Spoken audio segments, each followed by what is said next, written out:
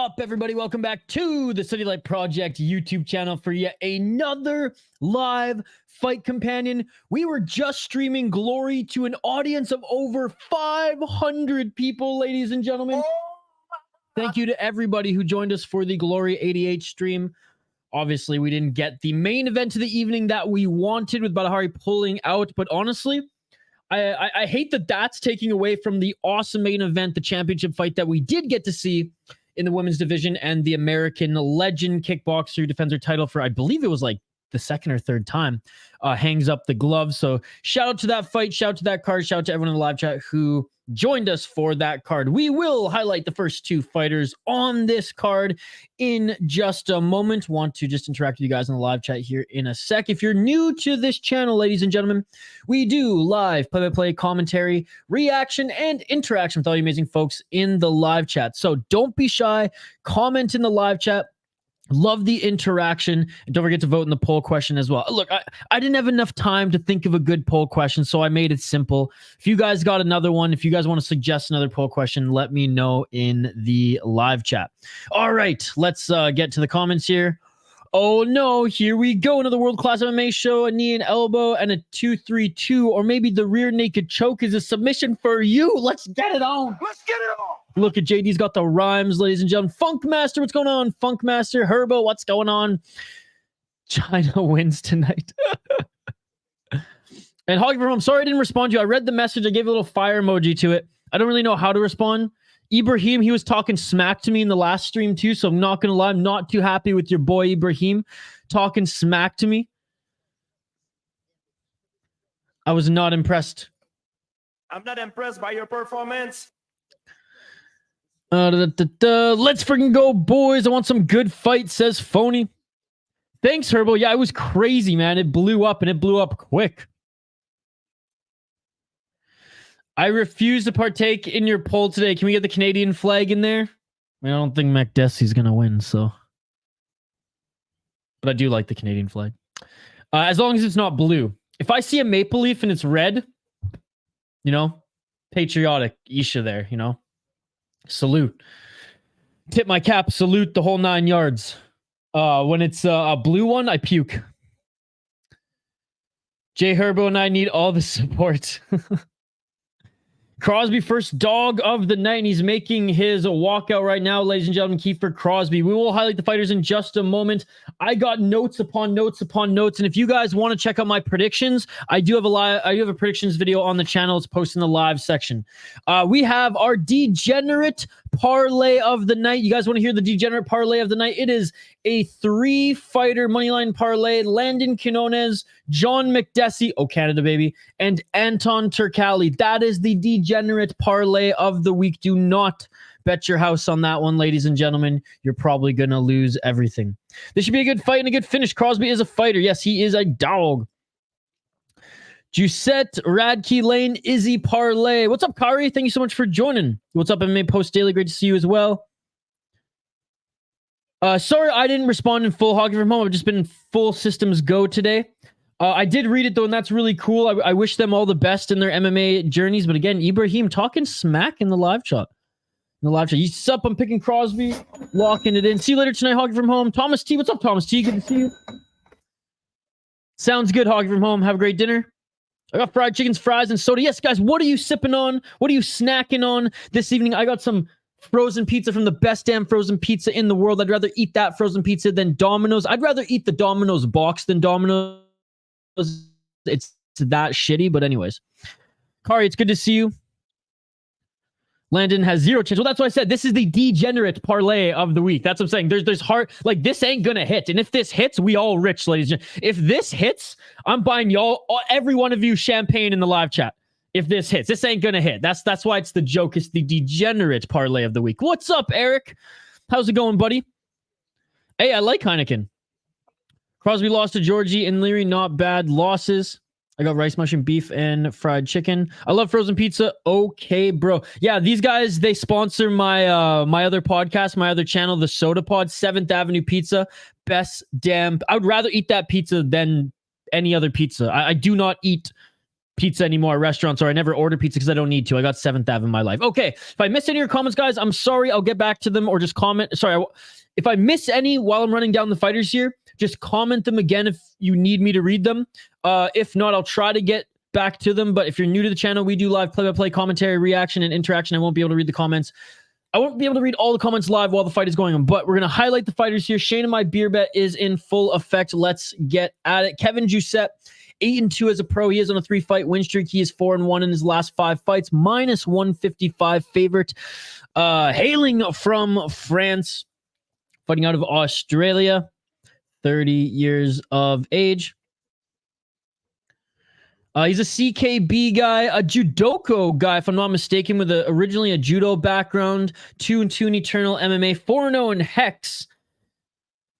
And also pretty good kickboxer now as well. Beat a 12-6 guy, 11-1 and 0-1. So not the best, resume in his last 3 fights. The 11-1, that is a good win. 12-6, it's not bad. It's not bad. Beat an 8-4 guy, 2-0, 3-1. Jimmy, I mean, look, he's still relatively new to MMA, and he won 2 fights on the regional, or as an amateur. Only 2 losses, and out of his last 3 fights, I say 1 is meh, 1 is good, 1 is, well, I'm not even really count that as a good win. His opponent, Kiefer Crosbie, who is a dog, ladies and gentlemen. Plus 130 underdog. He is not a bad underdog. 33 years old, out of Dublin, Ireland, so he's a brawler. Kiefer Crosbie, that is a good stereotype, by the way. 10-3, that the Irish are tough as fuck. Oh, sorry about when Tapology chips out like this, folks. It's not me, it's them. 5 KO, TKO, 2 submissions, 3 decisions. 4-3 in Bellator, 3-0 in Bama. Love Bama. You guys will always hear me swoon over Bama. It was one of my favorite promotions before it folded. He beat like an influencer in an exhibition boxing match, which put him back on the map, ladies and gentlemen. He beat Cowboy Alex Oliveira. Mind you, Alex Oliveira was pretty long in the tooth at that point, and then before then beat a 6-12 guy. Lost to a 30-11, 16-11. Beat a 6-2, 5-2. You know what? The thing about him is just, he has a 7-3 when he was 4-0. That's a great win. Both of these guys don't have the most tremendous, don't have the best wins in their last 3 fights, but Jousset has actually fought better competition, I think. Not a, let's be honest, an influencer who is a boxer, but more so an influencer. A very old Alex Oliveira and a guy who's 6-12. I'm going with the favorite here. I'm going with Kevin Jousset. Again, I think his opponent is a good underdog, but I'm not confident in that one. I'm picking Kevin Jousset, more well-rounded, more technical versus a brawler. CKB is better than SBG as a gym, and he has better training partners. That is my pick. Locking it in. All right, to the commentary we go, ladies and gentlemen. Let me know your pick in the live chat as well. Sorry if I missed any of your comments here as we're going down through the rundown. All right, round 1. Let's get it on here. First fight, welterweight division. Anthony on TV, thank you so much for the $2 donation. Appreciate you, brother. Thank you so much. 4 minutes and 35 seconds on the clock, ladies and gentlemen. You can see the height and reach difference on Jousset as well. Both them feints here, trying to find that range. Nice step in left jab by Crosbie. What's up, Eric? Going to play any prelims as well. I'm not betting tonight, but I am going to give you guys my pick before every single fight, and we'll do that same sort of rundown. Again, thank you so much, Anthony on TV, for all the support. Nice right hand in the pocket by Crosbie. Hey, brawler's beating technique right now, folks. Brawler's beating technique right now. Outside low kick. What's up, Gleason? Moicano classic. That's hilarious. Mullarkey overrated. Foul one answer, Jay Herbo. See you, hockey from home. 3 minutes and 34 seconds on the clock. What's up, Benjamin? Both look like Mirko Krokop. That is true. Crosbie kind of looks like a mix of Shogun Hua and Lobov. 3 minutes and 20 seconds. Swinging with that left hand was Crosbie. Outside low kick by Jousset. Benjamin, one of our exclusive members here, as well as Foul One and Shane. Thank you so much for joining. And again, Anthony on TV, thank you so much for the $2 donation, man. Appreciate you. I have Crosbie in 1 or 2 parlays. I got to check. I know one is with him and Blood Diamond. Woo. Oh, and a nice shot there by Crosbie. 2 minutes and 52 seconds. Jousset just doesn't seem too loose. Very stationary and upright here as Crosbie is still moving despite being on the back foot. Shogun rule 100%, right? You see it as well? Stepping in with that left. Nice right uppercut by Jousset. 2 minutes and 39 seconds on the clock. Benjamin, good to see you, buddy. I like Chael Sonnen back in the picture there. Hope you're having a good weekend, dude. 2 minutes and 25 seconds on the clock. Outside low kick by Crosbie. Ooh, a nice left there by Crosbie again. Jousset, keep your hands up. Like he's lifting his hands too late. Jousset with the right. Okay, they're in the clinch now. What the heck was that by Crosbie? He just slapped the torso of Jousset there. What's up, Matt Spencer? It's great to be back at the best watch party. Oh, man. That shit beautiful than a motherfucker. Thank you so much for joining, Matt. It's great to see you again, brother. Hope you had a good summer. 1 minute and 40 seconds on the clock. High kick attempt there by Crosbie. Oh, another big shot. Nice right hand there by Jousset on Crosbie. And Crosby's nose a little banged up here, but I love Crosby's, counter hooks in the pocket there. Not a lot of them are landing. Nice right hand by Crosbie, but good instincts. What's up, Irish Animal? I don't think he is, Herbo. I think he's just divulging as well. You know what I'm saying? 1 minute and 14 seconds. Hey, it's not the most technical scrap like I thought Jousset would actually force, but it's a good brawl thus far, and I'm happy with the performance. Can I get a Hoya? Both fighters looking good, but Crosby's getting the worst of it. Yeah, he is taking more damage. Crosbie landing more significant strikes, yet he's wearing more damage, ladies and gentlemen. Nice double left jab there by Crosbie. Outside low kick by Jousset. Didn't see if Crosbie checked that. Oh, a nice left by Jousset. In the pocket now. Jousset with one underhook. 35 seconds left on the clock. Again, big shout out to everyone joining us here tonight. Appreciate you guys. Usually we don't have big crowds for UFC, so this is cool.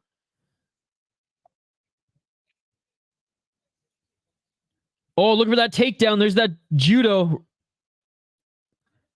Drags Crosbie to the ground, and Crosbie going for the rear naked choke. 15 seconds left here. And it's a tap. It is a tap with 11 seconds. With 11 seconds. Cash that money. Cash that money. Cash that money, ladies and gentlemen. Let's freaking go. Let's freaking go. 10 seconds left. Dude. There's that judo. Drags him to the ground. Quick with the back take. This guy looks like Jack Eichel. This guy looks like freaking the lankier Jack Eichel. Damn.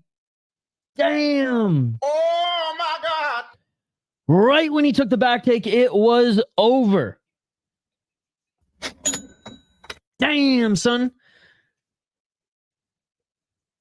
Kari. Oh, my goodness, Kari. Thank you so much. You're an absolute beauty. CKB1 SBG0. Anthony on TV. This is actually my first time watching a UFC event here. I usually do the Contender Series here, though. That's right. Well, we're going to go for the full 6 to 7 hours, buddy. Cringe Crosbie. Why would you try a judo throw, judo black belt? He had no defense. Crosbie a can. That was an awesome round and a great showing from both guys. Absolutely. Nasty elbow. That cut him. Front kicks. Izzy admitted that Jousset gets the better of him in training, so I don't think Crosbie got a shot. Oh, that's right. And honestly, I think in one of Izzy's training videos too, or like, I don't know if maybe I saw it on a short or something like that on YouTube, but I saw them going at it. What's up, Palapa? Hey, man, I'm deciding to listen here tonight. Thanks for doing this, dude. Dude, thank you so much for joining. We do these every week.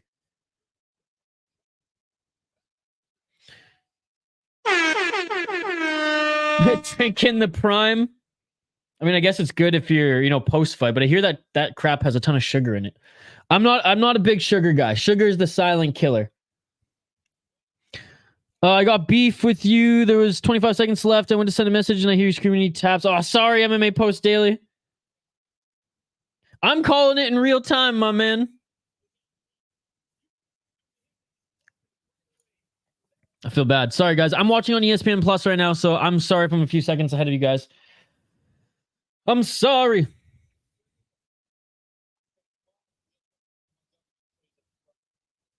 Crosbie slow in defending. Like I said, he's a brawler. Kevin Jousset, definitely more technical. And they're my first pick of the night. Let's go, baby. Geez, the Irish fighters other than Ian Machado haven't been doing too well lately. Crosbie obviously should have trained with the BJJ black belt Conor McGregor. Yes, of course. Absolutely.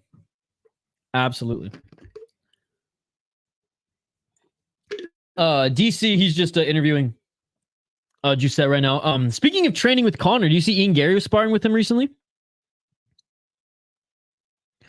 We need Miranda. Yes, we do. Miranda's such a can. At least he can grapple. Shane Young can't even make weight, dude. I got Miranda, Blood Diamond, and Nasrat now.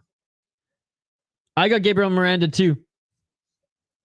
Conor sent in his Lucky Charms box tops for his black belt.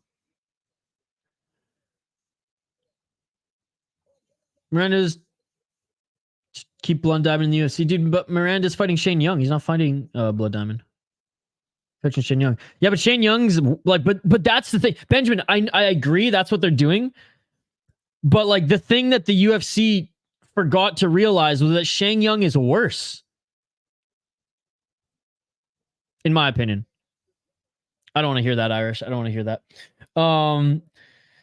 Okay, so again, I don't have many underdogs tonight. I'm going to be perfectly honest here, guys. I played it safe. I played it logical. I played it smart. I used my... for the most part, actually, I mean, Tafa should be an underdog, in my opinion. I'm scared of that pick, regardless if it's a favorite or not. But Gabriel Miranda is one underdog that I am picking here, and I'll just say that right off the bat. I am picking him here, and let's highlight it here. I'll bring Tapology back on screen, and we'll go over the next fight here. Let me know your opinions as well in the live chat. Thanks, Benjamin, for sharing, commenting. If I miss any of your comments, by the way, guys, while I'm doing the rundown or while I'm calling the fights, if it gets buried, just comment it again, and I'll make sure to check it out. Especially like right before the fights start, guys. If there's like a wave of comments, I usually miss a couple, so my apologies for that. All right, second fight on the prelims here, early prelims. We have Shane Young against Gabriel Miranda. Shane Young missed weight, by the way. Was it 3 or 4 pounds? It was quite a bit. 13, I think it was 4 or 5, actually, now that I think about it. 13 wins, 7 losses. He's on a 3-fight losing streak, 2-3 in his last 5 fights, minus 165. Out of New Zealand, another CKB guy. Up against Gabriel Miranda, 16-6. He's 3-2 in his last 5, but he lost his last fight. Let's take a look at Shane Young here. 13-7, like I said. 6 KO, TKO, 4 submissions, 2 decisions. He's lost 6 times via decision. Never been submitted. Lost 1 via KO, TKO. He's never been submitted, yet he doesn't have good grappling. 2 wins in the UFC, 4 losses, 2-2 in XFC, 2-1 in Wu Lin Fang. Lost to Blake Bilder, lost to Omar Morales, lost to Ludovic Klein. None of these are like really bad losses though. You know, 7-0, 10-1. 16-2. It's just like, okay, but look at the wins he has in the UFC. Who the fuck is that guy? You know what I mean? Austen Arnett. You know what I'm saying? Did lose to Alex Volkanovski. I mean, that loss is going to age well. And that was his first fight in the UFC. I mean, I think Shane Young's a good striker with like a Giga Chad chin. You know what I'm saying? But Gabriel Miranda, though he's not a good striker, he looks okay on the regionals striking. He's a very good grappler. MMA Masters is a very good gym that has good grapplers and good wrestlers there as well. And the proof's in the pudding. He's 33 years old. You know, he's He's nothing special here, but I picked him because Shane Jung has little to no ground game at all.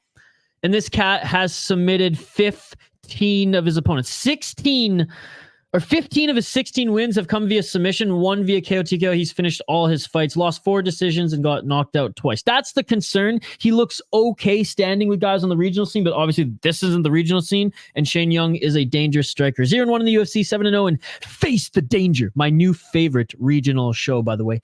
Face the Danger. And 2-1 in Brave. I like when guys in Brave who don't have EV and OVs in the last part of their last name win decisions in Brave, by the way. And his only loss in the UFC is the Benoit Saint Denis. I mean, that's not a bad loss at all. He lost a unanimous decision to a Magomedov. He probably won that fight. You know what I'm saying? Pretty good resume as well here, guys. As you can see. And it's interesting because, like, in his, Face the Danger, his last few wins here, not against the best opponents. But if you look earlier in his career, not too bad, not too bad. But again, he's a can. Let's be perfectly honest. Shane Jung, I don't think he's that high a level either. But at plus 140, I got to go with the guy who has 15 submissions, whether it's against low-level competition or not. Trains out of a grappling heavy and wrestling heavy gym. Shane Jung doesn't have an answer for grappling despite not getting submitted. He just, from what I've seen anyways, I haven't been impressed with his grappling, and he's been able to win his fights or look good in his fights when it's on the feet. So I could get burned in this one. This might be a little crazy, but I'm going with the grappler over the striker here in the battle of the two meh fighters. I'm going with Gabriel Miranda. When you don't know much about the guys, go for the Brazilian. Am I right or am I right? You guys let me know in the live chat here. I'm probably wrong. I'm going to get Fight Center up and I'll get back to your comments. Thank you for your patience as we ran down the fighters here. I will get back to your comments because I want to hear from you guys too. All right. Dun, dun, dun, dun, dun. Oh, I missed a lot of comments here. Miranda by sub. What's up, Caesar? Palapa. In regards to Izzy, I'm not impressed by your performance. I'm disappointed. That's all I'm going to comment. He looked like a French version of Ian Gary and mozzarella stick or Q-tip. That's the first UFC I bought myself. I usually stream it. Neither Shane, Cringy, Haka, Young, or Blood, Fake Diamond, or UFC Caliber. Agreed, Benjamin. Agreed. Roasted. Ooh, I see that. I don't know what that is. It's a pig? I have Miranda as well. I have $15 on Izzy, Jousset, Lane, and Radke. Yeah, she's got a little bit of a raspy voice there. It's kind of sexy, though. I love Megan O'Leary. Yoel Romero built like a fire hydrant. Him at 205 is crazy. Yeah, I'm convinced that Yoel Romero and Yao Ming were made in a lab. Let's go UFC, USA. And I got 10 on Strickland for plus 810, which means crazy odds. I put my house on Strickland. I put my house on Superluck. Yes, Kari. It might only be a little toy house that has a real value. There it is. Strickland by KO. Bro, I threw 125 or $125 at plus 470. You're telling me I could have gotten at plus 800, plus 900. No, yeah, for sure. Phony in regards to Shane Jung. Strickland getting schooled. Back for UFC. Anyone won yet? Yo, what's up, Chris? Well, I got to take this off the bottom of the screen. Sorry about that, guys. What is up, Chris? It's good to see you. Yes, we did have the first fight. We had the first fight. Kevin Jousset ended up choking Kiefer Crosbie with 10 seconds left in the first round. Chris Burrell, by the way, for those who don't know him in the live chat, who aren't familiar with him, because we got a bunch of the regulars here for UFC, he joined us for glory. What's up, female athletes? I saw you were streaming earlier. I liked the video. My subscribers voted Sean Strickland to win. He's the biggest outsider today. I think these people from the Dog Protection Society. Oh my God. Oh, that might be comment of the night. First in the running. Ravinder says Stipe wins. God, I'm rooting for him. What's up, Ravinder? Strickland gonna get his ass beat. All right, fighters are making their walkout to the cage. Shane Jung. Oh, he dyed his hair like Dan Hooker in the shooter box, guys. Maybe he thinks going full Super Saiyan here will help out his chances. What's up, Foul One of our exclusive members on the channel. I feel a little less confident because of that goofy mustache.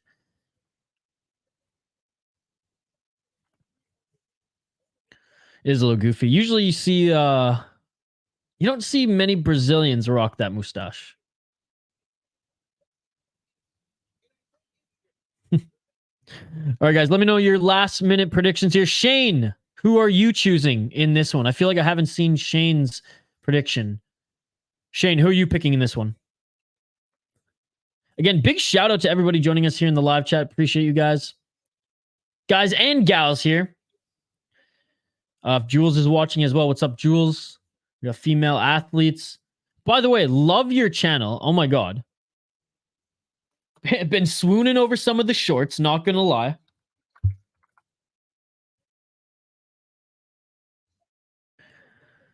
Oh, showering anyone want to lost it? Yes, Chris. I just said there, buddy. Jousset beat his opponent via submission with 10 seconds left. You got him in a rear naked choke. Irish Animal. I screenshot it, so I can't tell you off the top of my head, but I did save it. I literally have a folder I just opened it here that said Irish Animal bet. Shane Jung going to sleep, right, Jay Herbo?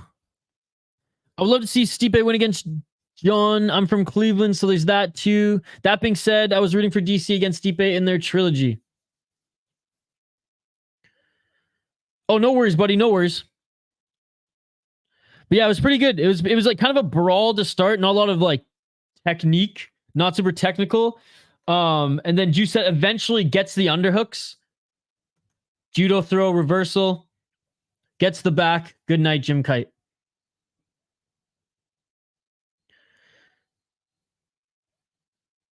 Oh, Stricklandy? Oh, thank you for letting me... Hey, I'm glad someone's actually reading it. Whoop, there we go. There we go. Thank you very much. You can't pull out Irish Animal. What do you think about the South Korea representative? I have a feeling he could surprise sign a fight with Carlos Ulberg. I have Carlos Ulberg winning that one, but I do think the Korean has a really good chin, and he's a good grappler. But I think if Carlos Ulberg, you know, lands a flurry of shots there, I do think he will be able to put him out. Yeah, what did you do, Irish? I think he just has 2 accounts. I just think he has 2 accounts. All right, guys, live play-by-play, commentary, reaction, and interaction. Let's get it on. Shane Dunn.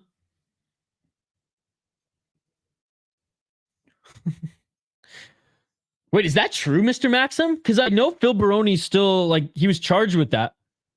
Was it actually? Looking for the back take. And what did I tell you guys? Miranda, right away going for the back take. Has the hooks in, drags Jung to the ground, gets the hooks in. Already, Miranda has the back take. He has the body triangle. We're 30 seconds into this fight. Miranda already got the back take. Miranda, look for the rear naked choke. We might have 2 rear naked chokes back to back. Can't get that arm under the chin there. 4 minutes and 11 seconds on the clock here. Miranda's already going for the choke. This might be it. This might be it. It's not quite under the chin yet. Shane Jung might be going to sleep. And that is it. Miranda puts him out. Miranda puts him out, ladies and gentlemen. Shane Jung is asleep. Miranda, good display of respect there. Checking on him to make sure he's okay. Shane Jung has no idea where he is. He stands up on his feet. Okay, he sits on the stool here. Miranda with the easy decision. What did I tell you guys? Shane Jung has 0 grappling defense. 0. That's 2 in a row in predictions. Let's go, baby. Let's go. That shit beautiful than a motherfucking. Wow. Very impressive. I'm not impressed by your performance. Shane Young, come on there, brother. Make that 16 submissions, in 17 finishes, ladies and gentlemen. Wow, easy money. I told you, Benjamin. I told you he's not that good. That one, like that, this is the only underdog, by the way, on the card that I'm like patting myself on the back for. Like, this is the only one that I was like pretty confident in. Even though I didn't make it sound like it. Like I just could not pick Shane Young. I could not do it. But the rest of the card, there's some hard picks on the rest of the card here. And again, like the fact that Tafa isn't the underdog, that scares me a little bit. That scares me. Shane, the underdog, just prevailed. Called it, brother. Yes, you did, Caesar. Wow. Let's go. Thrill House. CKB 90% of purse. What's up, Thrill House? I don't think he has the power in his fists, though. Young sucks. Gleason. Mr. Maxim, yeah, in Mexico. I didn't know it was his wife, though, but I knew that there was a woman who passed. Yeah, I think Francis Ngannou's going to lose. Arrête-moi! Wow, great win there, guys. Great win there. Oh, is that Gilbert Burns, his translator? Gilbert Burns is his translator. That is awesome. Thrill House, good, my man. Peace from the Guru Clan. Peace, Thrill House. Great to see you, buddy. Hope you're having a great weekend, man. He was looking really slow on the feet. Though a better fighter would smoke Miranda. I wouldn't bet on him out of the matchups I've seen that. Yeah, well, no one's really making that argument, Anthony, on TV. We said they're both cans, but he's the better grappler. He looks okay standing up against regional fighters, but that's about it. So I'm not disagreeing with you there, but I don't think anyone's arguing with you either. Need the Canadian next. 100% finish rate, and people are taking Young. JD, 12 fights at an average of maybe 2 minutes and 30 seconds will be done in an hour. Yeah, Fallon, Herbo really wants you to answer his Discord. Shane, one of our exclusive members, welcome to the chat. Vulcan, we called it. Amazing submission. DKB 1-1.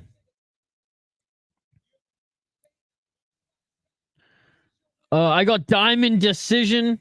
It's Burns.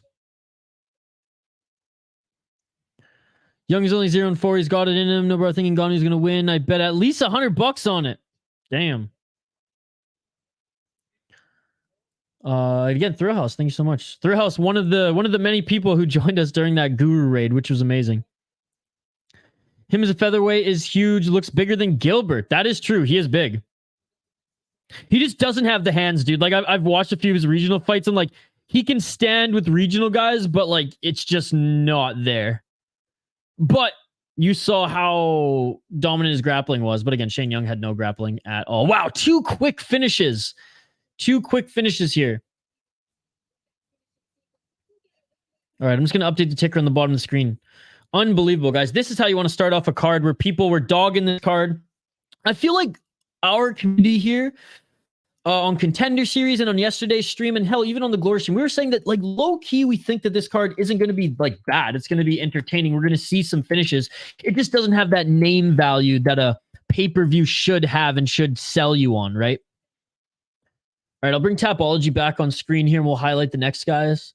Again, appreciate all of you joining. We did, like, I think it was about 4 hours of Glory. It's about 4 hours of a kickboxing stream. That one was awesome. We had a huge crowd. We had, for the most part, 400 people in the live chat. Appreciate everyone who stuck around for that entire stream and who are joining us also here today for UFC. Thrill House, do you agree that Gon's finishing sequence last week looked like Trevor Peak striking with the crazy hammers? Yes, and he does that in every fight for some reason. We going for Radkey. I am going for Radkey, Gleason. Dude moves slower than a middleweight. I'll hop in the chat for Canadian J Herbo. Foul's literally talking to you, J Herbo, in the chat right now. They're saying Miranda is going to be a problem in the featherweight division. Anthony on TV is not convinced. Herbo, Foul one's literally talking to you in the live chat right here, buddy. All right, let's highlight these next two fighters, folks. Again, shout out to everyone joining. Appreciate you guys. Smash that like button if you haven't already. Ring that bell for notifications so you never miss a live stream, so you never miss an upload. Our last two uploads on the channel actually performed very well, which means you guys liked the video. So thank you very much for those who've watched. If you haven't already, we did one feature on Rampage Jackson and Daryl Schoonover. They're going to fight in December in the UFL. And then we also talked about in the video, like, not only was it the best video, the best MMA piece of content that we've uploaded to perform the best, but it was the best video that we've ever posted on the channel.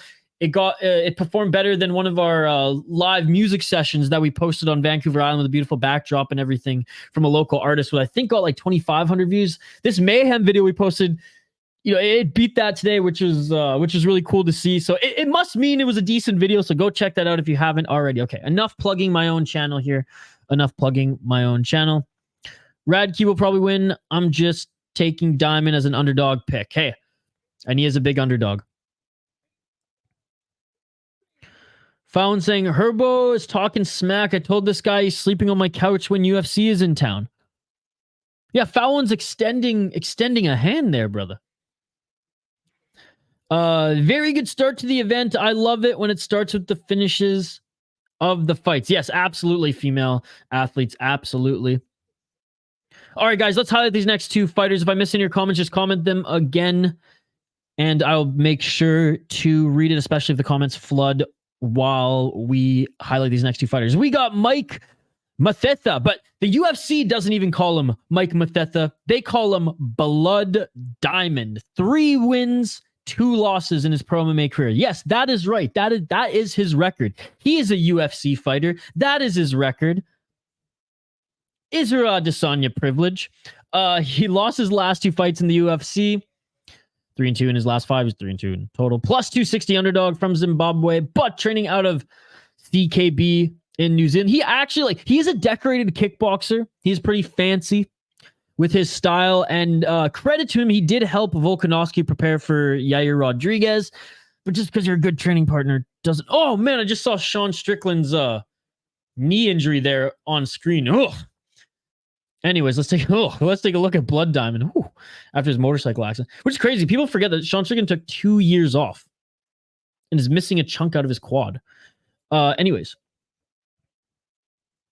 0-2 in the UFC, lost to Orion Corse, lost to Jeremiah Wells, beat a 4-1 guy, and that is his best win.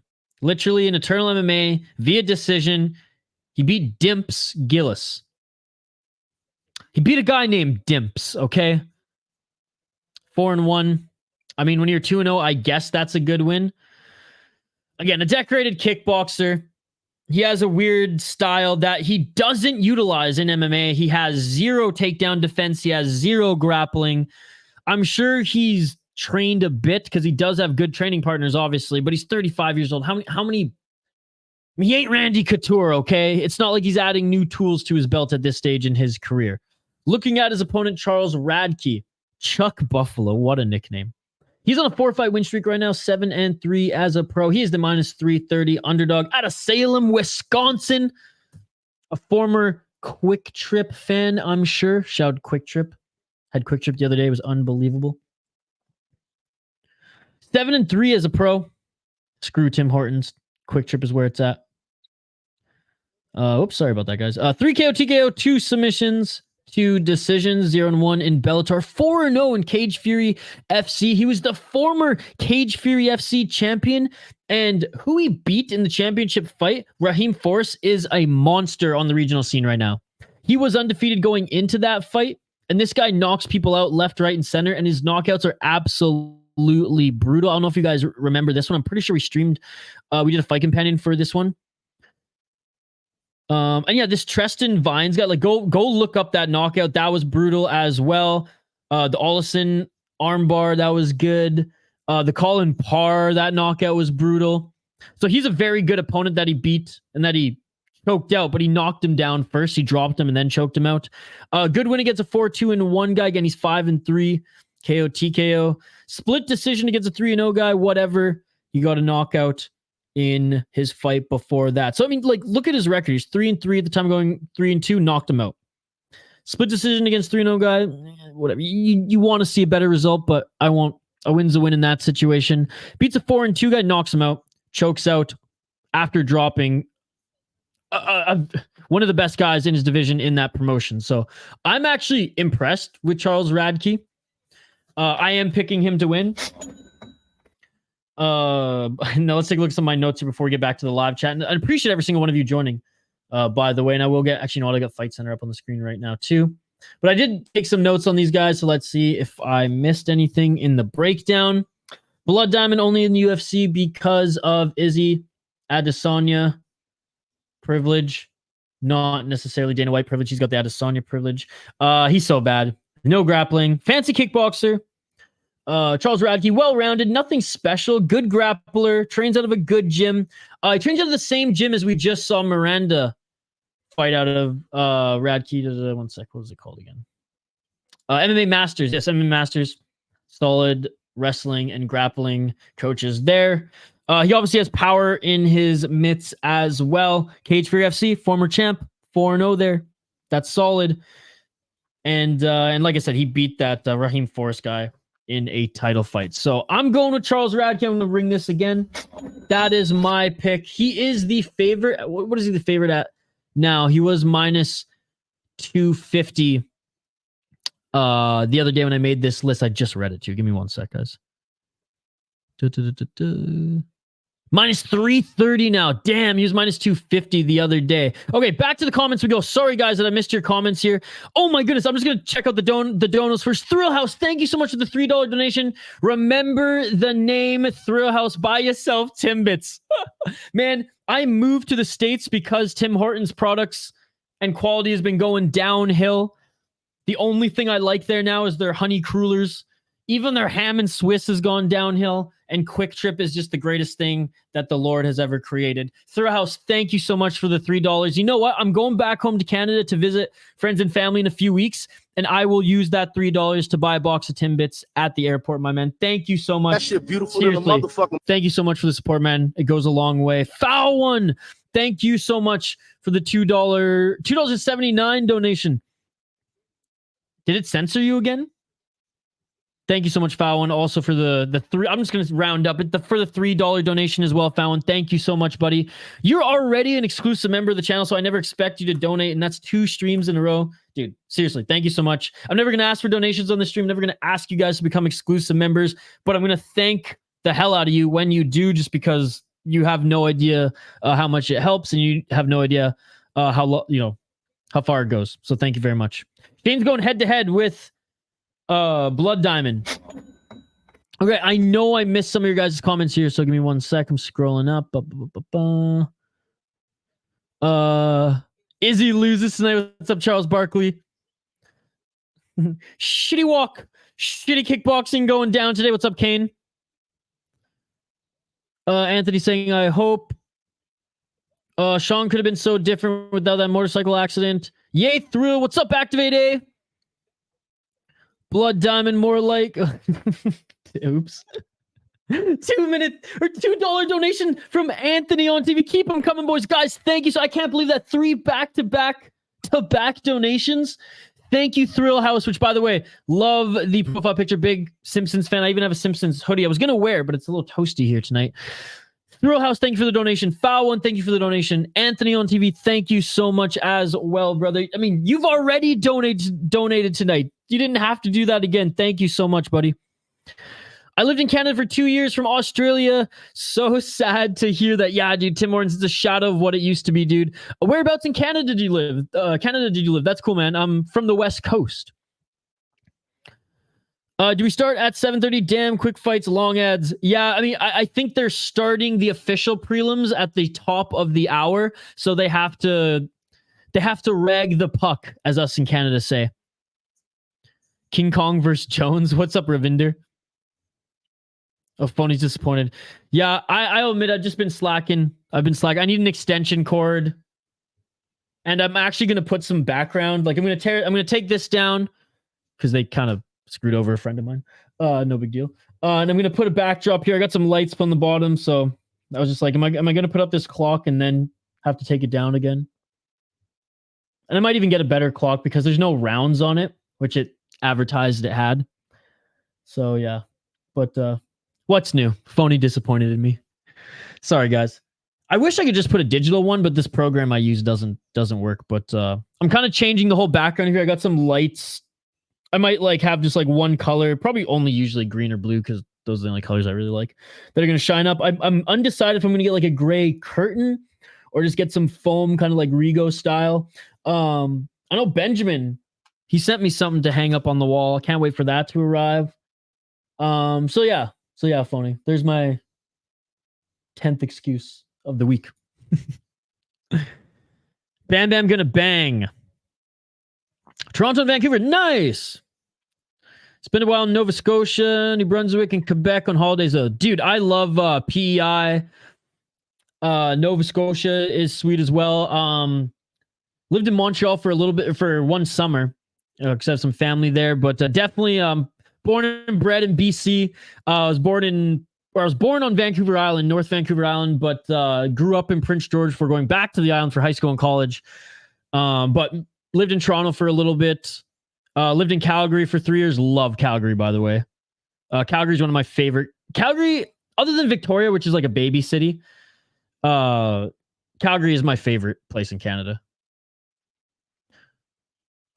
Anyways, guys, thank you so much for the donations again. I'm sorry I'm getting behind in the comments here. The ads are because of all the early finishes. Yep.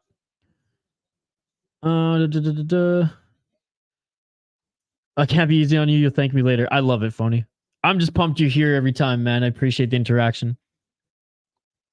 You keep me on my toes, and you keep me up in my game. To up your game with your software. Yeah. For sure. Once I get my own place too, it will be a lot easier because I'll have better internet. I'll just have like a more key office setup. But I mean, this background's a little bland, right? It's just a little bland. And Waconia's not hooking me up with beer anymore. So why am I putting their sign up there? Norshi China always wins. How many fights are there left? 4? I got a parlay. Oh, there's so many more than 4 fights, Gleason. There's so many more. Dude, 4 fights? Are you kidding me? No. We are only 2 fights in, brother. We have 2, 4, 6,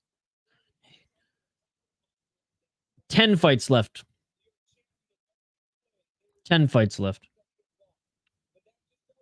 Get some MMA gear for the background. I want some Ryzen gloves. I'm going to get some Ryzen gloves to hang. I got to bounce, man. Work from home while watching UFC Peacemate. I'll tune in again soon. Thrill House, thank you so much for the donation. Thank you so much for raiding the chat last week. And thank you so much for supporting the channel. Appreciate you, my man. You're Australian. You're basically my cousin. Canadian, Australian. I mean... Are your dollar bills being reprinted with the king on them now? I mean, apparently Canada's are, but again, I'm in the States right now, so they don't even got toonies and loonies here. It's whack, bro. It's whack. Thrill House, I'll see you later, man. A lot of people hating on the card. I don't know how to feel about it, honestly. I'm excited for the co-main and main, but not too much else. Anthony on TV, I think most fights will be entertaining. I don't think there's going to be a lot of boring fights. Even if there's going to be some one-sided fights, even if we're going to see some finishes, thus some, lagging and ragging of the puck, I do think that there's some good matchups here as far as to give us some good entertaining fights. Not a lot of name value on this card, which I understand is hard to sell for pay-per-view, and I understand why people are critical of it. But proof's in the pudding. First 2 fights, we got finishes. Can't complain. Yeah, Gleason, because they have to start the official prelims at 8 o'clock Eastern.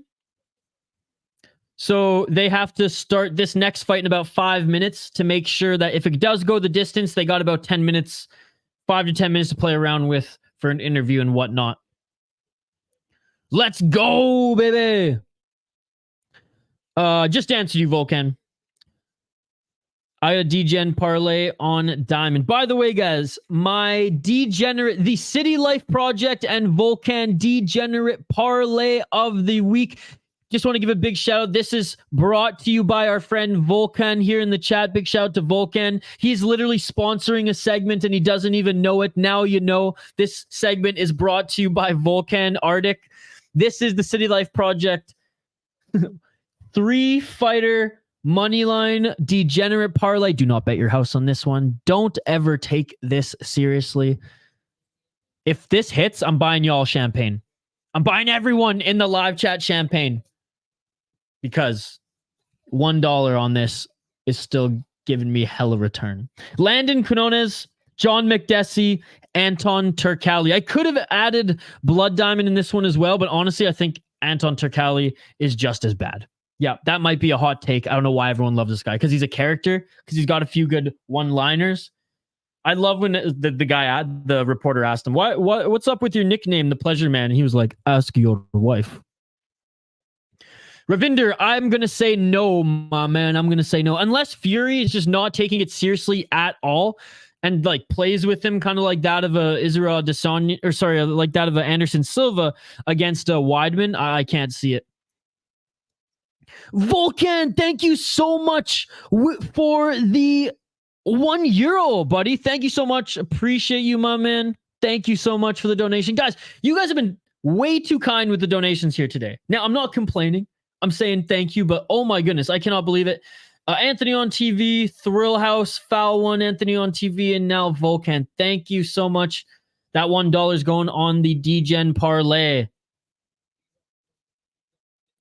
I put my house on it already. What do? You pray.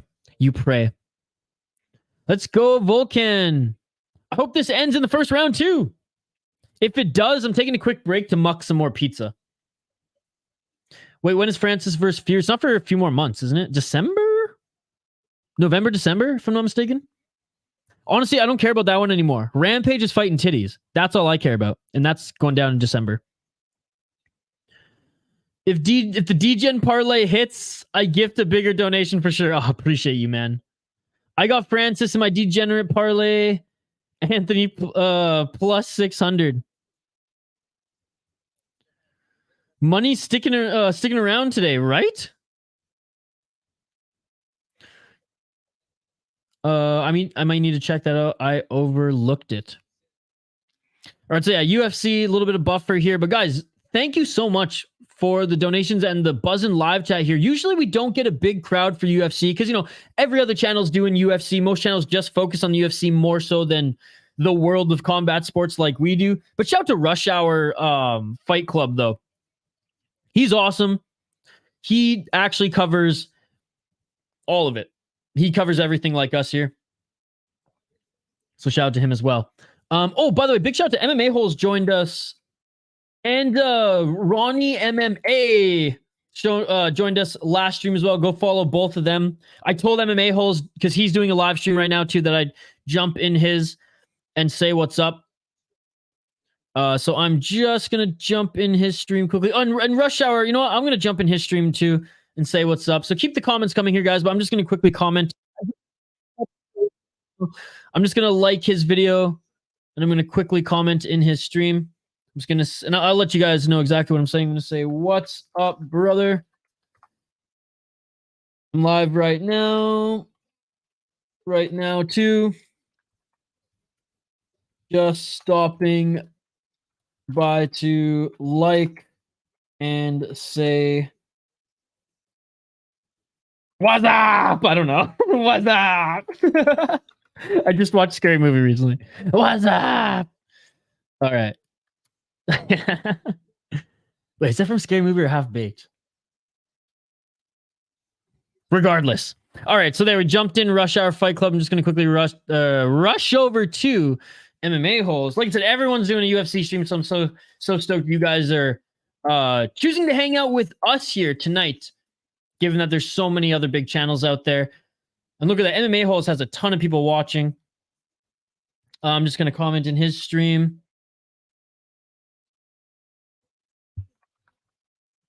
Thanks for the support as well.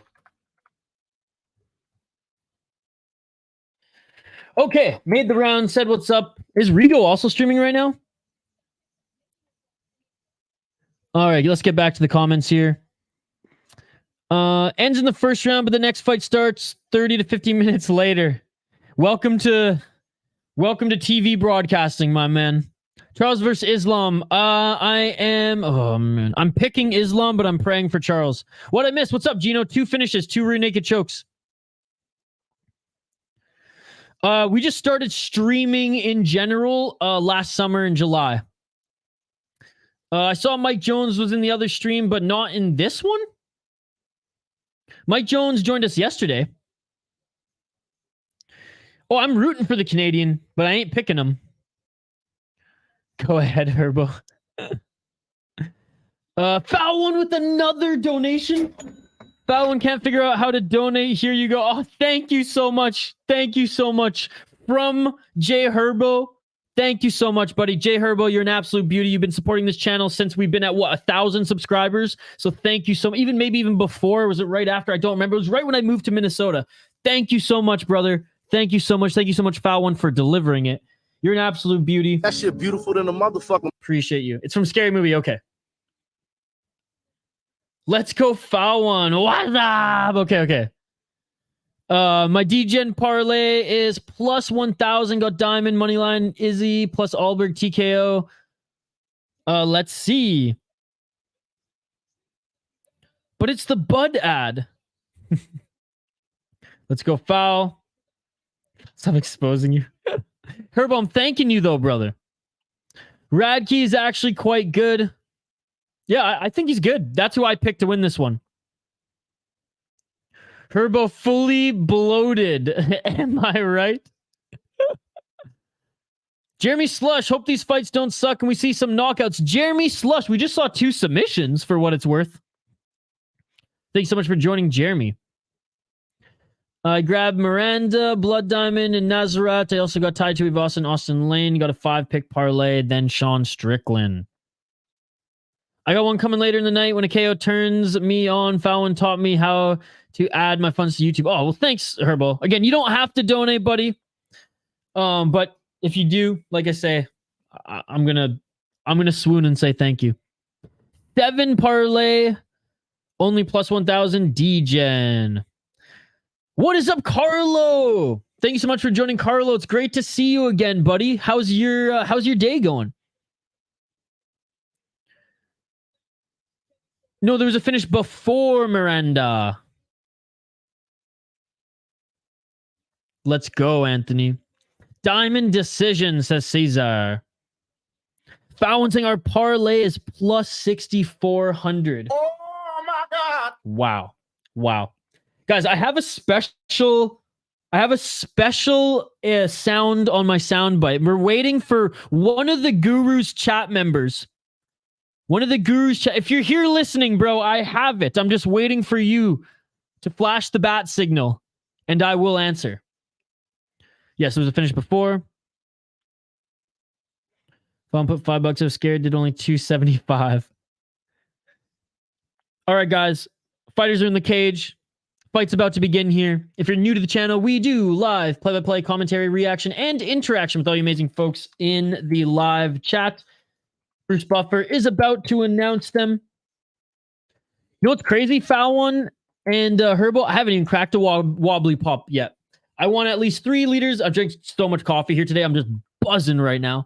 I want to get at least 3 liters of water in me. I drank 2 of these already, both like right after Glory and before the UFC stream. So once I'm done this, we're going to switch over to wobbly pops. You like the ASMR of me guzzling down the Nalgene? It's a beautiful thing. All right, fighters being announced in the center of the cage. Last minute predictions, folks. Let me know them in the live chat. If you haven't already, smash that like button. Let's set the like goal at 40 likes. There's 34 of you watching right now. If all of you smash that like button, we'll be so close to our like goal already.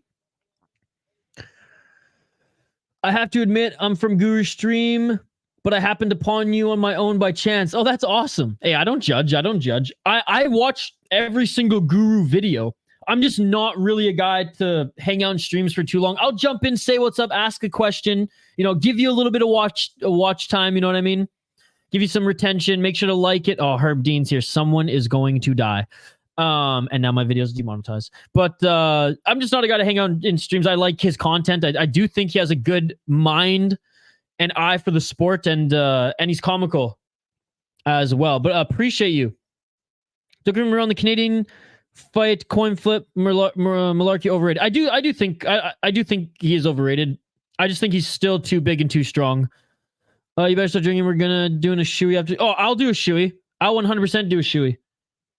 I think I have an old. Actually, okay, I will 90% do it. I got to make sure I have an old shoe. But anyways, round one. Let's get it. I don't want to pour it in my new shoes. Jeremy, I got Charles Radke on this one. Locking it in. Oh, and a nice 1-2 there by Radke. Diamond landed a right hand. Oh, and Radke landed a left and tried to throw Diamond to the ground. Radke. Diamond with the cage grab. Diamond with the cage grab. Diamond with the clear cage grab there. Radke. 4 minutes and 20 seconds on the clock here. Trying to lock in that body lock on the torso, and he gets it. Dragging him off the cage here. Blood Diamond. Hey, he's been working on his defense here as he's fighting the hands. I literally can't even make it to my fridge in 30 seconds. I'll get one when the prelims start. 3 minutes and 35 seconds on the clock here. Radke with the body lock on the torso, desperately trying to pull Diamond off the cage. Bloodhound is winning. I mean, no one's really winning right now. 3 minutes and 40 seconds on the clock. He's defending well, though. You know me, Herbo. I wouldn't be opposed to it. Prelims on TSN after this fight. Yes, sir. Yes, sir. 3 minutes and 23 seconds on the clock here. Jogging for position here. Hey, I'll give credit where credit is due to Diamond. Herb Dean is on the Herb. He's asleep. He's not catching any of Diamond's cage grabs there. 3 minutes and 11 seconds on the clock. Yo, where's Mr. Grant at? And why isn't he riding shotgun with me? 3 minutes on the clock here. Radke still trying to take Diamond to the ground, trying to attack that left single leg. Where did Diamond's takedown defense come from? Or is Radke just really not that good with the wrestling, even though he comes from a wrestling camp? We shall see. I actually love that the crowd cheers Simon for almost fighting out of that clinch. Yeah, where's Gravedigger Jones? Mike Jones? Benjamin's lurking. 2 minutes and 33 seconds on the clock. Knee by Blood Diamond. Like, I guess Blood Diamond's landed the better shot so far. I'm picking up what you're putting down, Anthony. 2 minutes and 14 seconds. They hugging. They hugging.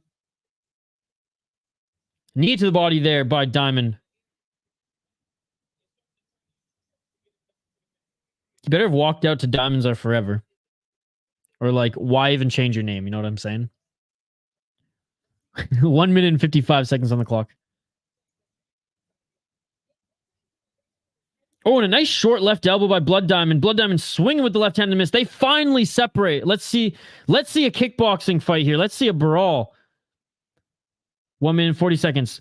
Blood Diamond tried to land that left hook. Doesn't, but lands a knee in the pocket there on Radke. Radke with the 1-2. Radke lands that left.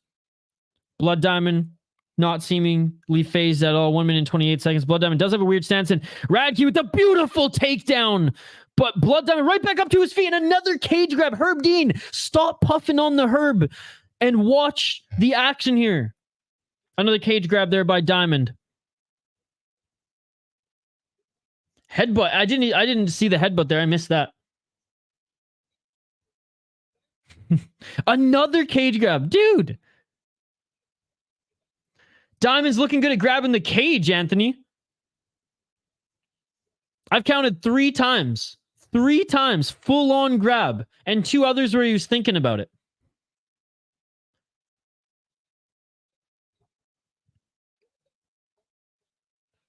.41 seconds on the clock here. He's going to do it again. Keep your eye out for it. 35 seconds. And Herb Dean, absolutely stoned. Fighting on the clinch again. I will say, though, Blood Diamond has improved. But that was a nice takedown. Great job getting back up to his feet with ease. Now you're allowed to cage grab and hit the back of the head. I must have missed that. 10 seconds on the clock. Oh, and Blood Diamond? With the throw there, with the trip takedown right back up to his feet is Radke. Blood Diamond won that round, dude. Blood Diamond won that round. And that is it for the first round. Blood Diamond winning that first round, ladies and gentlemen. Let's quickly take a look at the stats here. Nothing too impressive. A lot of grappling. 2 minutes and 42 seconds of control time for Radke. Really? But he didn't really do anything with it. He did get one takedown, so I don't know why it says 0. Oh, wait, because this is frozen. That's why. Let's refresh it here. Now it says walkouts. Oh, no. What is going on? Okay, here we go. 3 minutes and 55. Oh, he actually might win it now that I think about it. I think Blood Diamond did more damage, though. That's the thing. You know what? No, I'm going to say Blood Diamond won that first round. He did more damage. They landed pretty much the same significant strikes. I don't care about this control time, man. He got one takedown, sure, but Blood Diamond got right back up to his feet. Nah. He look at him. He's done more damage. He landed the bigger shots. I mean, the judges are probably going to give it to Charles Radke. We haven't seen a decision yet, so I don't know where the judges land in Australia, like what they're going to prioritize. But if it goes by damage, I'm giving that first round to Blood Diamond. Let me know your thoughts in the live chat. Round 2. Control time only comes into account if everything is even. That's how it's supposed to be in the judging rules. I can't believe this troll clown got moderator who does it for free. Oh yeah, Ben is a mod. Mr. Maxim not happy about that round. Herbo, what do you mean? Where is Benjamin? Yeah, Blood landed big shots. Radke had so much control time. Yeah, but shame, but he didn't do anything with it. Benjamin saying easy first round with Radke. Oh, and a low blow there by Diamond. 4 minutes and 23 seconds on the clock.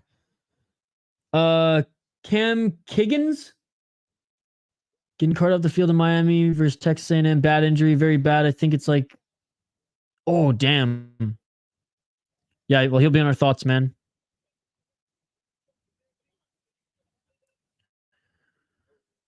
He does it for free. ESPN or TSN? Nadi, thank you so much for joining. 4 minutes on the clock here. Nice left hand by Radke. He rocked Diamond. Radke rocked Diamond. Diamond stumbling right hand by Radke. Drops him again. Back on his feet is Blood Diamond. He's wobbling. He's wobbling. Radke tagged him with the left and tagged him with the right. He's seen Tweety Birds. Guess who's back? And now Diamond is going for a takedown. That must mean he's hurt, ladies and gentlemen.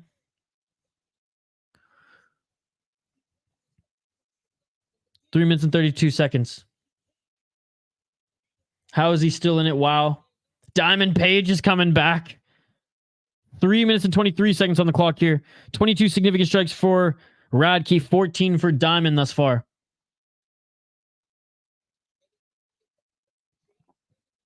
Three minutes and 12 seconds on the clock in this second round. Looking for that trip takedown. Here is Radke. Doesn't get it. Good takedown defense by Diamond, which is something I never thought I would say ever in my life, ladies and gentlemen. No, Chris, we're literally calling the fight live, brother. 2 minutes and 55 seconds on the clock. Chris, we're in the second round, buddy.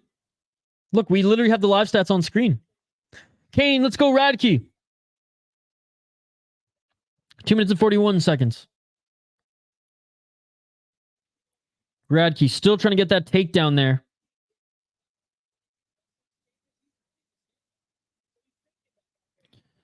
And I mean, DC, I can't believe I'm saying this either, has a good point there. Not only is he winning the wrestling, but he's winning the stand-up exchanges as well. So, like, there is nowhere in this fight that the judges can say, you know, Blood Diamond is doing better.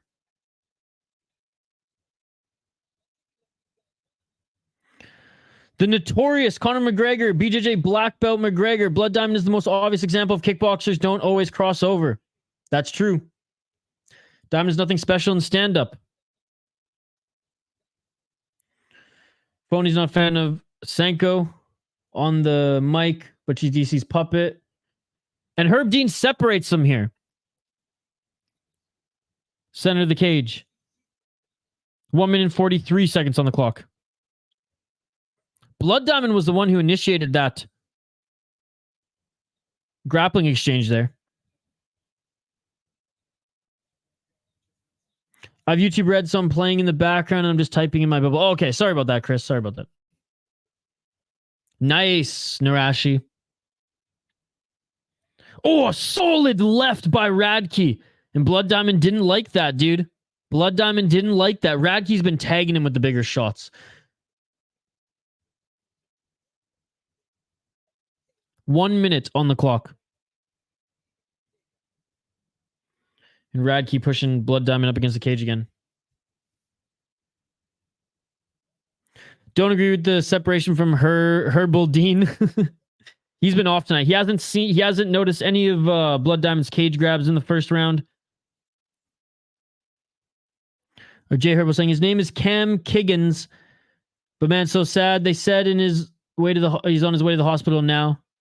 The game was shut off for like 25 minutes. I watched that football game last year when that one player went down, and apparently he's doing great and he's in camp and everything. So yeah,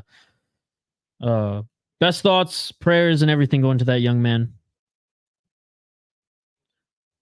Swoon, my man, swoon.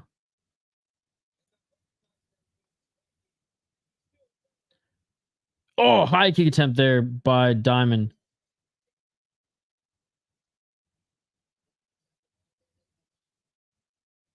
Front kick by Diamond. Last seconds of the second round. All right, third round coming up here.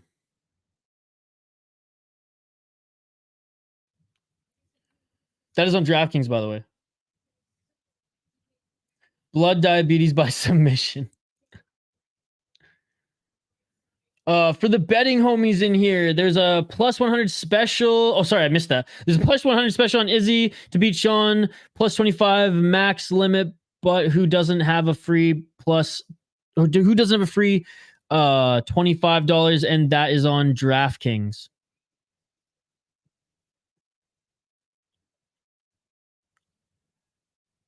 Irish Animal talking in French now. I just got to the TSN channel on before UFC turns on, and they almost made me cry.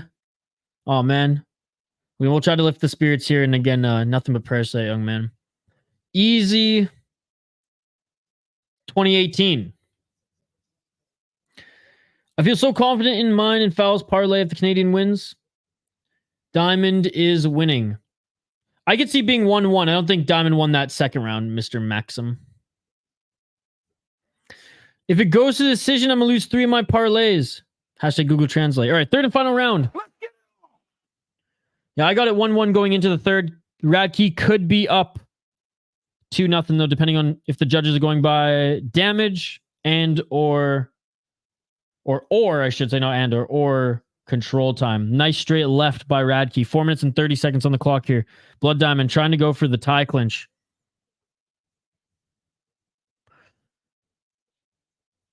My neighbor's a judge. Oh, nice.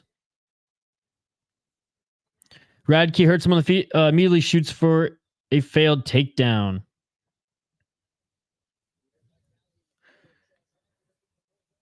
Yeah, that's the worst, Turbo. High kick attempt there by Diamond. Oh, and a nice elbow there by Diamond. And Diamond trying to go for the trip takedown in the clinch. 3 minutes and 58 seconds. Foul one. See, light members don't lose. Come on, Radke. KO's ass. You almost did it once. Dude, I am. I'm starting to feel that hockey buzz. Once preseason's televised, it'll be all systems go for me.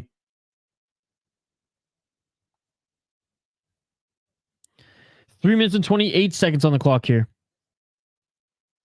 And Radke working up against the cage. Honestly, he needs to separate and just strike with Diamond. He's done better than him on the feet here. He's raw. He like that second round, he dominated him on the feet and in the wrestling department. 31 significant strikes, but again, he's rocked him a few times. Yeah, he doesn't have any knockdowns, but 2 of those shots were huge. And the control time, I mean, just pads that part of his game. 2 minutes and 52 seconds. Come on, Radke.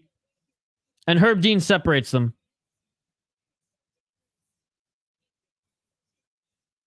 Radke is wearing damage, but that's again from that first round. Radke's saying that he got kneed in the balls. Oh, that's why he's being separated.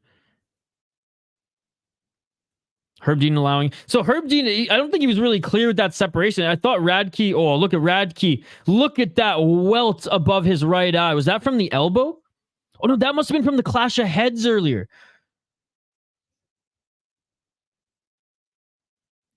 Okay, so a knee to the balls there. I originally thought that Herb Dean was just breaking the action. I honestly think Mr.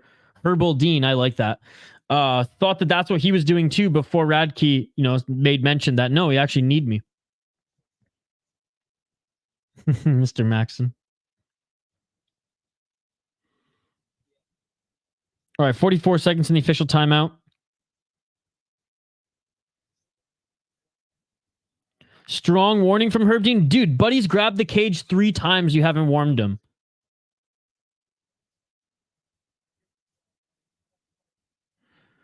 He's not going to put him back on the fence. Honestly, Herb Dean, you're doing Radke a favor there. All right, they're back here. He's just playing the Notorious. Oh, spinning back fist by Diamond there. Inside low kick by Diamond. 2 minutes and 27 seconds. Grabbing the left leg and landing a left hand there was Radke.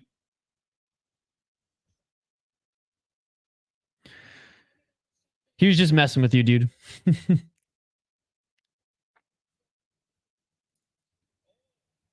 I love Irish Animal Parle Français maintenant. And Radke back to grappling. Radke, you're making me feel embarrassed picking you here, dude.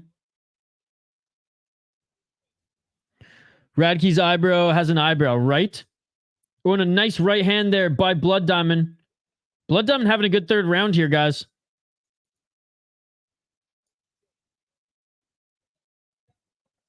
One minute and 42 seconds on the clock. Oh, and a nice left elbow by Blood Diamond as well. Oh, and Blood Diamond knees Radke in the balls again. Oh my goodness. Herb Dean's going to take a point. Herb Dean's going to take a point. Who the fuck is this guy? Another knee to the balls there. Honestly, this is karma. Blood Diamond, this is karma for you grabbing the cage like 3 times, and Herb Dean was so on the herb that he didn't notice. Blood Diamond gets a point taken away. Dude, Radke is gifted a win here. Radke, like, barring a knockout, Radke has been gifted a win. Oh my God. Chris, it's 3 rounds, dude. This ain't no title fight. 3 rounds, my man. Oh, and Blood Diamond's going for it now. He has to. Blood, I'm trying to set up a uppercut there. Doesn't get it. And Radke, now he's really going to play it safe here. 1 minute and 21 seconds on the clock. You do nothing.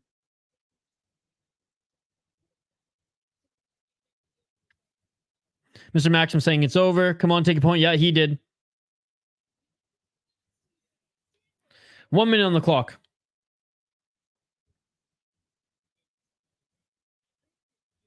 Oh, now Radke's... Okay, he didn't lock him, but his fingers were sliding through the cage there. Oh, nice left in the clinch there by Radke. 53 seconds on the clock.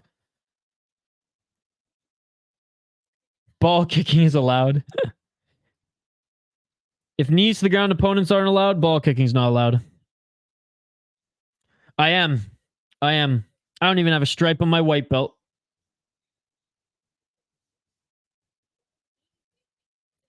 $30 seconds on the clock here.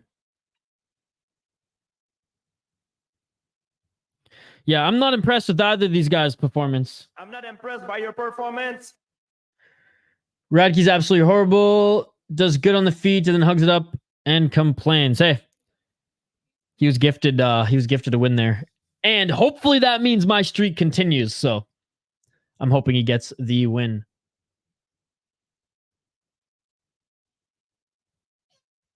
Oh, so I can't even see that you're a mod right now.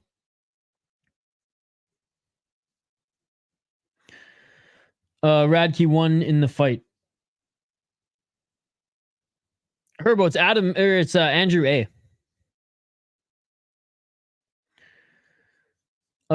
C'est comme la troisième fois that I'm speaking French, not English.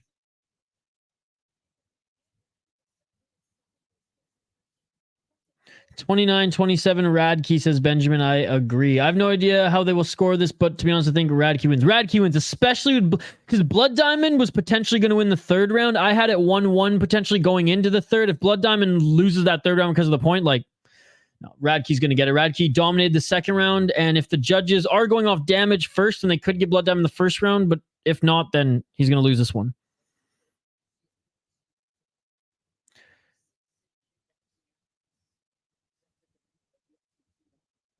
Yeah, we only have 2 mods on the channel, Benjamin and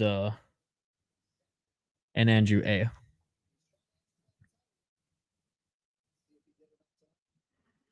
To be perfectly honest, Jay Herbo, if you and Fallon tried to take down the kingdom, I couldn't defend myself. I feel like Benjamin, he's just like, oh, thanks, Isha. And I feel like Adam A, he's not going to turn on us. Not to say that you guys are going to turn on us. I just like, you guys are too powerful. I can't give you guys that much power. I just pulled that explanation out of thin air. There's no rhyme or reason. I think we just needed a mod quickly in that chat, and Benjamin and Andrew A were like available. Because there was a few I couldn't even make mods. I was trying to make Jelani a mod, and for some reason it didn't work. Anyways, Radke wins this one, folks. It's working pretty good. No, I know. Let's go long. Who are they playing, Jay Herbo? Who are they playing? If they're playing WVU, then I'm not going to do it. I'm 3-0. Me too, buddy. Me too. Dude, he's so lucky that that point was taken away. Jay would torment this channel if he was mod. Never know. You're mod right now, aren't you, Benjamin? Oh, you've never been a mod before?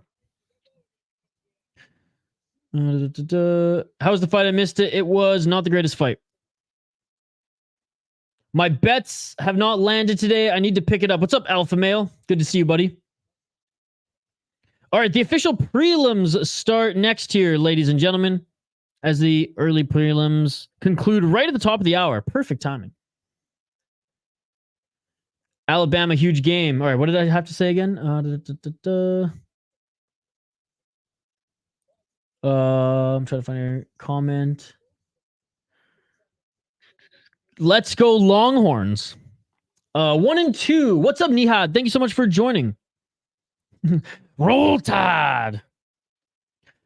Radke swearing at the crowd. Alabama. I'd like to think I was one of the least emotional and more objective people in the chat when everyone had their panties in a bunch that morning. Mods got introduced. That as well. That as well. You were the only one like not involved in the war. You were kind of overseeing. So I think that was another reason why in the moment I was like, all right. Demisuk DC is influencing this clinch huge heavy style. The fact I don't think he's actually influencing it. I think he just likes it. The fact that no commentator mentioned what a boring fight that was terrible. Again, I'm not surprised that the company men aren't saying how bad the fight was. Again, I don't really have the volume on at all here, folks. I'm talking to you guys, but thanks for filling me in on that. His whining won the fight. I don't think any of them has the balls. May have ended up hitting the cup, which should have been penalized. Herb needs to watch the fight. Not care what they say. Absolutely, Jeremy. I don't think Herb Dean's a good referee at all. I think at one point in his career, he was one of the best. I think he's the worst right now. Time to turn on UFC. Yes, all of you in Canada joining us on TSN now. Go Bucks and Browns. I don't really have an NFL team. I don't really care. I'm living in Minnesota right now, so I guess I'm rooting for the Vikings. In Canada, in the CFL, it's obviously the BC Lions. Shout out BC Lions. Here we have Solomon Olomimian on the desk. And then as far as college go, one of my clients is a WVU podcast, so I guess now I'm a Mountaineers fan. I was at the pub and some clown told everyone a parlay that was Quinones by KO in the first. Well, you know what, that one? He is on my degenerate moneyline parlay of the week. 3-fight moneyline parlay I have on this degenerate parlay of the week. The City Life Project's degenerate parlay of the week, brought to you by our friend Volkan. Landon Quinones, John Makdessi, Anton Turkalj.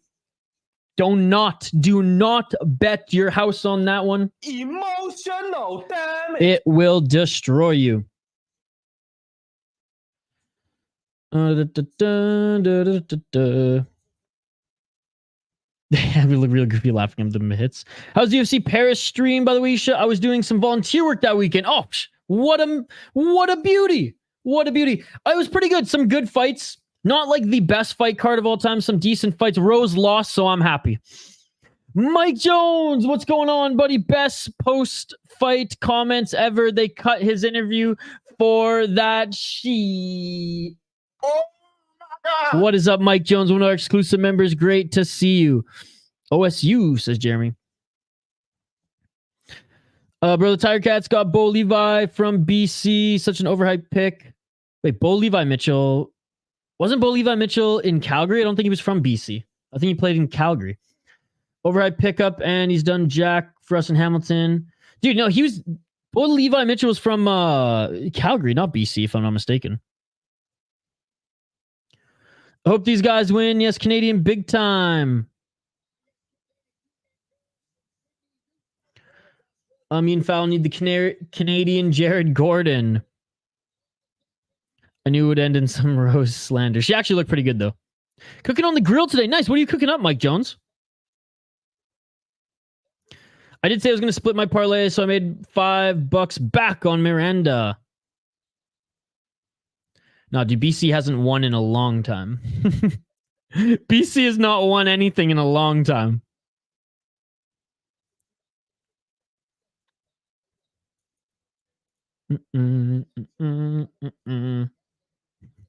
Jeremy, anyone but Trudeau, brother.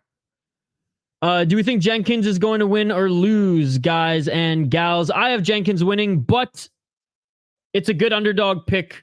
Picking Chepe. Smoked salmon. Love me some smoked salmon. No, BC's doing good, but they haven't won.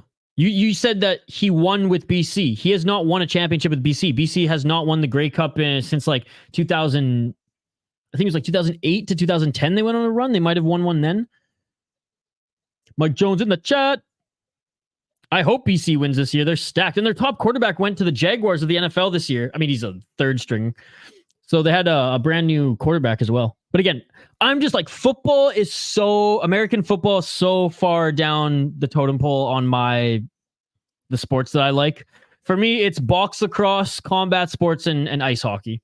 And those are pretty much my big three. I watch all sports if it's on, but like, I'm not going out of my way to watch American football ever. Canadian football, that's another story though. I hope Chepe wins. I don't know. I don't have the volume on. 3:30 hit me on the low. No, Herbo, I'm even more of a casual, brother. I'm even more of a casual.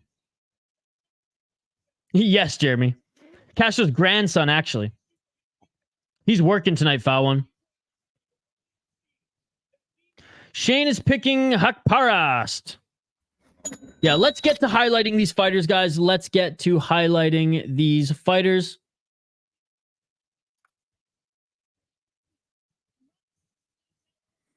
All right. Next fight on the card, Nasrat Hakparast against Landon Quinones. And again, guys, if somehow Landon Quinones wins, our degenerate parlay of the week lives on. If not, he kills it. If I miss any comments while we're going through this breakdown, just comment them again. If I miss them, we'll get back to it. You want a degenerate bet? I put 50 on the CU Buffs to win the college national championship plus 22,000. Oh my goodness. Turkalj wins 900%. I'm not sold. Strickland's going to look foolish. How does Turk win? Generally baffled at that pick. I was hoping J.O. would answer my best rapper question earlier. You know, he's saying Uzi Vert. I don't even know who Uzi Vert is. Anyways, let me update the ticker on the bottom of the screen, and we'll get right to it. First fight of the night. Whoops. First fight on the prelims, I should say. First fight of the night on TSN if you're tuning in Canada. And again, if I miss any of your guys' comments while we're doing the rundown, my apologies. If you want me to read it, if it's super important, just comment it again when I get back to the comments here, and I will check it out. All right. Nasrat Haqparast against Landon Quinones. Haqparast 14-5 as a pro. He is 3-2 in his last 5 fights. He did win his last fight. Out of Afghanistan, fighting out of Germany, but training out of Canada, is Nasrat Haqparast. 28 years of age. Is the talented boxer. Training out of TriStar. Come on, Tapology. There we go. 9 KO TKO, 0 submissions, 5 decisions. As you can see, that is a boxing record in MMA. 6, or a boxer's record, I should say. 6-4 6-4 in the UFC, 6 wins, 4 losses, 4-1 in that freaking We Love MMA promotion. He beat John Makdessi, the Canadian, in his last fight. Unanimous decision. Just quite simply outstruck him, did more damage. Lost to Bobby Green, lost to Dan Hooker. Not the worst wins there. Beat Rafa Garcia, who was 12-0 at the time. Beat Alex Munoz, who was 6-0. Lost to Gichad Drew Dober. Beat Joaquim Silva, who's 11-1. That's a good win. Thibaut Guti, 12-4. Mark DeCasis. Did I say his name right? I forgot to say his name. DeCasis, whatever. 12-2. So he's actually got some good wins on his resume. Guys, you know, new to the UFC as well, but solid wins nonetheless. It's crazy that he's been in the UFC since 2017. He's only 28 years old, is Nasrat Haqparast. His opponent, Landon Quinones, 27 years old, part of that terrible crop of prospects for this last season of The Ultimate Fighter. He is the lone wolf, 7-1-1. He is 5-0 in his last 5 fights, not including his losses on The Ultimate Fighter. Let's take a look here. Why did the UFC sign this guy? That's what I want to know. Why did they sign this guy? Makes 0 sense. This is the biggest layup. Like we were talking about, or Benjamin brought up how Miranda was a layup for the CKB guy. I mean, this is a layup for Haqparast, dude. That's the only reason they signed him, to throw the lone wolf to the proverbial wolves. 5 KO TKO, 1 submission, 1 decision, 1 draw in Bellator. 7-1 in Titan FC. And I like Titan FC. It's a good promotion. But take a look at some of the guys he's beaten recently. His last 2 guys, great. 2 guys, 9-3 records. He knocked both of them out. Gets submitted by Jason freaking Knight, the BKFC, pocket brawler. Didn't like that at all. Before then, beat a 4-1 guy. You're 4-1. Can't blame you. Good. I mean, can't be critical. Good win. Beat a 4-0 guy. But other than that, it's just the way he fights too. Sure, he can stand a little bit, but he has no grappling. I know he won a grappling match here, but if Jason friggin' Knight, submitted you, and I believe it was a triangle. It was a triangle choke because he entered his guard. I don't know. I'm not super high on Landon Quinones. I wasn't leading up to the Ultimate Fighter. I wasn't on the Ultimate Fighter, and I am not now in the Ultimate Fighting Championship. Heavy favorite for Nasrat Haqparast. Honestly, I see why. Probably decision victory. He beats up Landon Quinones, or he just shows that, look, I'm miles above this cat, and he TKO. Anyways, that is my pick. Let me know yours in the live chat as we get back to the comments. Landon, short notice, I think. Oh, so that's how he got into the UFC. Radkey 1, yes. Mike Jones, be right back. Cooking up that salmon. Mike Jones, Fallon, Benjamin, Shane, our exclusive members here tonight. Appreciate you guys. Mike Malaver, Shavkov, 5 rounds. Get out of here. In Toronto, main event. Coach Sahabi, our coach, best in the business. He is awesome.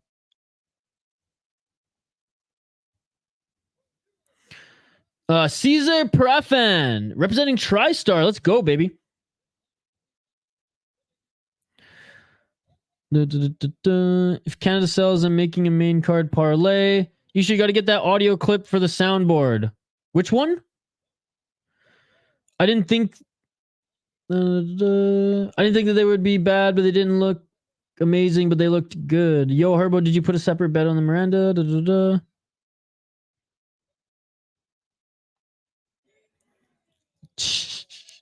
I've got an 8-leg parlay going for 205 to pay 1,600. If it hits, I'm tipping you $50 for helping me with a good night. Jeez, Chris. Look, you don't have to do that, brother, but I appreciate the sentiment. Oh, we need an O Canada sound clip. I can do that. Smoke 2 joints in the afternoon. Makes me feel all right. Love Bob Marley. I got a bargain bin, Kelvin, by decision. Go Landon, says Thomas T. Oh, no, wait. That's not Bob Marley. That's Sublime. 4 have hit so far. I need another 4. All right, guys. Round 1. If you're new to the channel, we do live play-by-play commentary, reaction, and interaction with all you amazing folks in the live chat. Get it on as we commentate this one. A nice left hand there by Quinones.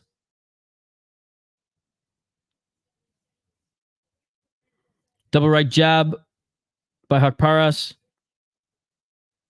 Or Sublime. Yes, it was Sublime. Yeah, I'm always rooting for the Canadians. I used to exclusively always pick the Canadians, but then it started to burn my prediction streak in beer bets. So I started now picking with my head, not my heart. 4 minutes and 15 seconds on the clock here. First round.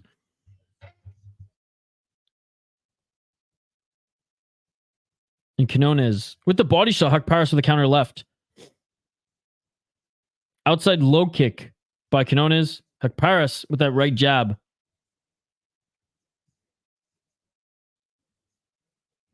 Hakparas was kind of threatening with a level change there. Oh, a double right jab again. That second one landed, followed by the left hand. Very active in the striking there. Hakparas so far piecing up Quinones. Straight right jab by Quinones right through the guard. Quinones trying some feints as well. 3 minutes and 34 seconds on the clock. I don't think Landon's looking too good, to be honest. He's getting pieced up pretty bad. Yeah, no, Shane, on command. I'm snapping for you, but Shane, fill foul one in our beer bets. Shane's got the record. He gave it to me last night too. Shane's creeping closer, by the way. I had like a 15 event lead on Shane. Shane's creeping up. I haven't had a good week. I've lost all the beer bets this last week. 2 minutes and 58 seconds on the clock right now. There we go. 42-37 for me. Quinones can't get through the guard of Hakparas there. Outside low kick by Quinones. Oh, jeez. Yeah, I think he was one of those who had to like strip all the way down to make weight, but he did make weight. I will, Caesar. I actually have one. I have to install it, and I'm gonna change the background of this, so I didn't want to install it then rip it down this week again. I do have one, and it's thanks to you guys. It's from donations that helped pay for it, so thank you. 2 minutes and 3 seconds on the clock. And I would have put a digital one in way earlier, just this program doesn't allow it. 1 minute and 54 seconds. Oh, nice. Hakparas with a nice left hook.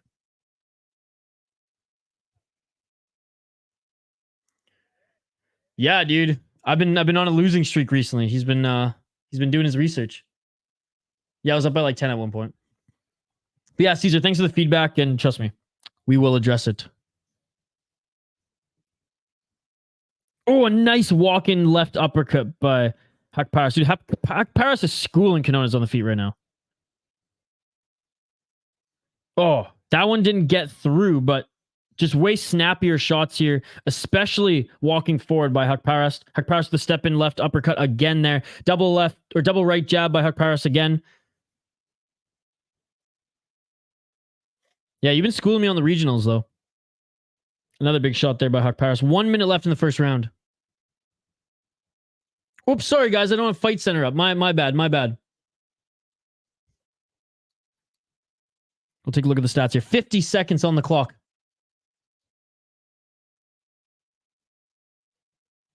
Yeah, Hakparas has a beautiful jab there. Oh, and Quinones cut open Hakparas there. Oh, right eye. Hakparas had a cut open up on the right of his eye. So both of them wearing damage, both of the significant strikes pretty even, but I think Hakparas is schooling him, landing the better shots. Yeah, I think he's looking good. No, I don't think he has. I don't think it looks horrible, J Herbo. He doesn't have knockout power. Well, I mean, everyone, I guess, has knockout power in the UFC, but you know what I mean. Like, he's not a huge knockout there. Oh, nice overhand left by Hakparas. Hell yeah, you've been, buddy. It's because we haven't taken a break yet, Herbo. That's why. I'll try to take a quick break. You guys have been, honestly, blame yourselves. The chat's been buzzing. The chat's been absolutely buzzing. All right, end of the first round. The chat's been absolutely buzzing. Haven't had time to get up. You guys should see the swass right now. It's crazy. I need to stand up here in a bit. All right, end of the first round. Let's take a look at the live stats here. We got Nasser Hakparas, 95 strikes thrown, 38 landed, 36 significant, 29 to the head, 7 to the body. Very little control time. It's kind of moot at this point. This is a stand-up battle. His jab has been deadly, and his step-in left uppercut has landed as well. Both of them are wearing damage. Hakparas is cut next to his right eye. I'm not sure if that was a short elbow or something there on the break. Shout out to Landon Quinones. 100 strikes thrown, 33 landed, 33 significant, 11 to the head, 8 to the body, 14 to the legs.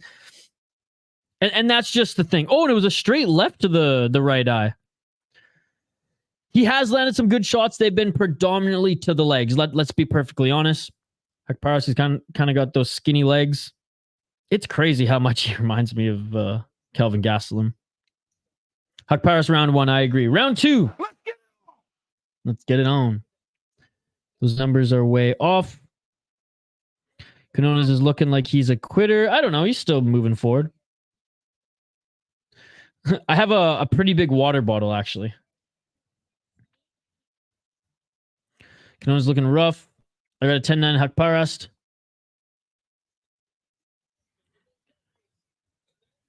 Hakparas getting out of the clinch there. 4 minutes and 28 seconds. I will say Quinones, like, a little bigger than him. Carrying a little bit more muscle. Those leg kicks are starting to hurt Hakparas. Hakparas clinching now. Yeah, that lead leg of Hakparas is hurting, and we're just early in the second round here, so that's not looking too good.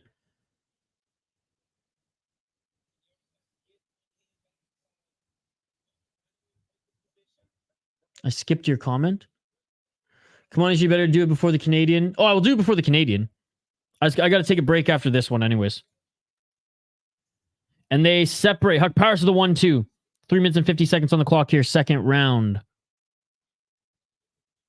Hakparas trying to land that right uppercut again. He lands the left hook. Or left uppercut, I should say. Double right jab to try to set up that uppercut again. Quinones, though, I will give him credit. He's attacking that leg as he should. Hakparas with that left outside hook. Hakparas starting to get tired, though. He's breathing. Quinones got to watch that hand. He almost poked Hakparas in the eye there. Inside low kick again by Quinones. He's finding success with those low kicks. Those poor foozles took Quinones by KO in the first. I got $15 to win 70 for Quinones if I'm not regretting it so far. Yes, I better grab the flag too. I will. That is true. That is true.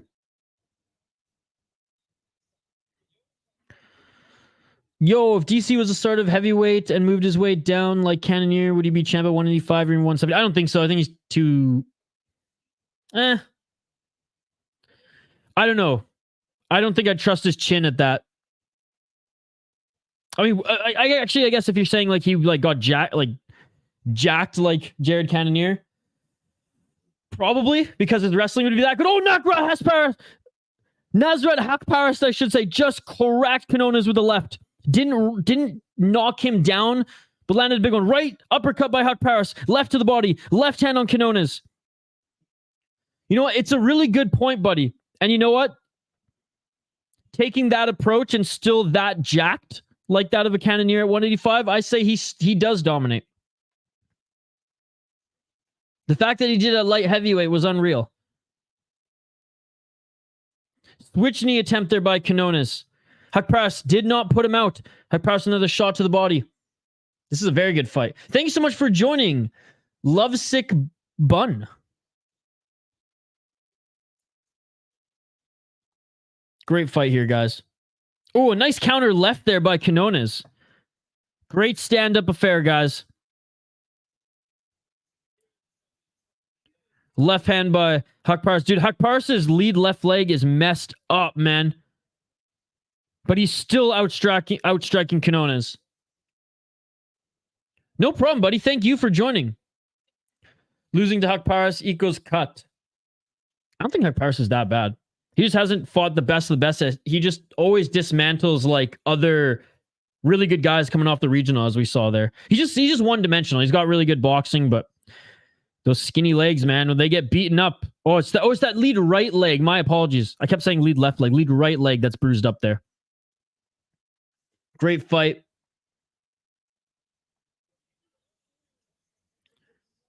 Nice head kick there by Quinones. Haqparast attacking the body. Not the sponsor from Popeyes. It isn't. Too many chicken sandwiches. You disrespecting the Popeyes chicken. Adebayo, shout out to the Japanese. 30 seconds on the clock. Nice body kick there by Quinones. Haqparast with a nice left hand. It looks like Haqparast, the blood on, from that cut on the right eye is leaking a little bit as he keeps wiping it away. Despite his leg being compromised, Haqparast having an amazing second round here. I'm all about that cake and chicken. 5 seconds in this second round.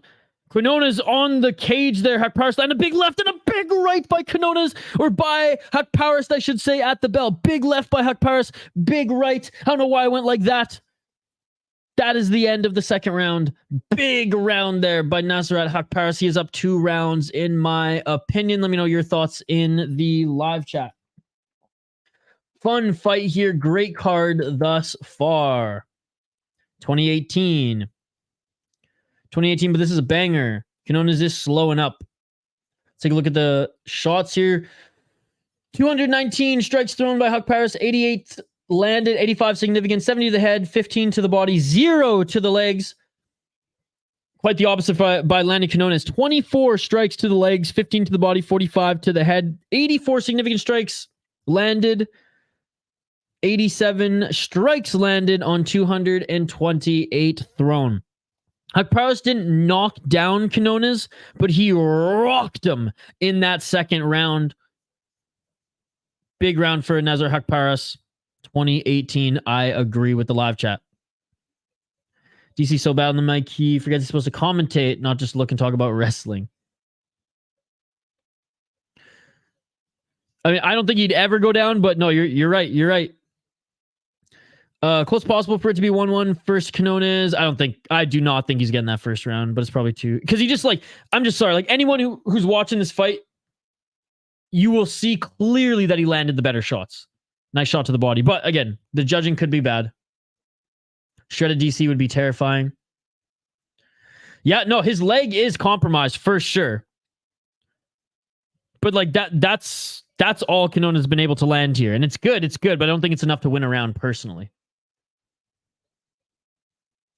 Oh, I know, phony. We're just saying hypothetically. You know, nice left hand again by Haqparast. He almost knocks Quinones to the ground. If Quinones didn't have the cage right behind him, he would have been knocked down, ladies and gentlemen. He would have been knocked down. 4 minutes and 14 seconds on the clock. And Quinones looking to grapple her. And Haqparast just bullies him. He just throws him to the ground, shakes him off. 4 minutes on the clock. Haqparast with a straight left. 3 minutes and 58 seconds. High kick attempt by Quinones. I don't think so. Anderson Silva beat better competition and made it look way easier. And you know what else? When Anderson Silva moved up to light heavyweight, he destroyed Forrest Griffin. When Izzy moved up to light heavyweight, he got manhandled. Anderson Silva is the go-to middleweight, and no one will surpass him in our lifetime. Thank you, Narashi. I think Izzy will be the second best middleweight of all time, but he's not better than Anderson Silva, nor is his legacy. 3 minutes and 19 seconds on the clock.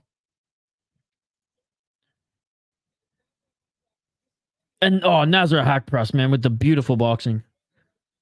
Oh, yeah, dude. The way Silva fought is the closest thing to magic, in my opinion. I've never seen anything more beautiful in my life. 2 minutes and 56 seconds on the clock. Oh, man, Nasrat Haqparast with pretty much peg leg here on one leg is outboxing Quinones here. Like crazy, man. Mixing up the shots of the body, too. Straight left jab by Haqparast. And he's blocking a lot of Quinones' soft shots there. And that was a nice left to the body there by Quinones. Feel bad for the guy at the pub. I tried to tell him. No, that's true. Roy Jones Jr. might be the only thing more beautiful in fighting. I haven't watched enough of him. But again, I'm more of an MMA than a boxing guy. Yes, Silva's the GOAT. That is true. Right hand by Haqparast. I thought that, like I said in the preview, I thought this one either went the distance or Haqparast gets it done late. Haqparast did land some good shots there. Or he has been continuing to land some good shots. A nice shot to the left, a 1-2. Oh, just beautiful combo there by Haqparast. Landed only 2 shots clean out of that 5-shot combo. Straight right lands. Another straight right lands right through the guard of Quinones. And again, being on one leg, having to change your stance, Haqparast is still landing the better shots on Quinones. 1 minute, 26 seconds left in this third round.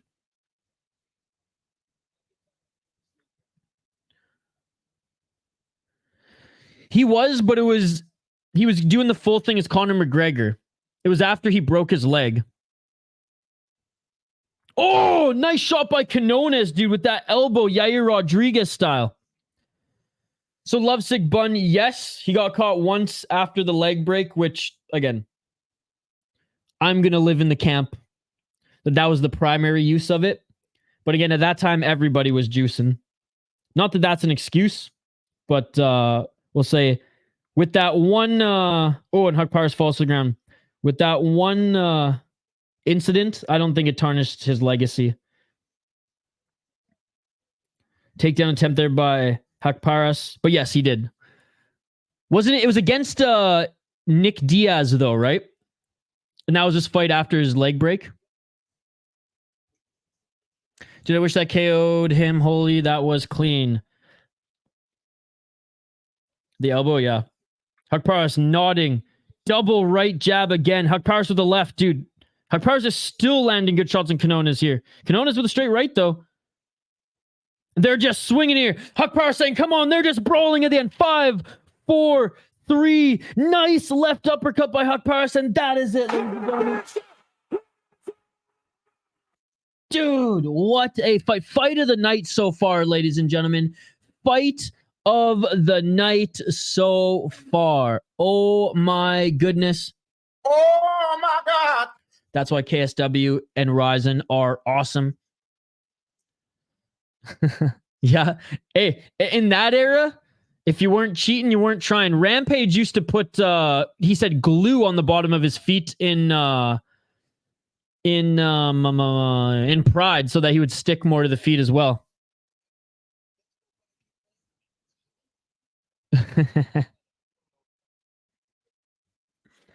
Well, no, that was TJ Dillashaw, was it not? So calm to my prediction right now. All right, 139 shots landed for Nasrat Haqparast on 345 thrown, 136 significant, 106 to the head, 30 to the body, 0 to the legs. You look at Landon Quinones, 364 shots thrown, 142 landed, 139 significant, 86 to the head, 24 to the body, 29 to the legs. Out of these significant strikes, we go head-to-head. Nasrat Haqparast, he almost dropped Landon Quinones 4 times, and he landed the better shots. So he should win this one.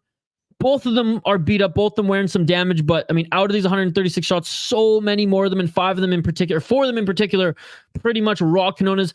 There was one shot in the third round where if the fence wasn't right behind him, he would have got knocked down to the ground. All right, we're listening in for the official decision.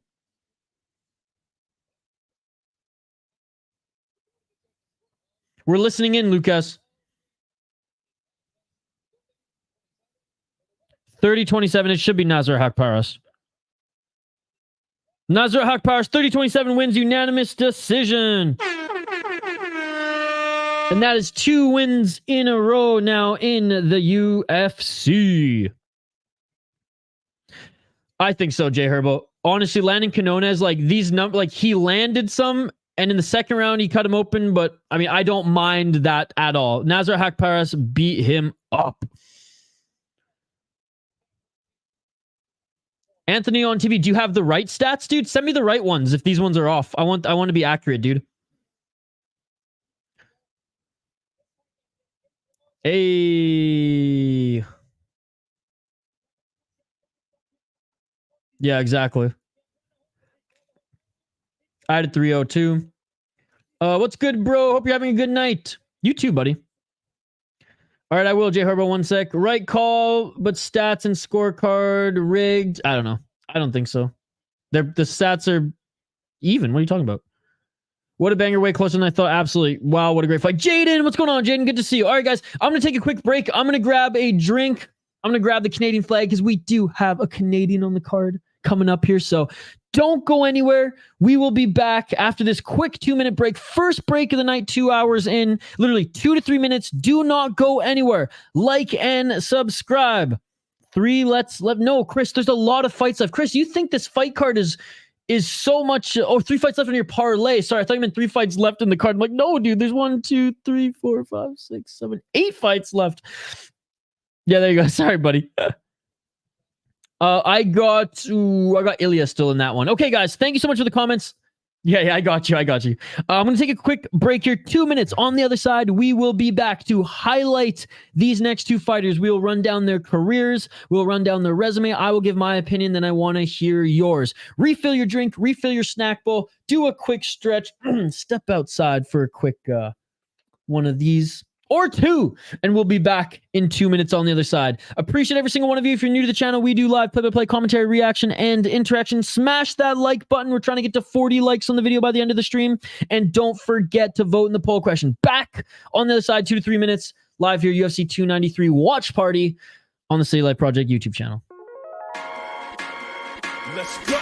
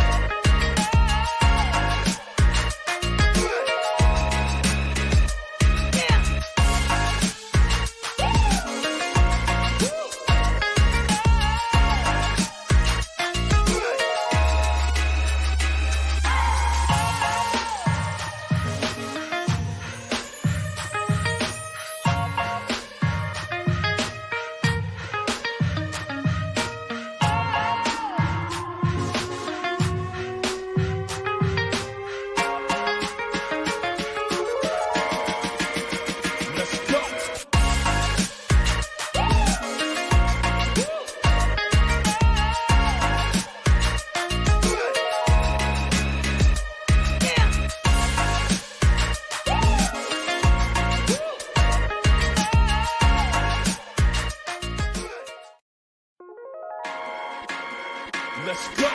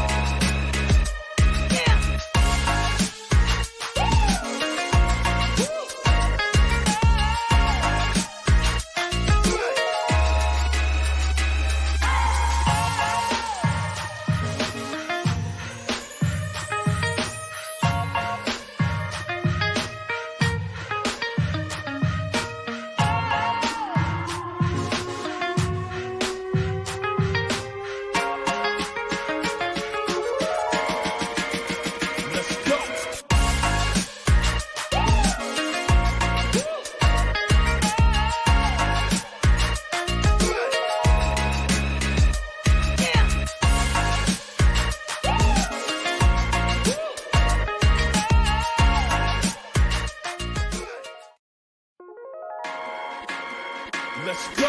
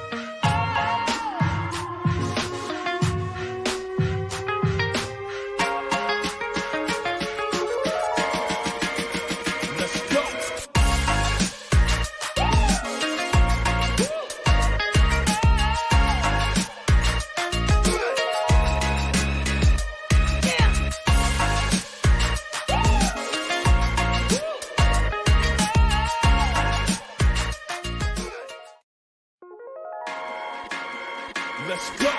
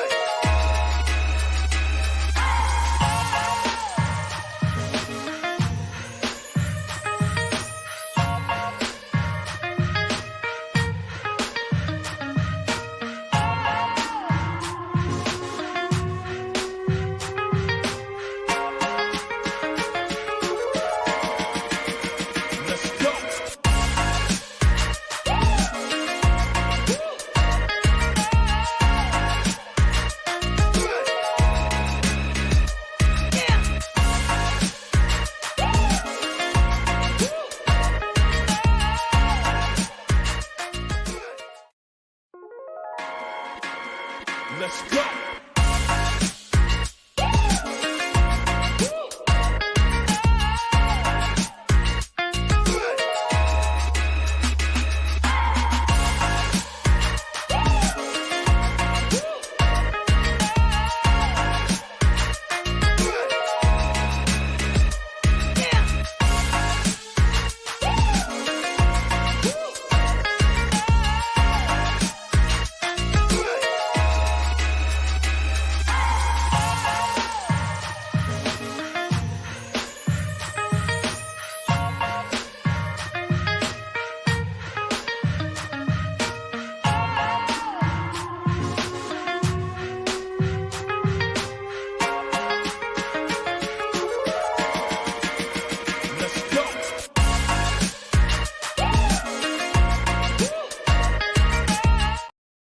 And we are back live here on the City Life Project YouTube channel. Shout out to everyone who's been joining us all day on the Glory stream.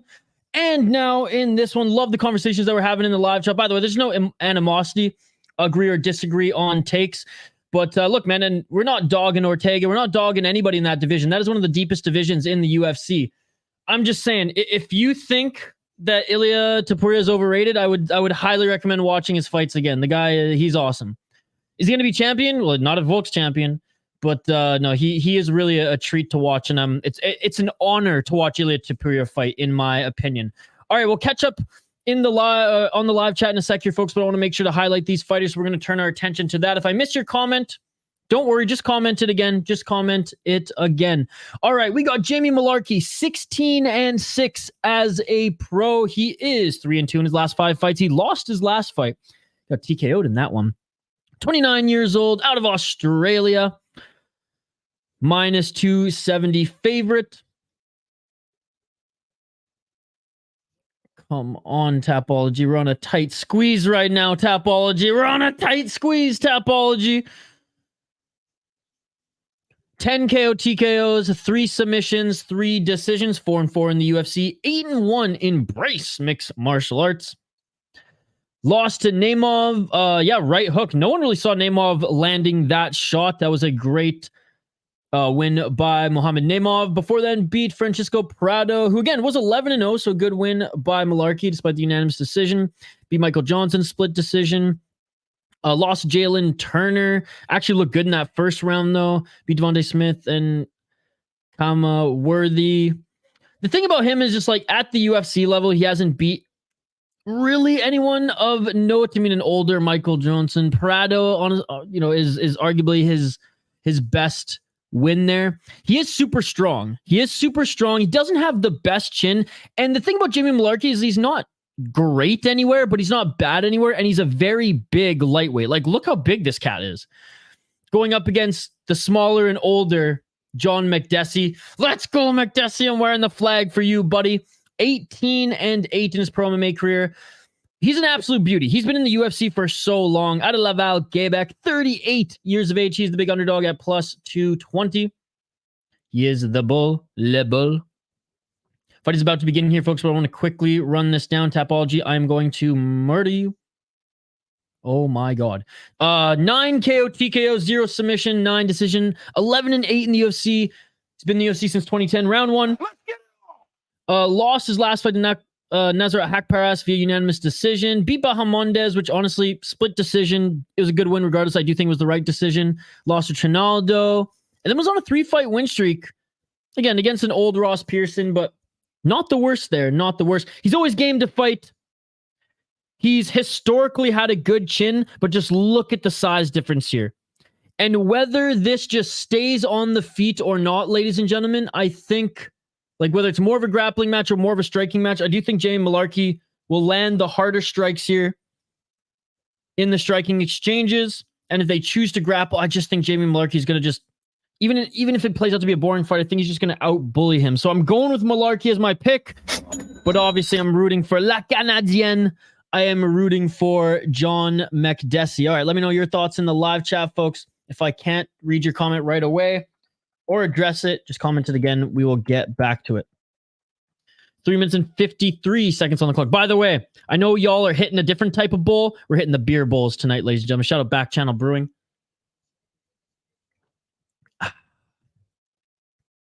Going there for a Vikings watch party tomorrow. Jamie Mullarkey with a straight left jab. Shane's got the Canadian. We're going head to head. Makdessi will lose. Round 1, Makdessi. In my opinion, I think he needs to wait for Max, and the winner should get it. Because he was in a title eliminator. I mean, whether he gets a title shot or not, I don't really care. He could fight one more or get the title shot next. Mostly just because Max can't fight Volk again. That's the short answer. High content by Makdessi. Mullarkey makes him pay with the low kick. Sometimes Isha talks too much.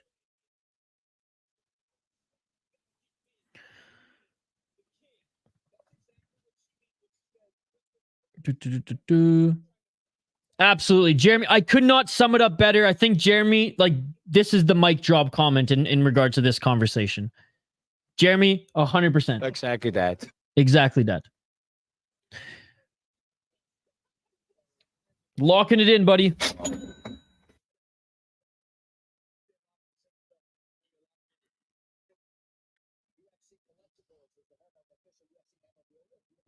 Two minutes and 16 seconds on the clock. Ooh. Each of them land a leg kick there. Didn't even notice my favorite glass. Yes, shout out to the beer bowl, ladies and gentlemen.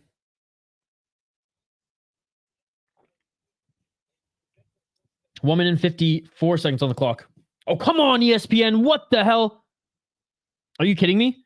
You guys see this right now? You guys see this right now? ESPN just went blue. Oh my God, we just lost the broadcast on ESPN. We just lost the broadcast on ESPN. Okay, we're back. 1 minute and 34 seconds on the clock here.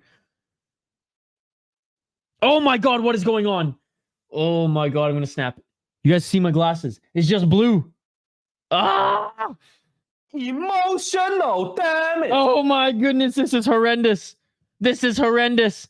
ESPN Plus just failed. Oh no, ladies, the blue screen of death. It's the blue screen of death. Oh my God, now it just went black.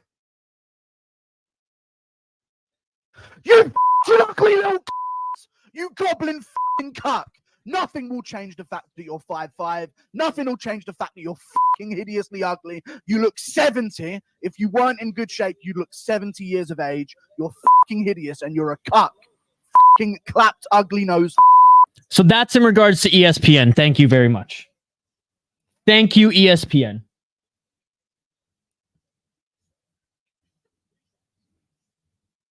That one's in the vault, by the way. Anyways, back to the action here. 34 seconds on the clock.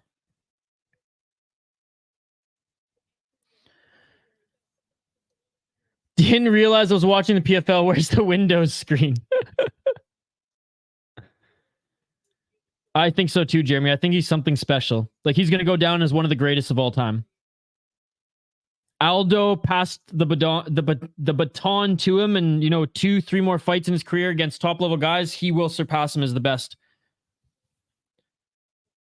I wish I could comment more on this fight, ladies and gentlemen, as the first round ends, but no, we saw freaking blue screen. Thank you, ESPN. My goodness, end of the first round. Let's take a look at the stats here. Mullarkey outstriking him. Each of them thrown over 40, though. Okay. Yeah, Volk's not holding up anything. I don't think so either. Why a beer bowl? Oh, Mr. Maxim. Well, this brewery for 420. Their thing was, well, let's serve IPAs in a bowl, and we can make jokes on it and market it. So shout out to Back Channel Brewing. This is their IPA beer bowl. It's a 420 gimmick.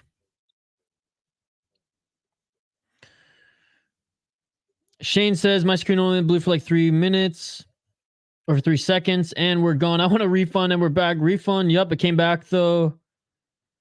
Mullarkey's losing. Didn't realize I was watching. Blah, blah, blah. Wish I got tickets to this card. Only a 3-hour flight from Auckland. Oh, no way. Oh, yeah, Jaden. I got Makdessi 1-0, says foul one. And furthermore, Susan, I think all 4 of them habitually smoking marijuana cigarettes. Reefer. Back to Sublime, baby. Back to Sublime. Round 2, ladies and gentlemen. Let's get it on. Hopefully, we don't have a break in the broadcast here. 4 minutes and 34 seconds. Wide stance by Makdessi. Again, Makdessi's such a beauty, man. Been in the UFC since 2010. Straight left jab there by Mullarkey. Oh, a nice right hand by Mullarkey. Mullarkey's doing the right thing. He's staying at range here. Ooh, outside low kick by Mullarkey. He's done that a couple times. After Makdessi goes for the high kick, Mullarkey makes him pay on the outside with that leg coming back. Yeah, I think Mullarkey won. Well, actually, I don't know who won the first round because it went blank there for a little bit.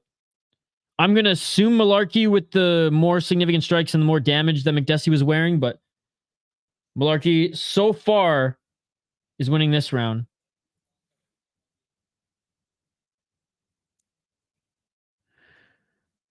Oh, and catching the leg Was Makdessi.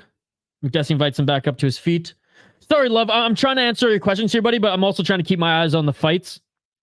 So I'll get to the questions as fast as I can, but I'm prioritizing rounds when they're on, buddy.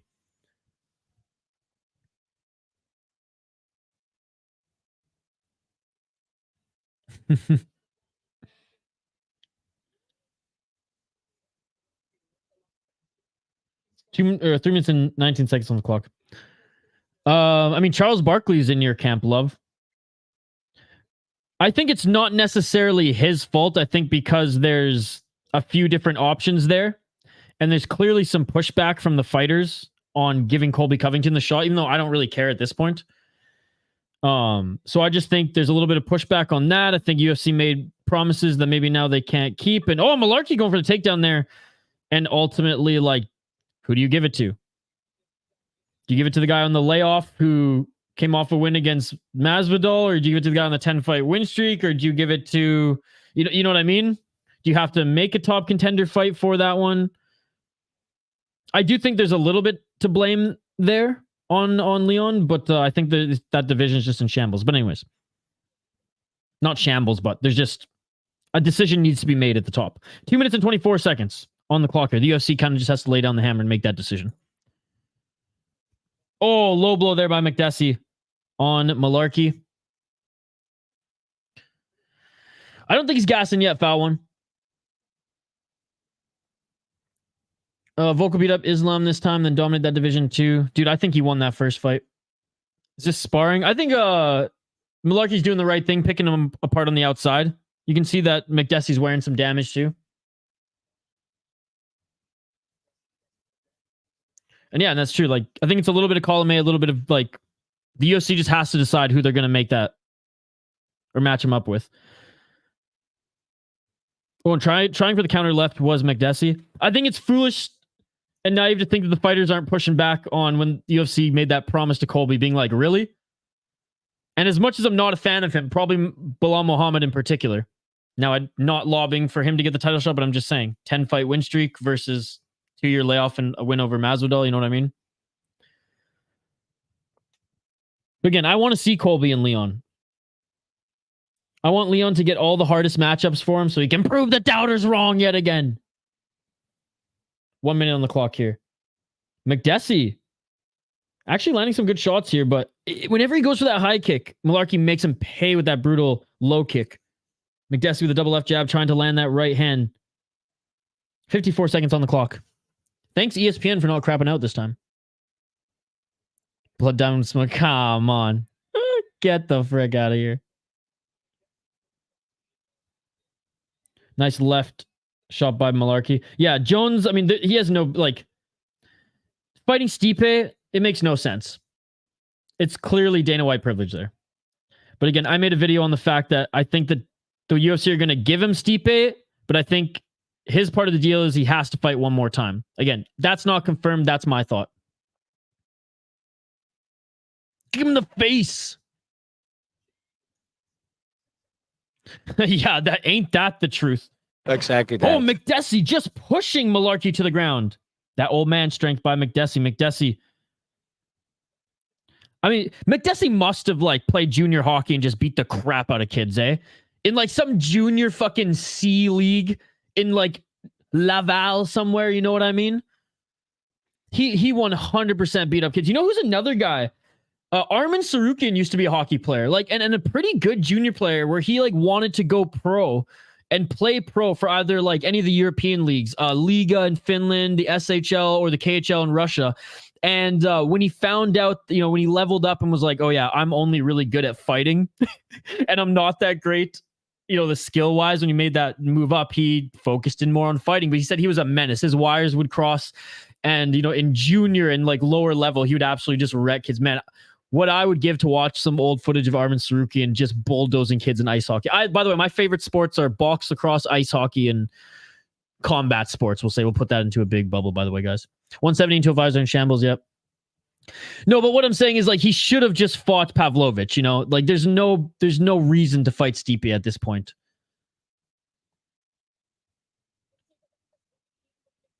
Oh, it was a knockdown. It was a knockdown. You're right, J Herbo. Right on the because dude, Makdessi won that second round then. Makdessi should win that second round with the knockdown, and the UFC should add that there. What do you guys think? Makdessi winning that second round, Mullarkey winning the first? Is that where we're at right now? Third and final round, ladies and gentlemen. Go Makdessi. What's up, JK? Great to see you.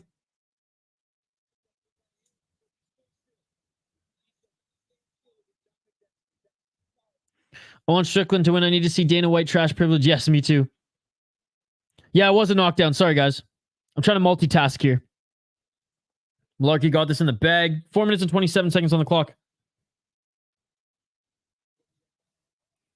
Oh, and another big shot by Makdessi. Dude, look at Mullarkey. He's leaking right now. Dude, Makdessi, what an absolute beauty. Dude, I was doubting the old man.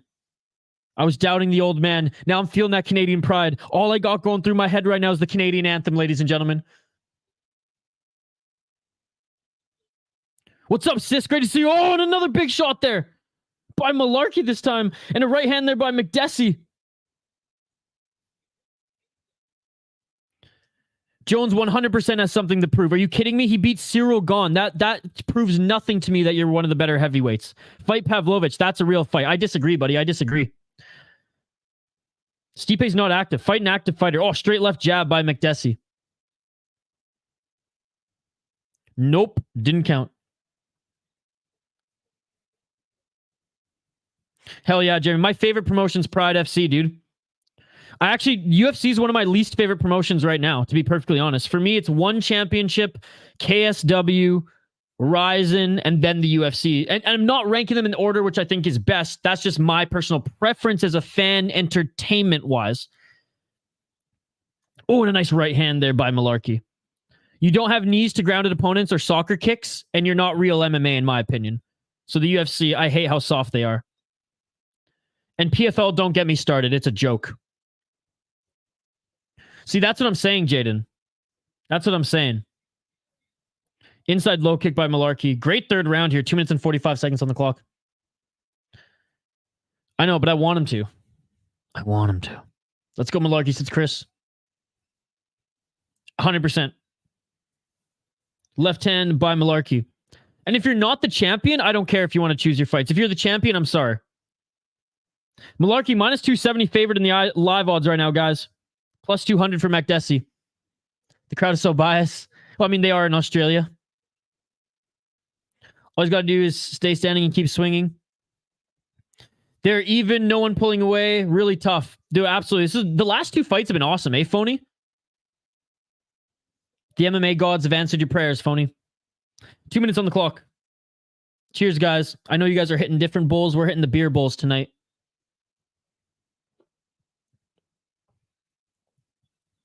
One minute and 51 seconds. Who wants it more, boys? Who wants it more? Oh, both of them threatening with the level change there. Straight left jab by Mullarkey. Great fight, guys. Each of them land a shot there in that exchange. Mullarkey, more significant strikes, but look at his face. I guess they're both their faces are a little banged up here. Nice counter left by Makdessi. Cheers, happy day. Absolutely, brother. Glory, and then this. Great job. Or great day, great day. Makdessi is wearing some damage too, but it came from the first round, if I'm not mistaken, not the second and third. Oh, dude, the third round is so close, man. The third round is so close. 19-19 significant strikes. Mullarkey did outstrike Makdessi in that second round, but Makdessi landed that big shot that almost knocked him down. So I still think Makdessi wins that second round. Oh, beautiful counter left by Makdessi. Dude, I picked Mullarkey to win, and I'm going, like, again, I got the national anthem going through my head right now in French because screw the English version. They changed the lyrics. Did he crack him again there? No, he caught the leg.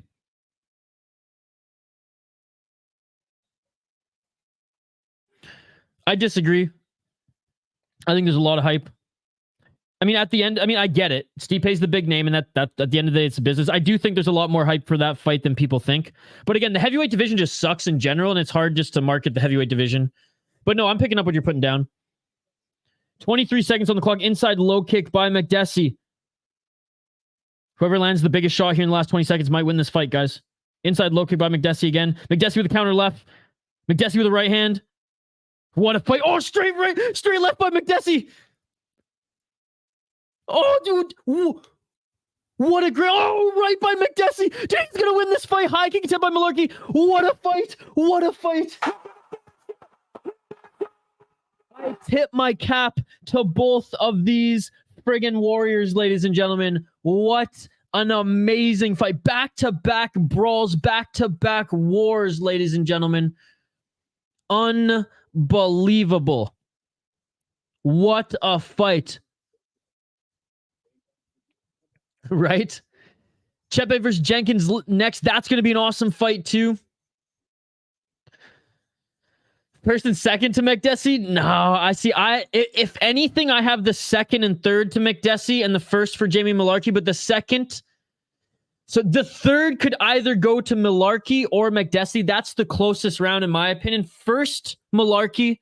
Second, Makdessi. Despite being outstruck, he almost knocked down Jamie Mullarkey. This is a very close fight. I could see this being a split decision. That's why you're supposed to drink it quick. That's why you're just supposed to drink it quick, Maxim. Honestly, though, it's an IPA, so they're not that fizzy anyways. A 9%er, ladies and gentlemen, and it tastes like juice. That is dangerous. Makdessi 2-1, but they're gonna rob him.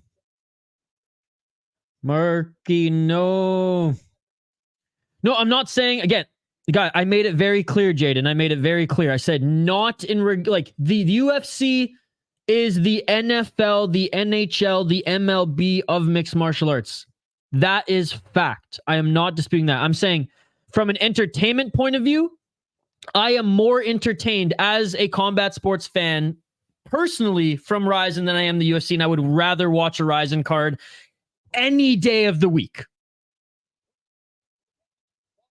Unanimous decision. Oh, Jamie Mullarkey wins unanimous decision. I mean, I'm 4 in a row or 5 in a row in my predictions right now, but I'm not happy, folks. Honestly, you can't cut John Makdessi after that. You can't. What an absolute war. What an absolute war. Ugh. Well, he got more significant strikes, and it all came down to that third round.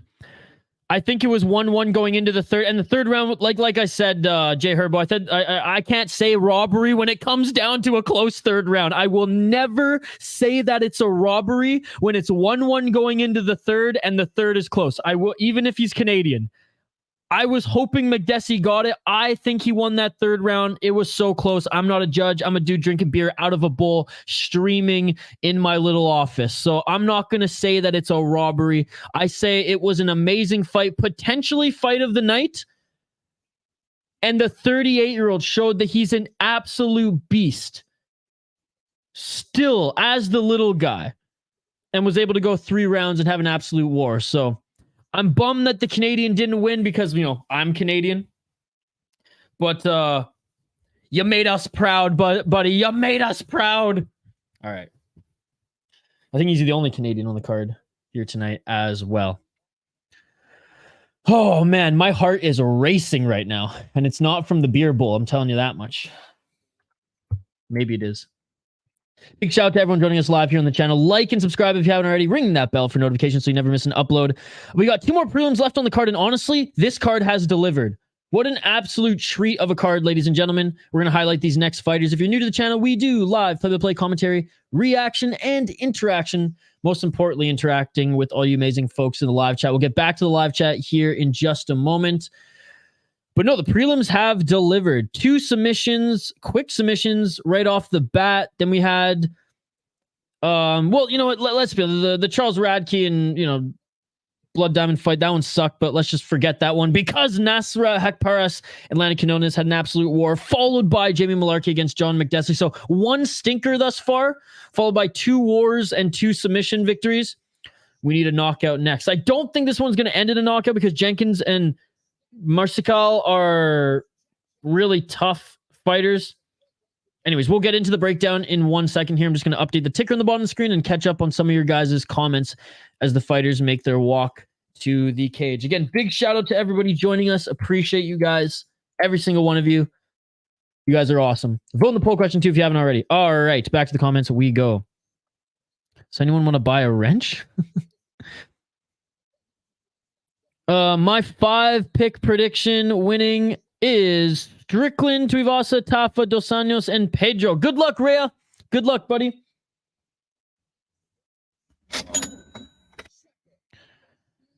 I don't think it's a robbery, but there was no winner. I think Mullarkey lost. 4 parlays on Mullarkey, 2 on Makdessi, says Chris. Attaboy.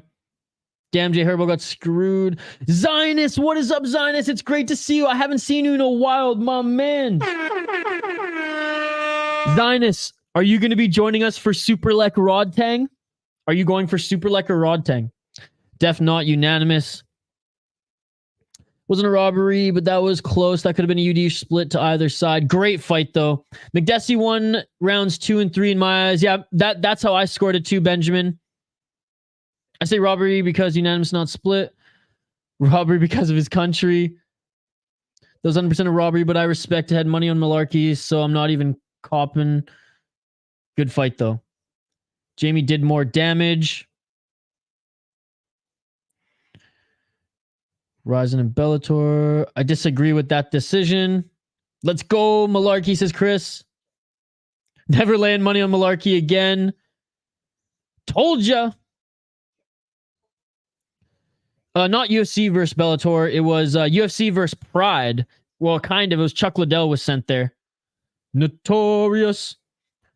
Oh, thank you so much, Anthony. On TV called the robbery. Again, I don't agree that it was a robbery, but thank you so much for the $2 donation. Sorry I missed it in the live chat there. Anthony on TV. Man, you've already donated like 3 times tonight. You don't have to keep doing it. I appreciate it. I'm going to say thank you. I'm going to sing your praises. I can't believe it. You're too kind. I'm never going to ask for donations. I'm never going to ask you guys to become members. I am going to thank you when you do go above and beyond, though, because you really have no idea how much it helps. And all I ask from you guys is to smash that like button, vote in the poll question, and just hang out and watch fights with me. So to go above and beyond, I cannot thank you enough, man. Thank you so much. What is up, Irish Animal? Still here in the chat. PFL's the worst. Wonder if they were to buy Bellator. I think it would be a mess. After Saudis got bored of losing millions. That is, yeah, I know. They are going to buy Bellator, though. It's pretty much fact. They're like 90% of the way there. I just hope that they do not make. This is what I hate about PFL. I hate the silly season, and I hate that they do not allow elbows. I hope Bellator, for how thin it was, they did have some good talent at the top, and I like their format. I like how there's an option to have a tournament and just a normal cards and normal fights simultaneously. What's up, Scotty boy? Mullarkey won, buddy. Oh, Canada. Terre de nos aïeux. I'm busy these days. Work. Oh, I know, buddy. I know. It's good to see you, though, Zinus. I don't think so. I don't think he ever fights in the UFC again. Now, I know that's a little bit of a hot take, but I don't think he ever fights in the UFC again. Rampage KO'd Chuck. Yes, sir. And then Dana White was like, I'm going to offer to train Rampage. Jenkins, let's go. Super Lek all in, my man. Zinus, you are a very smart man. That shit beautiful than a motherfucking. Oh, yeah, Ryzen. Super Lek all day. Let's go, Kane. Let's go. Oh, shoot. Okay, tail of the tape. Sorry, I'm going to miss some of your comments here, guys. We got to quickly run through these fighters. Jack Jenkins, 12-2 as a pro, 5-0 in his last 5 fights, -210. Favorite out of Australia is 30 years of age. Crisp striking, very well. Like, he's a polished MMA fighter. Oh, come on, Tapology. You can do it. 5 KO, TKO, 3 submissions, 4 decisions, 2-0 in the UFC, 1-0 off Contender Series. Close fight against Emmers. Some people are saying that he may have lost that. Regardless, it was a good back and forth fight. Jamal Emmers is a solid opponent. I think he personally won that fight. Great win against Don Shanis. Great win on the Contender Series. And honestly, had some good opponents on the regional. Looking at his opponent, Chepe Mariscal, plus 170. He's a pretty good underdog, by the way. I think Jack Jenkins is going to win, and I'm locking it in, but the machine gun, 14-6 as a pro on a 4-fight win streak, 4-1 in his last 5 fights. He's 30 years of age as well. Trains at an Elevation fight team, so great training partners there, and he trains at Elevation. He's got cardio for days. He took a fight on short notice. Now, he was training for another fight in LFA. However, it was a last-minute call-up to the UFC against freaking Trevor Peek, who's the walking hammer fist guy who doesn't have a lot of technique, but they went to war 3 rounds, and it was an awesome fight. Round 1, we'll get to the play-by-play here in a sec. 2-2 in LFA, 1-0 in the UFC. That was just an awesome showing from him. Trevor Peek was 8-0 again. Round 1, just crazy brawler, but Chepe showed that he is well-rounded, grappling, striking all around, and he has some awesome wins in LFA as well. I like Mariscal. I like Jenkins. I'm picking Jenkins to win here, though. That is my pick. Let me know yours in the live chat. If I don't get to them right away, I will check them out in between rounds. 30 seconds in to the fight here, ladies and gentlemen. We're going to turn our attention back to that because this one should be a good one. All right, there we go. Appreciate you guys. Jenkins first round KO. Nice kick there by Jenkins. Outside low kick. Mariscal looks like he's in good shape, too. Better shape than when he was in his last fight.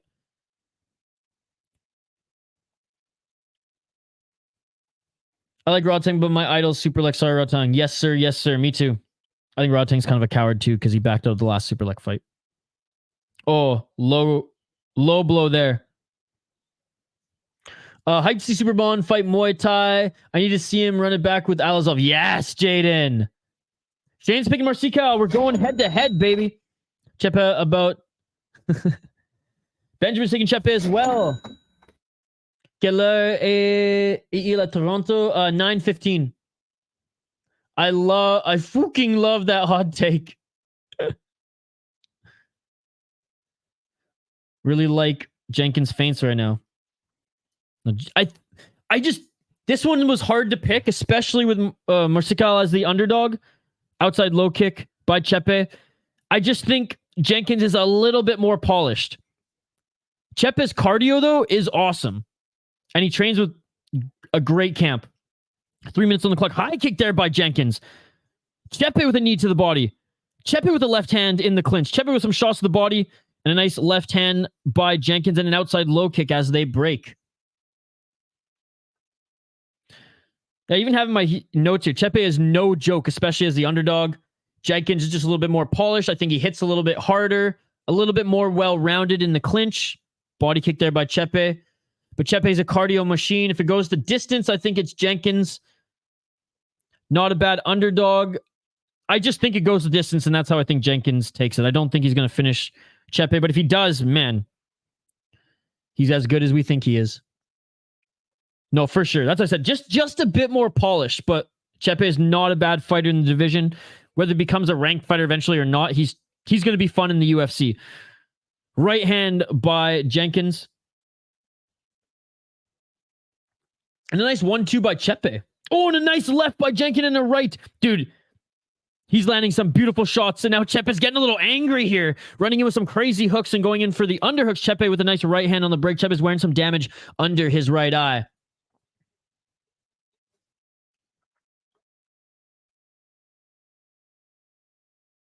One minute and 51 seconds on the clock. I'll double down on Jenkins. He's looking good. Chepe with the inside low kick. It looked like he hit the knee there with the shin. Oh, nice left hand by Chepe in the clinch. Chepe is landing some good shots in the clinch. 2:15 for you, yeah. Zionist, why did he pull out of the last fight only to fight 2 weeks later? Coward. He was scared. Herb Dean and DC on that herb. Oh, each of them landed a left. Each of them landed a shot on each other.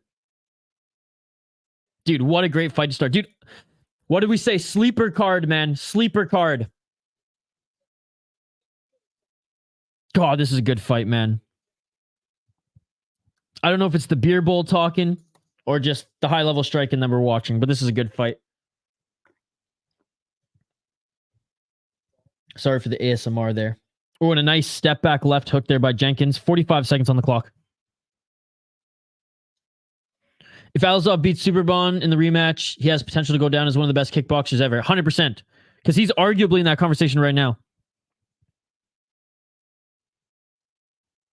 Really impressed at Jenkins. Win or lose, I'm betting on him again. Yeah, dude, he's good. He's good.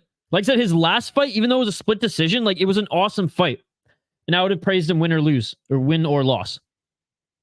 21 seconds on the clock here. Chepe pushing Jenkins up against the cage here. Each of them land a shot in that exchange. 13 seconds on the clock. They each have thrown a lot, eh? Damn, 55 thrown by Jenkins, 73 thrown by Chepe. Jockeying for position here. Good knees to the body. The thing about Chepe is like he's got cardio for days. Oh! And a high, I don't even know what kind of kick that was. But a high kick attempt there by Chepe. And it didn't land clean, but it did nick Jenkins there. And that is it for the first round. What a great first round, ladies and gentlemen. 3 fights in a row. The pace has just been amazing. They just stood in the pocket pretty much and have just thrown, which is awesome.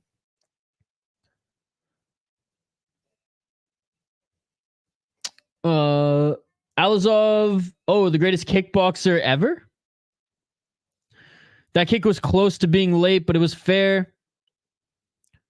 Don't choke, Jenkins. Again, Zionist, it's really great to see you, buddy. Zionist has been an OG subscriber as well. You've been subscribed for pretty much a year, Zionist. Really impressed with Jenkins. Yeah, win or lose, I'm betting him again. Oh, it was a front kick. Didn't see it clean there as a lot was happening at the end of that round. Wow.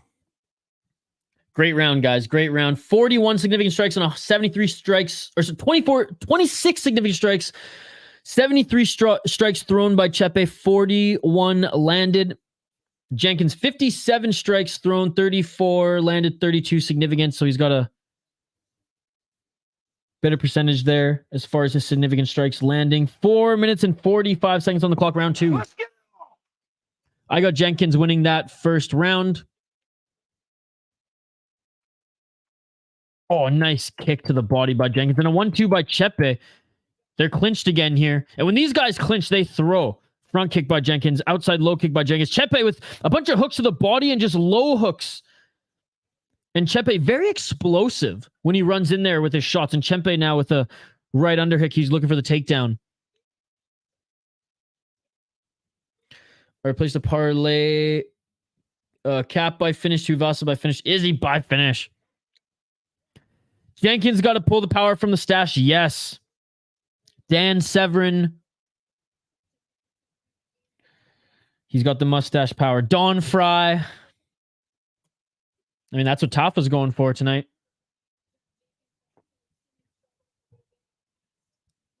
Dude, I love watching. I love watching both these guys.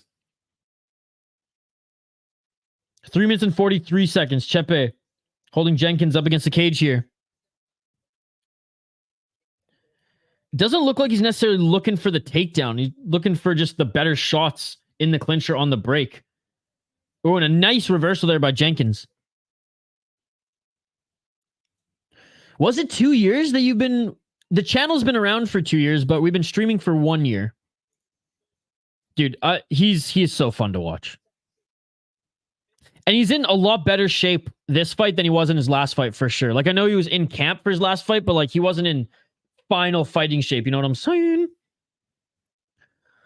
Puis-je avoir une Hoya? They separate 2 minutes and 51 seconds on the clock. Oh, a nice left hand there by Jenkins. Outside low kick. Double left jab by Jenkins. Jenkins with a nice knee in the clinch. Chepe wearing more damage too. But closer second round, I think. Chepe landing short strikes in these positions here. Now looking potentially... I was going to say, he's potentially going to go with that right single leg, but no, he has his right hand over the shoulder of Jenkins. 2 minutes and 18 seconds. Okay, now he's going for that right single leg. Chepe now going for that right single leg. Jenkins, beautiful takedown defense. Wow. Nice knee by Jenkins. Beautiful takedown defense here. Chepe's left leg is trashed. 2 minutes on the clock, second round. Chepe wearing down on him here. Knee to the body again. Jenkins with the body lock, though. Jenkins looking for the takedown. And Chepe with the beautiful reversal. Oh, and Chepe with the knockout. Chepe with the TKO on Jenkins with the reversal throw. Are you kidding me? Are you kidding me? Phony right on cue. You know what, Phony?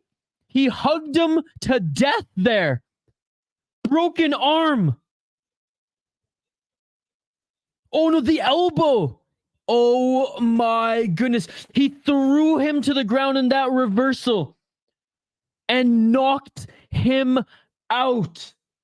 I got my first prediction wrong, but I'm honestly okay. Oh, the elbow. Look at that arm. It's not supposed to bend that way.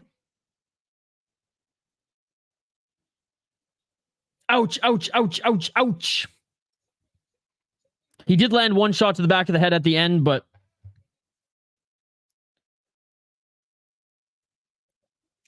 Phony, I disagree. Wholeheartedly disagree.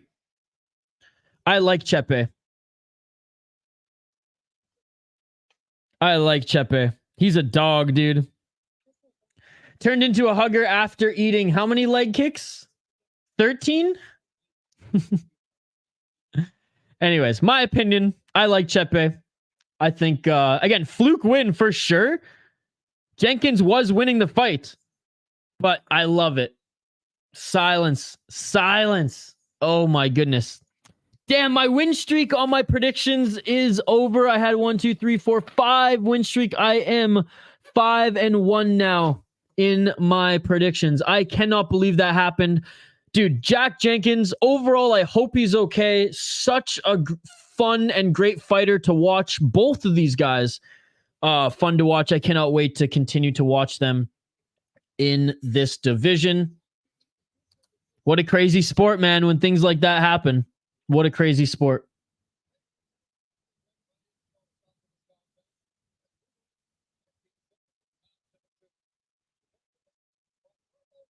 Verbal submission. Verbal submission from Jenkins. All right, I'm going to listen into this interview here.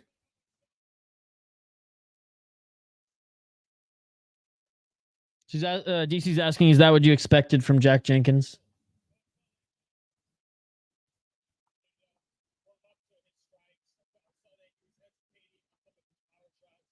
So he was warming up to some of his strikes. He thought he was hesitating on some of his power shots.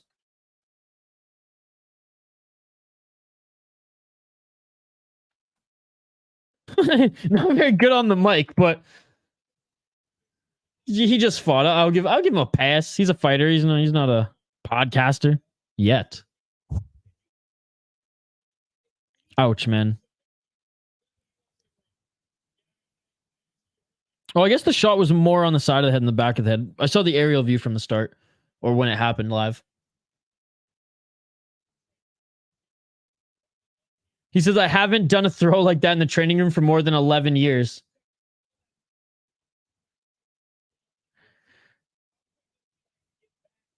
DC, I know that's how you don't want to win a fight. Chepe's like, dude, I got a win in the UFC is how I want to win a fight, brother.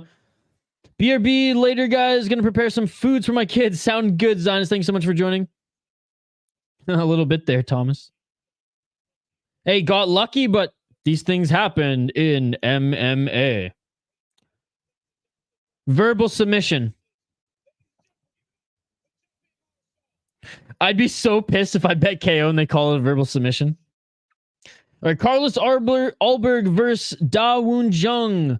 Fight start the round 3. No. What were the odds on verbal submission? I don't think it was a robbery. It was a split decision. And I rewatched the fight because I remember that too. And then I think it was in the Guru's breakdown. It was either in the Guru's or James Lynch. One of them mentioned that like, oh, everyone was saying it was a robbery. But if you go back and watch the fight and go back and watch like the fighter he fought, like it was like he put up a great fight against a good opponent, and whether he won or lost a split decision, like you could take away a lot of good from that performance. And so I rewatched the fight and I was like, yep. And again, I don't remember if it was James Lynch or Guru who said that. He outbattled Jenkins. Great stoppage by the ref. Well, again, apparently it's a verbal submission. This is how the game goes and why we love it. It's the way she goes, boys. It's the way of the road. What do you mean the way she goes, Ryan? Months of rehab coming for that warrior.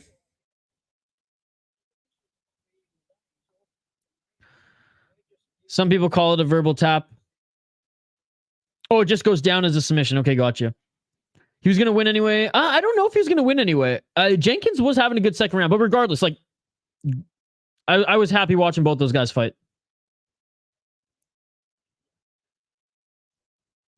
Wow, Jenkins messed up your parlay. I don't know what you're saying there, Irish Animal.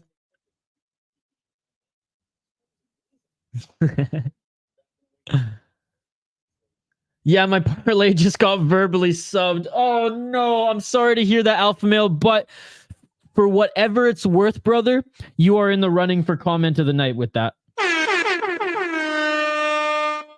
Don't be surprised if the South Korean representative knocks out Ulberg. See, female athletes, I haven't watched him knock out anybody, but I haven't like watched those fights personally. What I learned about doing my research was that he's more of a grappler with a good chin, but let's dive into it here. Did you know you can even tap with your foot if able? I don't know what you're saying, Irish Animal. Okay, guys, if I miss any of your comments, I will get back to them in a moment here, but let's highlight this next fight here. Last fight on the prelims, which means the last fight that Shane will be joining us. Oh, Shane, I just really wish you would just get my computer, but anyways. Carlos Ulberg, Black Jag. 8-1 as a pro on a 4-fight win streak. 4-1 in his last 5 fights. Minus 280. He's from New Zealand, 32 years of age. He's another CKB guy. Okay, Tapology, calm down. I didn't even scroll there. It has a mind of its own. CKB guy. 6 KO, 2 KO, 0 submissions, 2 decisions.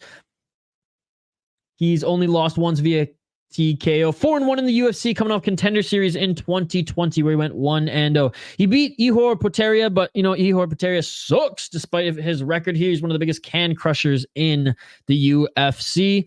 He beat Nicolau Negumerianu, who's 13-1. That's actually a good win. Tafon Nchukwi, he sucks, so that's not a good win, and he was just cut from the UFC. And then he beat a 7-3 guy when he's 4-1. Lost to Kennedy I always mess up his name. Nizichukwu. And he beat Bruno Oliveira, which was a good win as well. When he was 3-0, he beat Bruno Oliveira, who was 8-1. So he does have some good wins on his resume, but they're all kind of in that same tier. And I'd say Potieria was actually a step back. He really sucks compared to some of the competition there, to be perfectly honest. He needs to get into that next tier soon. So if he wins tonight here, if Carlos Ulberg wins, he needs to start fighting guys, you know, right outside the top 15, or, you know, he needs to fight guys between, let's say, 18 and 14.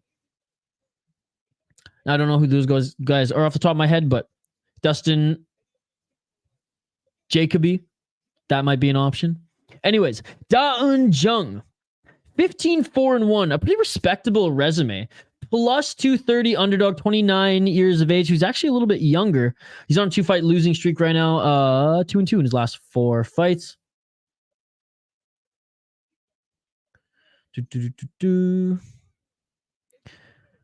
11 wins via KO, TKO. Okay, I guess he does have knockout power. Again, doing my research, a strong grappler.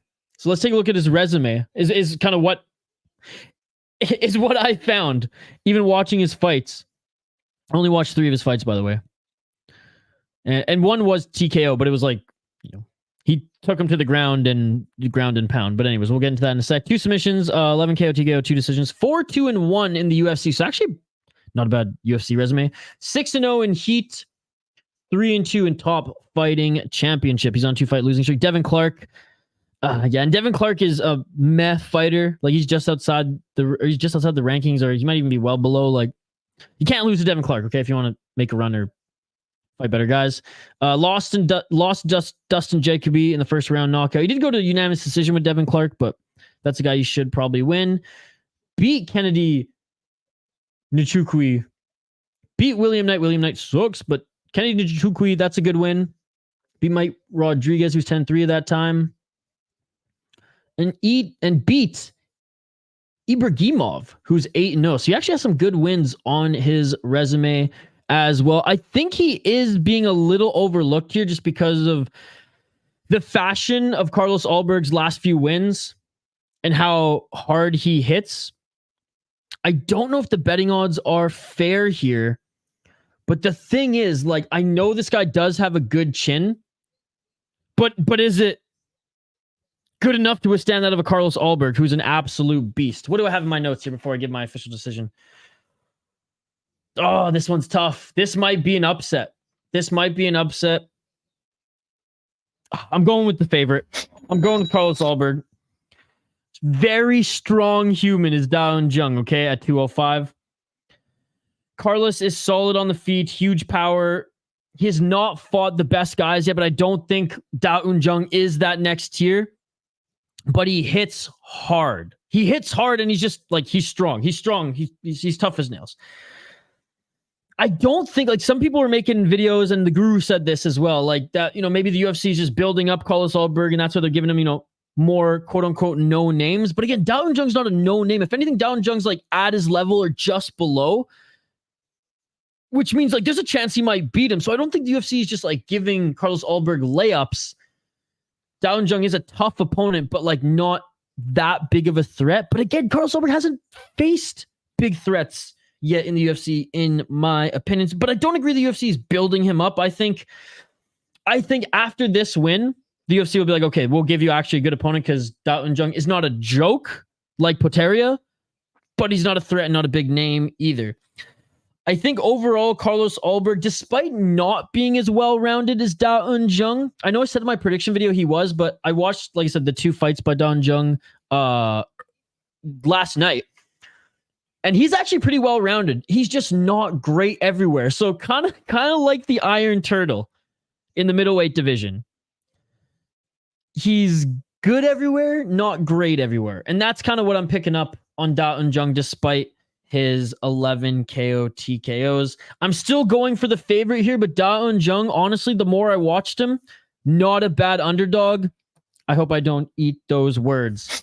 All right, let's bring on Fight Center here on screen, and then we will get back to your comments right before the fighters are announced in the cage. Big shout out to everyone joining us live here on the channel. Smash that like button if you haven't already. Ring that bell for notifications so you never miss an upload, and subscribe to the channel.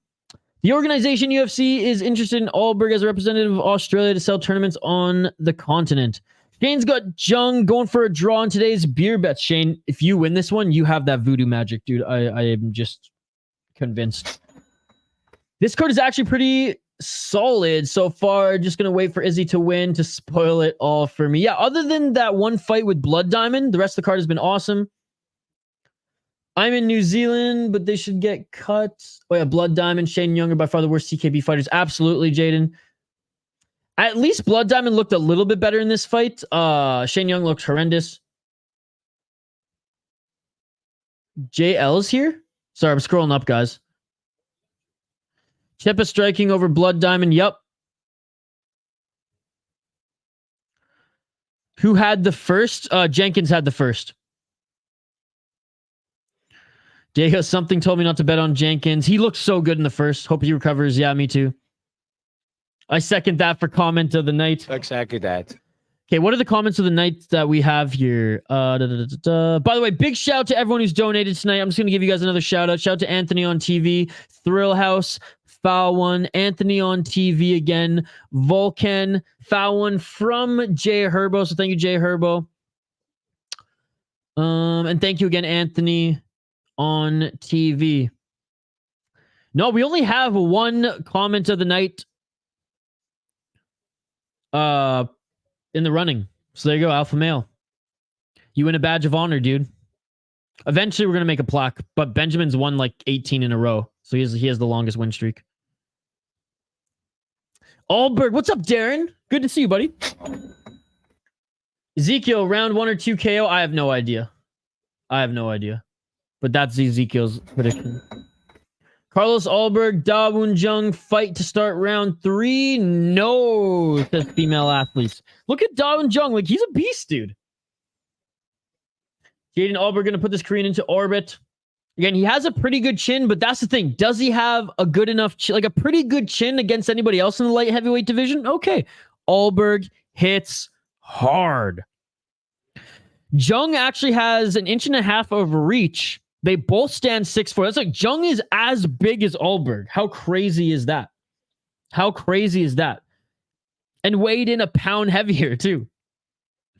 So that's the thing. Like this, there is potential that this could be the biggest upset on the card. Although the Jack Jenkins upset was pretty big, but this one could be bigger. Do I think it's going to happen? No. I picked the favorite despite hyping up the Korean. I just like Korean MMA fighters. They're tough as nails. And most of them have really good chins. Most of them. I mean, the Korean zombie throughout his career as well. Again, big shout out to everyone in the live chat. You all are amazing. And even bigger shout out to the exclusive members, Shane. We have Foul One. Benjamin. Who else in the exclusive members is in the live chat here today? Mike Jones stopped by.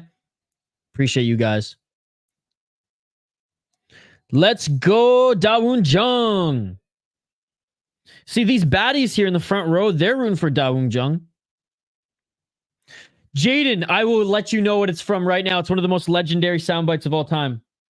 So in the World Junior Hockey Channel or Championship, and I'll get through this quick, the Swiss coach was being interviewed and he was asked about how his chances were against Canada. And he straight up was like, Canada, they do everything better. They're faster. They score more. How many draft picks do they have? 15. We have 1. And he was a 5th round 1. And then the reporters are laughing. And they're like, are you telling this to your teammates or to your players? And he's like, yes, exactly that. Exactly that. All right. Round 1, ladies and gentlemen, 4 minutes and 44 seconds on the clock. I'll get the link for you here in the chat.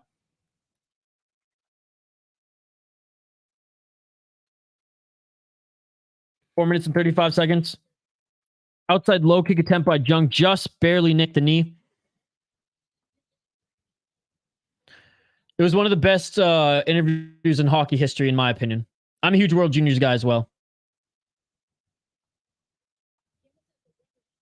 Here it is, buddy.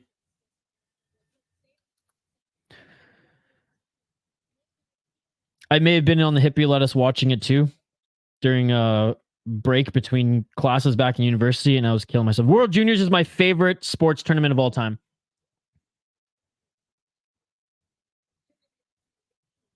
He got KO'd in his last fight.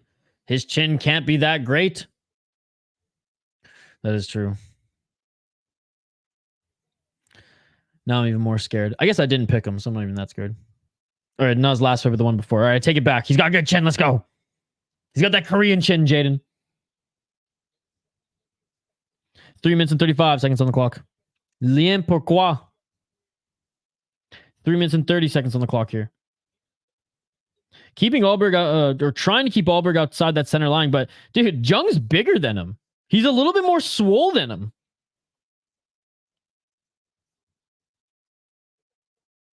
Three minutes and 14 seconds on the clock. Outside low kick again by Jung.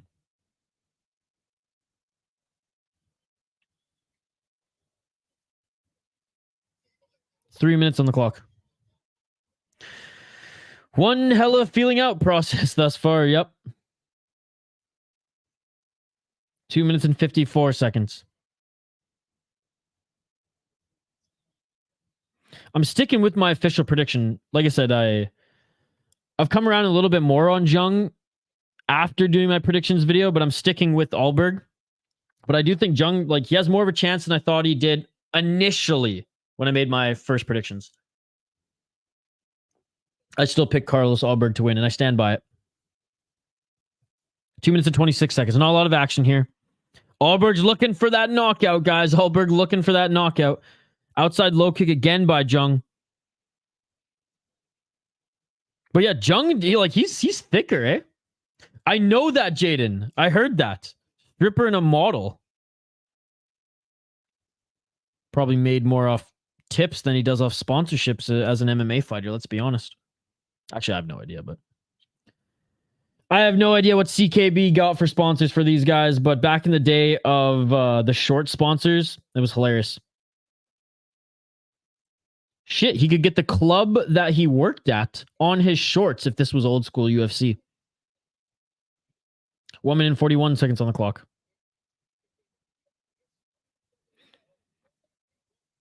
But yeah, Lorosenko not swooning for him, only for Shavkat.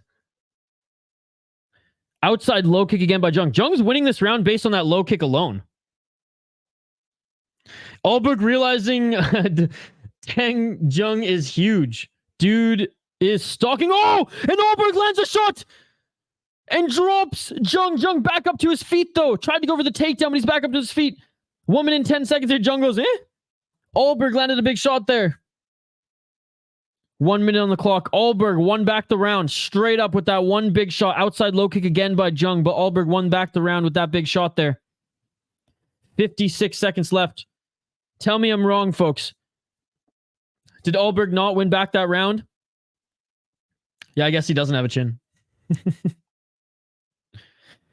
Or Ulberg just hits that hard. Checking that leg kick now.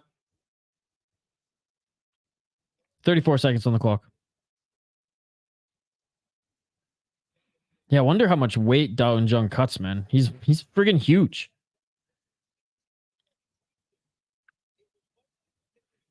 Like Ulberg looks a lot leaner than he has in his last few fights. Yes, Ulberg winning now for sure. 10 seconds on the clock. Ooh, tried to go with that counter left again was Ulberg, didn't land. And that is it for the first round. Again, Dawoon Jung was on his way to winning a round based on leg kicks alone, and Carlos Ulberg drops him. Ends up winning back that round, and he also was outstriking him 21-18. But again, 13 leg kicks, and that's going to be a problem moving forward as Ulberg. You can see the swelling already on the outside of that leg, and he's hitting it right next to the knee too, which that's going to cause some problems. But yeah. Close first round until that knockdown. Carlos Ulberg winning the first round, in my opinion. Let me know your thoughts in the live chat. Again, big shout out to everyone joining us live here on the channel. Appreciate every single one of you. Don't forget to like and subscribe. Vote in the poll question. Ring that bell for notifications so you never miss an upload. And if you're not shy, join us in the live chat. Totally interactive. All my money on Jung. What's up, Hernan? Good to see you. Okay, he has a chin. 10-9 Ulberg. I think it was just a straight punch. But again, Ulberg's got that power. He's on that CKB juice. Jung went for the handshake and Ulberg ignored it. No honor.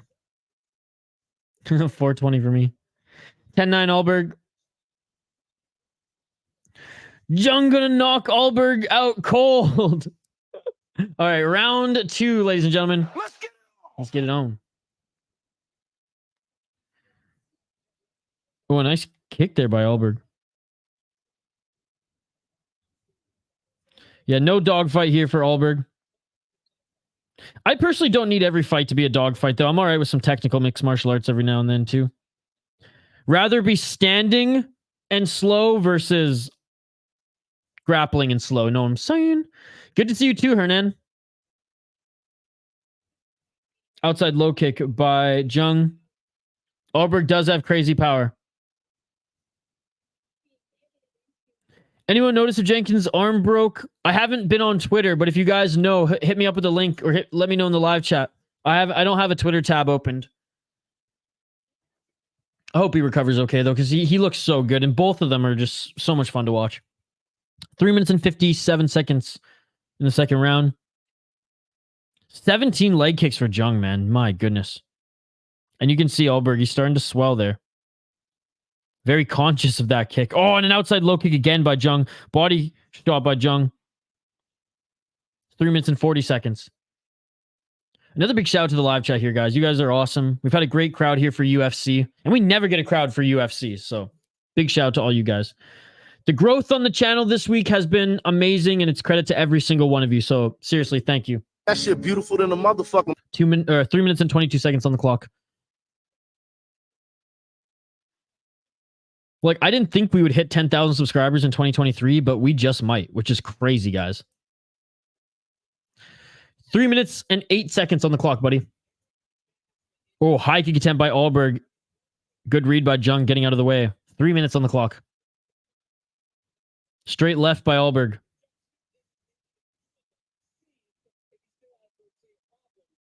Two minutes and 51 seconds. This is not a good fight for Herb Dean to officiate because he's literally going to fall asleep. Matrix dodge. Yeah, indeed.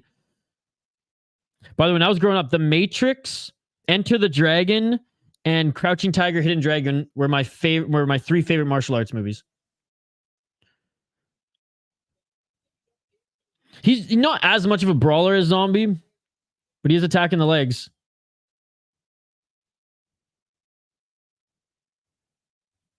Ooh, and another big shot there by Ulberg, and Jung takes it. Jung winning this round, though, again, because he's just landing more leg kicks. At the end of the day, 20 leg strikes landed. Oh, and it looks like Jung got cut there by that shot by Ulberg under Jung's right eye. And there's that straight left jab. Ulberg keeps tagging him with that straight left jab. I don't know if Jung's... it's tough because Jung's now bleeding now, so... Oh, and there's another straight left by Ulberg. Ulberg's doing more damage than Jung right now, I guess. I mean, but that leg is swollen. It's tough here. You can argue that Jung has actually done more damage on Ulberg because of that leg, but the judges are going to look at that cut in the eye, and they're going to see that as more damage. We'll see. Commentary here. Okay with Ulberg running around the ring. 1 minute and 26 seconds on the clock. Yeah, Jung with the pressure, keeping Ulberg outside that center line. They should be praising Jung for keeping him outside that center line, if anything. Ulberg's never pressing forward. You count The Matrix as a martial arts movie? I'd say it's sci-fi. Dude, they're straight up a kung fu scene. They're in the gi and everything. It's absolutely a martial arts movie. I would say so. I think you can make you can maybe give it a 50-50 split. A sci-fi martial arts movie. And I'm talking about The Matrix #1, not number 2 or 3. Those ones are more sci-fi, but #1 is 100% a martial arts movie, in my opinion. Crouching Tiger, Hidden Dragon, and Enter the Dragon, 100% martial arts movies. 35 seconds on the clock, too. Outside low kick again by Jung, but I think Ulberg actually checked that one. Ulberg with a quadruple straight left jab. Yeah, I think Ulberg's going to win this round because of that jab, because every single time he throws that jab, it's getting through, and Jung is wearing all the jabs. Look at Jung's right eye. It is destroyed. 10 seconds on the clock here. Jung continues to press forward, though. 2018 Ulberg, and he hasn't even broken a sweat. And that is it for the second round. Yeah, 2018, I got Ulberg winning that round as well. Big shout out to Benjamin and Shane, our exclusive members, still hanging out in the chat here. Sci-fi with a heavy mix of martial arts. Martial arts with a heavy mix of sci-fi.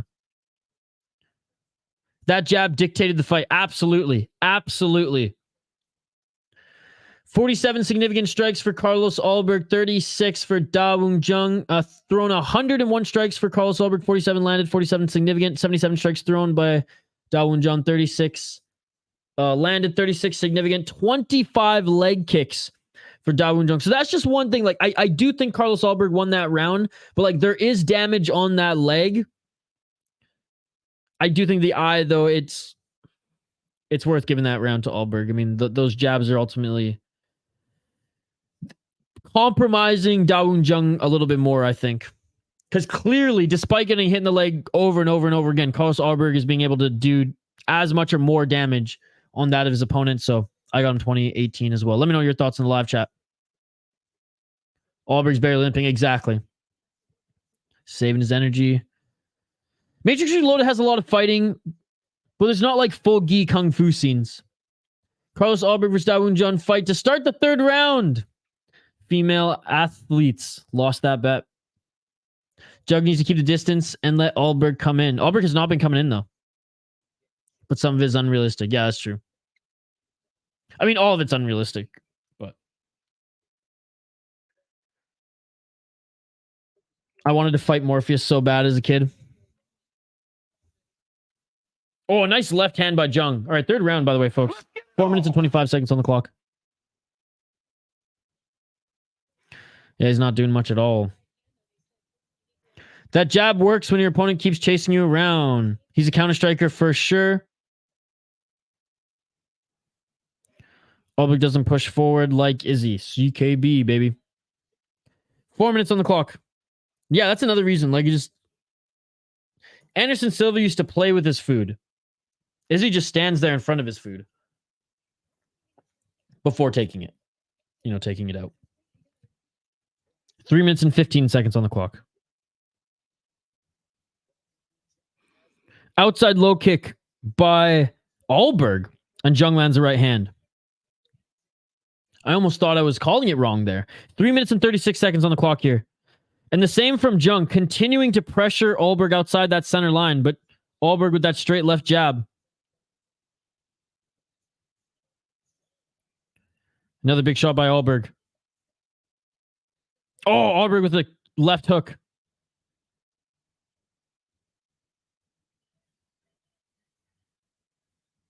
Three minutes and 11 seconds on the clock.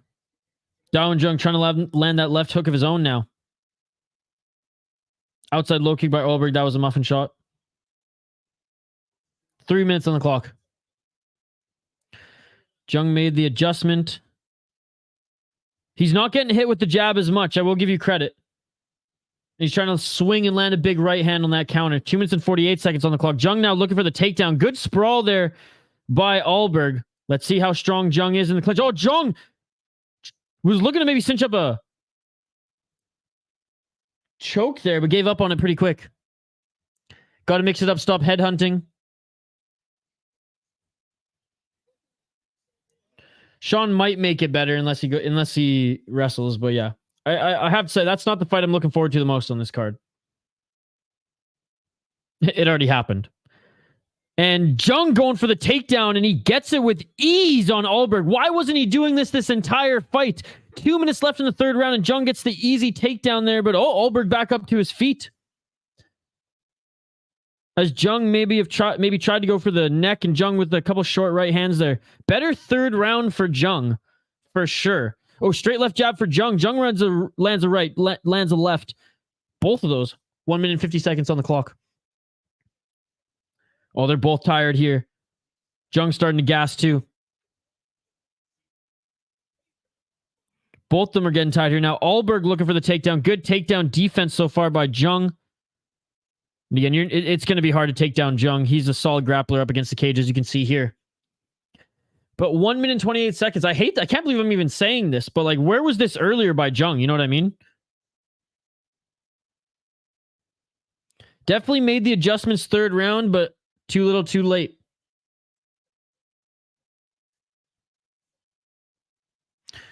No,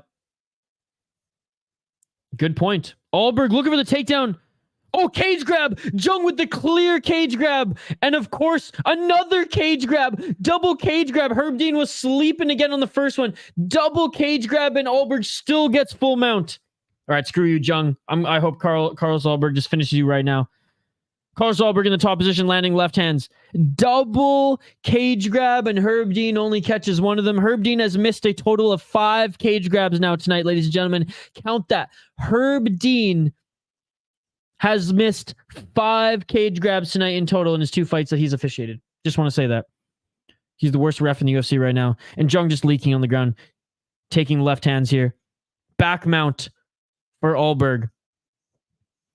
20 seconds left. What a way to finish this round. If there was any doubt that Ulberg was going to win this fight, it's put away now. Ulberg now looking for the choke. 10 seconds left. And Jung might go to sleep here. Jung might go to sleep here. Jung's going to go to sleep. Oh, it's the end of the fight. Hey, Carlos Ulberg at the end dug deep and dominated in that exchange. Carlos Ulberg wins all 3 rounds, ladies and gentlemen, in front of his home crowd. 99 shots landed, 89 significant, 61 to the head, 15 to the body, 13 to the legs, 1 minute 52 seconds of control time. Jung, 128 strikes thrown, 61 landed, 59 significant, 24 to the head, 7 to the body, 28 to the legs. Both them 1 for 2 in the takedown. Carlos Ulberg with the knockdown there. And he should win this fight. Let me know your thoughts in the live chat. If he grabs the cage, he grabs the cage. Izzy was doping. Unanimous 30-27 Ulberg. See, Jaden, I disagree though, because it was a fight against Nick Diaz that he lost anyway, or I guess he won, but like that one was so close you could give it to Diaz anyways. And B, he was using it like Conor McGregor. It was right after his leg break, and he did make a recovery in what, like, I want to say it was like 11 or 13 months, like between that time. So again, I mean, maybe I'm just defending my guy because I think Silva's the greatest of all time. But even that, it's like, and this is not an excuse. Like, yes, he was. And if you feel that tarnishes legacy for him not to be the greatest of all time, then I'm not going to argue against that. I don't personally, especially because Izzy moved up, or not just another point. Izzy moved up to light heavyweight, and what did he do? He got daddied by Jan Blachowicz. What does Anderson Silva do when he moves up to light heavyweight? Has one of the greatest performances in UFC history, and looks like he's in the Matrix against, well, former, or maybe he was future champion at that time, Forrest Griffin. You know what I mean?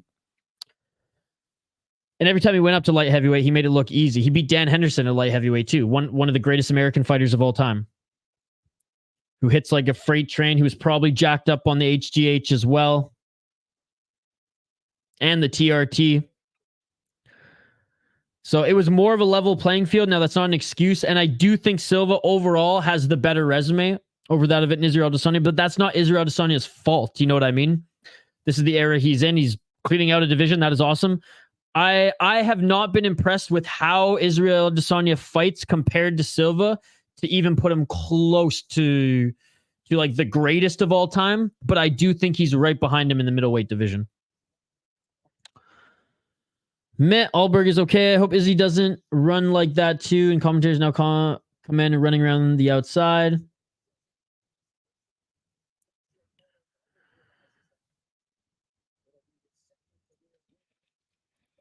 And you know, and like Anderson Silva, maybe he was doping throughout his whole career.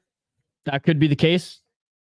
I'm more inclined to believe that he wanted to recover quicker and get jacked with a broken leg as much as he could. Because he made a pretty quick recovery. Like it was right around a year, like a couple months more. Hey, Herb Dean, what was he doing running in and out of the ring there? Herb missed a tap. He clearly missed a tap. I love Alistair. By the way, Alistair, he's working with like a nutritionist / guru right now who's responsible for his crazy weight cut. Dude, I'm getting Fabia vibes from this guy. No joke. Oh, we're still awaiting the official announcement, guys. Oh, you're serious? I'm not surprised. I'm not surprised. Oh, Dong Jung's not even... He's not okay to... Or he's not doing okay right now. He's not able to even go and stand.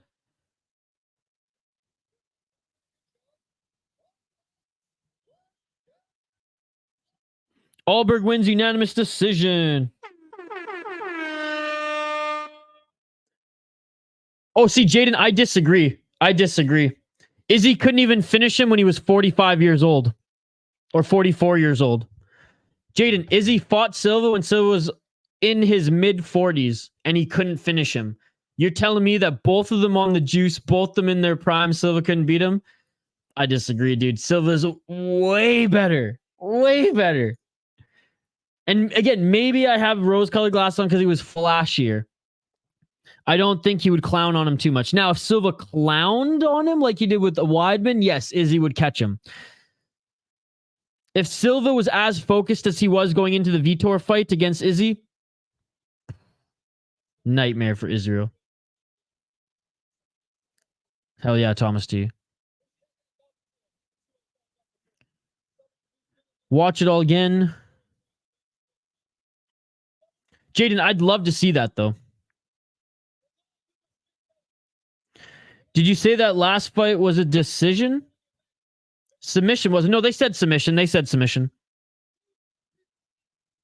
Did I say decision? I meant submission. They said submission on the broadcast, too. Dude, I don't know. I hope Jung's okay. I hope Jung's okay.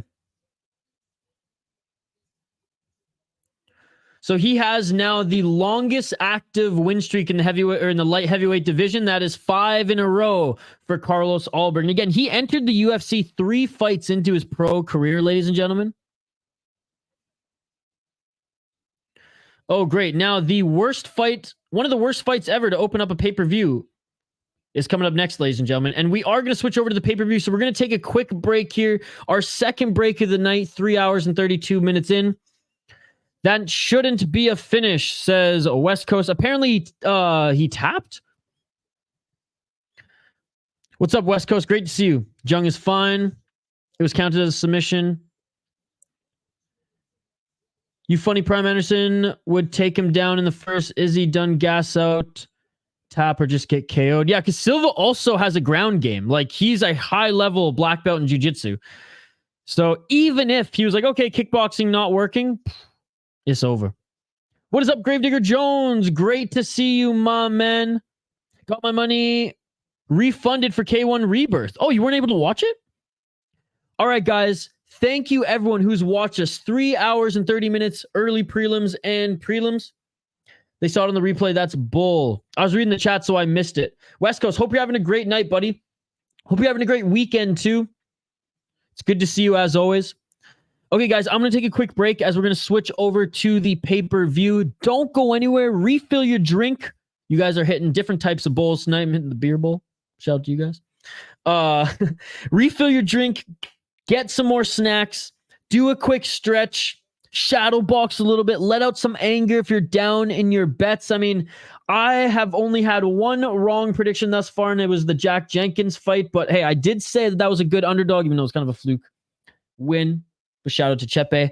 We're going to take a 2 to 4, 3 to 5 minute break. 5 minute break max, ladies and gentlemen. We're going to aim to only take 2 to 3. I just got to fire up the pay-per-view on a different device because it doesn't work on this stupid old iPad. But anyways, back on the other side. Do not go anywhere. Like and subscribe if you haven't already.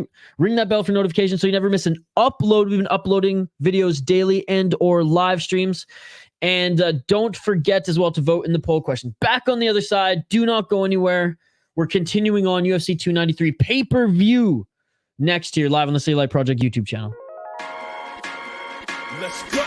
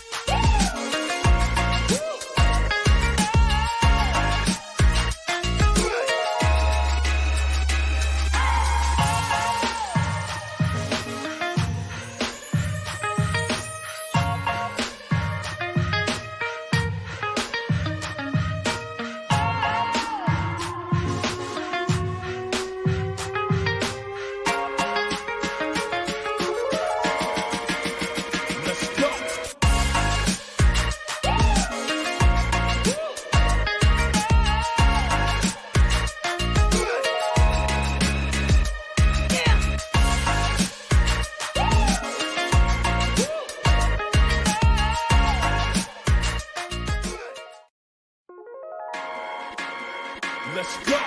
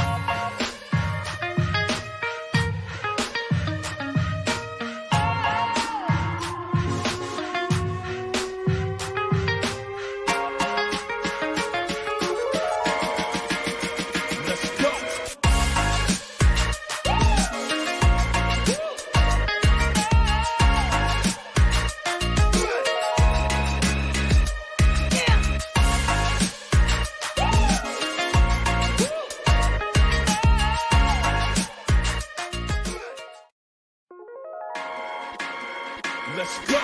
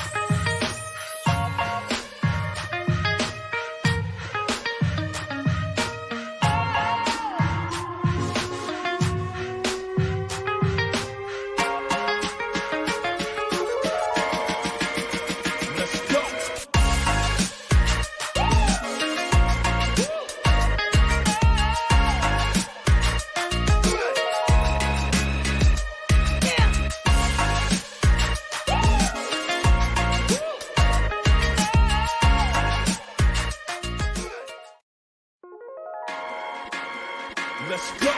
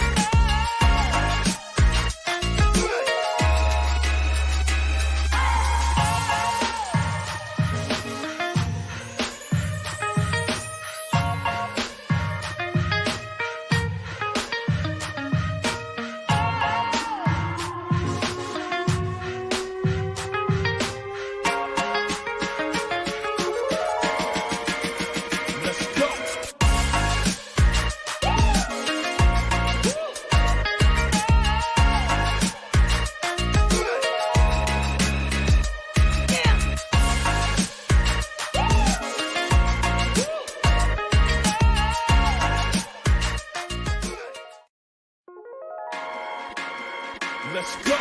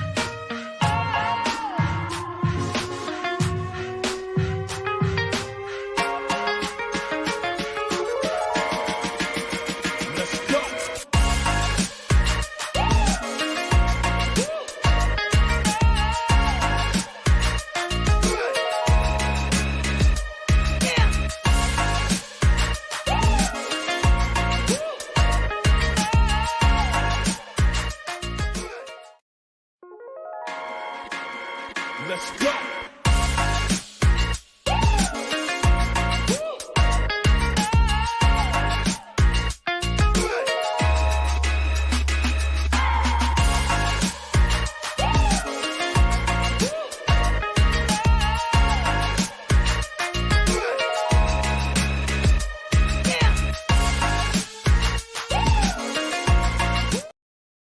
And we are back live here on the City Life Project YouTube channel for the main card, UFC 293 Adesanya versus Sean Strickland.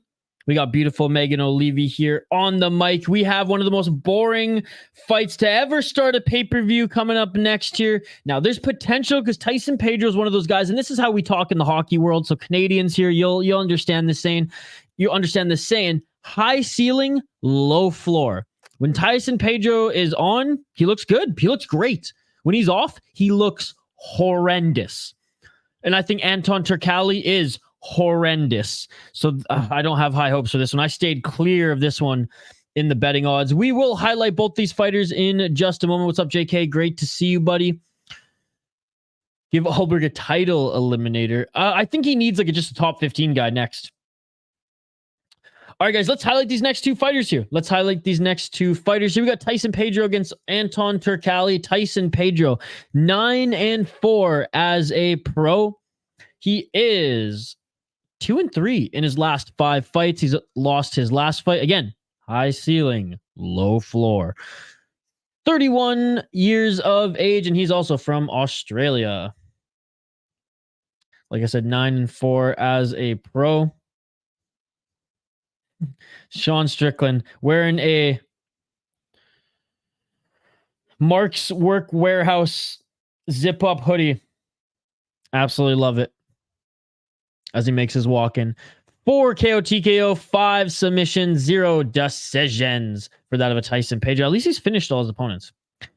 He's lost once via knockout, once via submission, twice via decision. 5-4 in the UFC. Lost his last fight to Modestas Bukauskas. I like Bukauskas, by the way.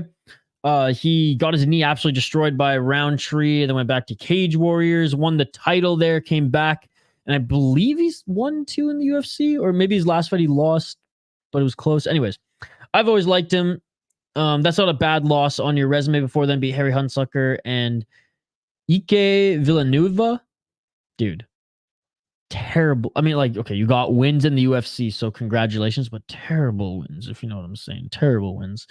Lost to Shogun. Like, dude, you're losing to Shogun, and what? He was under 30 at that time, right? And he loses to an older Shogun. I mean, I don't like that either. Lost to OSP. OSP was actually, in fairness, pretty good still in 2018. Lost to Latifi. Latifi, I guess, was pretty good at that time. Beat Paul Craig. Beat Khalil Roundtree. Those are good wins, but again, very early in their career. Again, for me, Tyson Pedro, high ceiling, low floor. When he's on, he looks good. When he's off, he looks horrendous. And speaking of a fighter who I have never seen look good, mind you, I've only watched his Contender Series fight and his 2 UFC fights, is that of an Anton Turkalj.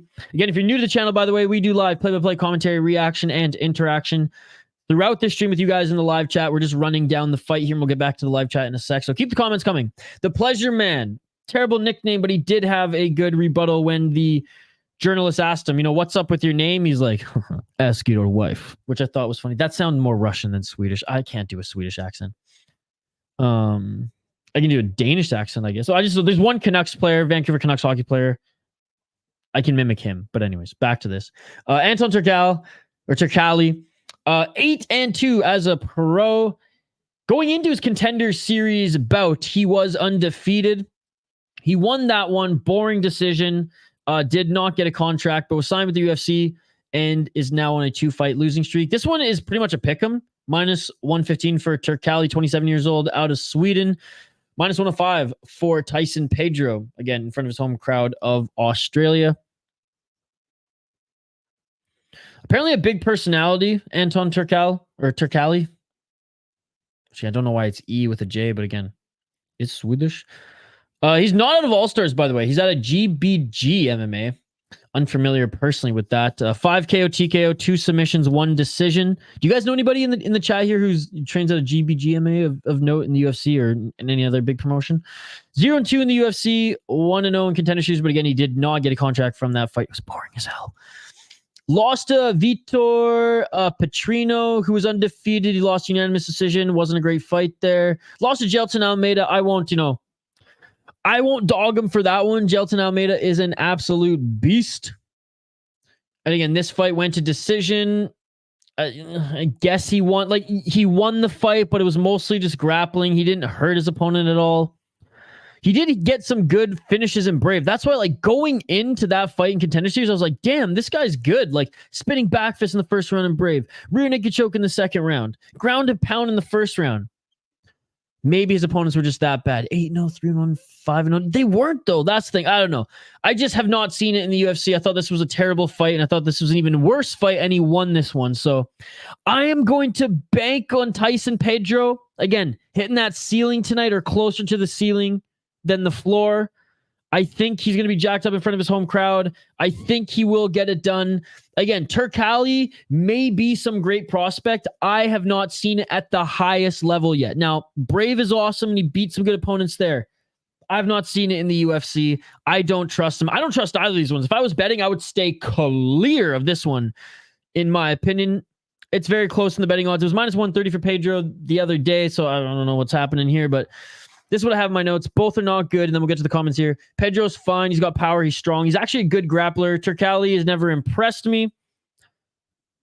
He's a character, though, as you can see in the walkout here. It's just sort of simple as that. Both of them are hard to trust. Both of them hard to trust. Pedro, that is my pick. Let me know your thoughts in the live chat. Because there's certain people in our stream who may be a few seconds behind the live feed, we're not going to go to Fight Center on screen for the remainder of the card, but I do have the stats in front of me, and I encourage you guys just to open up espn.com/MMA/Fight Center. Okay, back to the comments we go, ladies and gentlemen. Pedro will win because I bet on him. What's up, Carlo? Good to see you. Carlos has been declared the winner by sub? Yes. Pedro for president. Gonna watch K1 with the VPN. Attaboy, Gravedigger. Yeah, the rollout is a little bit wonky right now, but I hope they figure it out on DAZN. Gravedigger Jones, one of our exclusive members, one of our longtime supporters. It's great to see you, my man.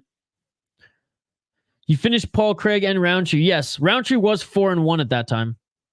Pedro going to put his lights out. I hope so. I picked him to win. JK, come on, man. Really, JK? Scroll up in the live chat, buddy. Come on, JK. Come on, JK. We served it to you on a silver platter, my man. We literally gave you a gift, bow wrapped and all. And you're asking me that? Brother, come on. Please scroll up in the chat, buddy. I'm not going to do it again. I'm sorry. Come on, JK. I know you can do it. My solution to cage grabs, barbed wire fence. We move on. No, I'm just kidding. No warning, half point for each grab. Make one grab not cost you the fight, but 2 and 3 definitely will. We all know a cage grabber will grab it more than once. That is actually a great suggestion. I have a better one. Barbed wire fence. No, electric. No, I'm just kidding. JK, I'm being a little dramatic here, but please scroll up, dude. I literally gave it to you.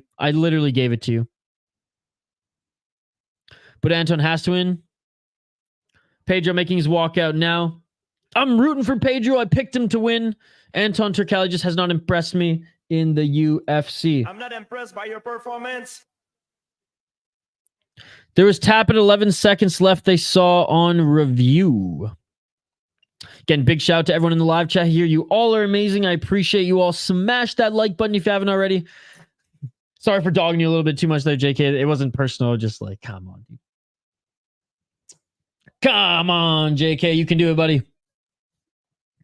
Diego, it's good to see you, my man. Thank you so much for joining. Carlo as well. Everyone in the live chat here. We've had a great crowd throughout this UFC. Like, we had a lot of people in the Glory chat. We had like 600 people at one point in the chat, but it was crazy. There was like half the people were talking in German. Some people were angry that I wasn't showing the fight on YouTube. I kept telling them, it is illegal. I don't know why I did that in French.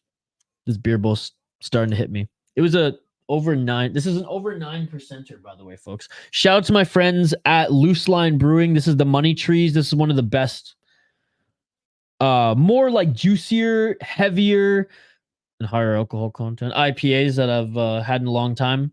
It's tremendous. Loose Line is one of my favorite breweries, and this is a hazy double IPA.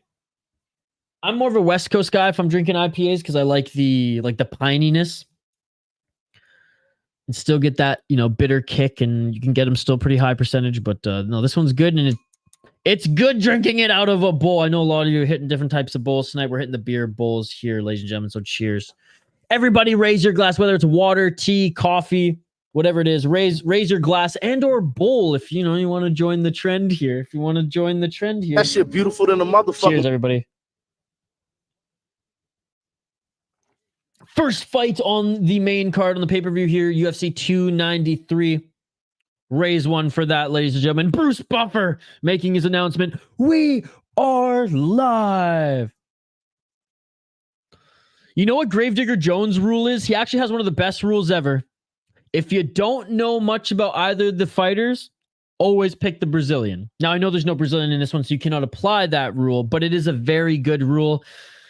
It's like an 80% win ratio rule, if I'm not mistaken. All right, so by the way, this is at light heavyweight, ladies and gentlemen. Both of them looking pretty good shape, too. Yuishi, let's go, pleasure, man. Why the nickname? Ask your wife.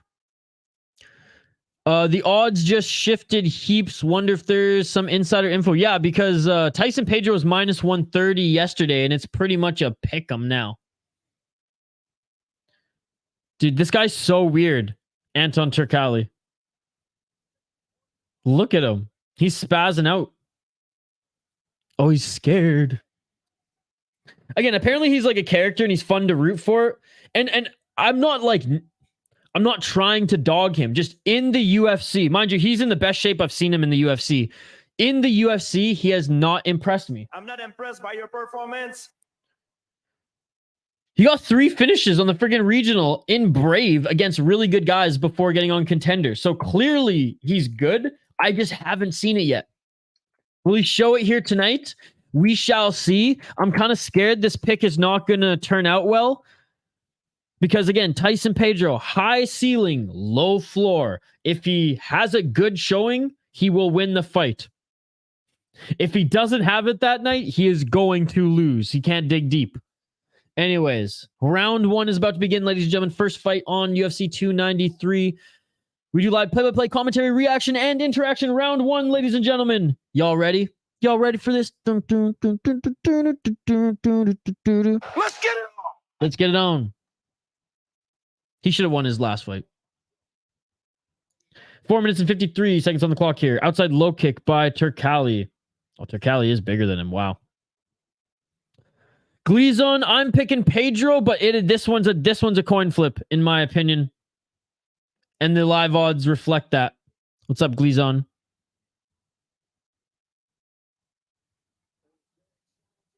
But again, Activate, you just missed my breakdown. I said against the Brazilian, like that one, I'm not dogging him for that. But the Contender Series one, that was a terrible fight. And he should have won his last one as well. Yeah, he didn't get a contract, but he got into the UFC after. Outside low kick. But, you know, Turkalj maybe proves me wrong because he actually looks like in the best shape I've ever seen him thus so far right now. Pedro looks like he's in good shape too, though. Both of them moving well here. 3 minutes and 59 seconds on the clock. But he activated it like in Brave, a beautiful resume and a nice right hand there. I just haven't seen it at the UFC level yet. And against Almeida, that one, like, you get a pass. Because Almeida's doing that, this ragdoll in heavyweights. Inside low kick by Pedro. Nice check there by Pedro. 3 minutes and 31 seconds on the clock here. If you want to sync up with my broadcast. Ooh, they both throw a kick there. They clinch.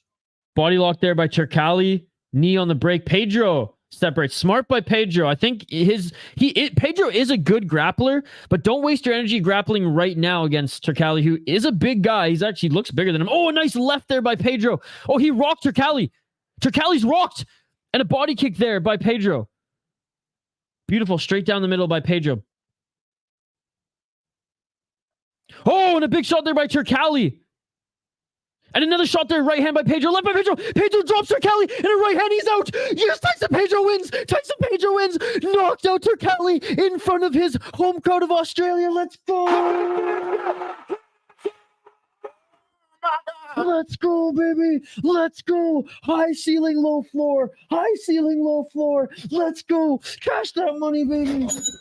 It is all over. That shit beautiful than a motherfucker. Let's go. My streak continues.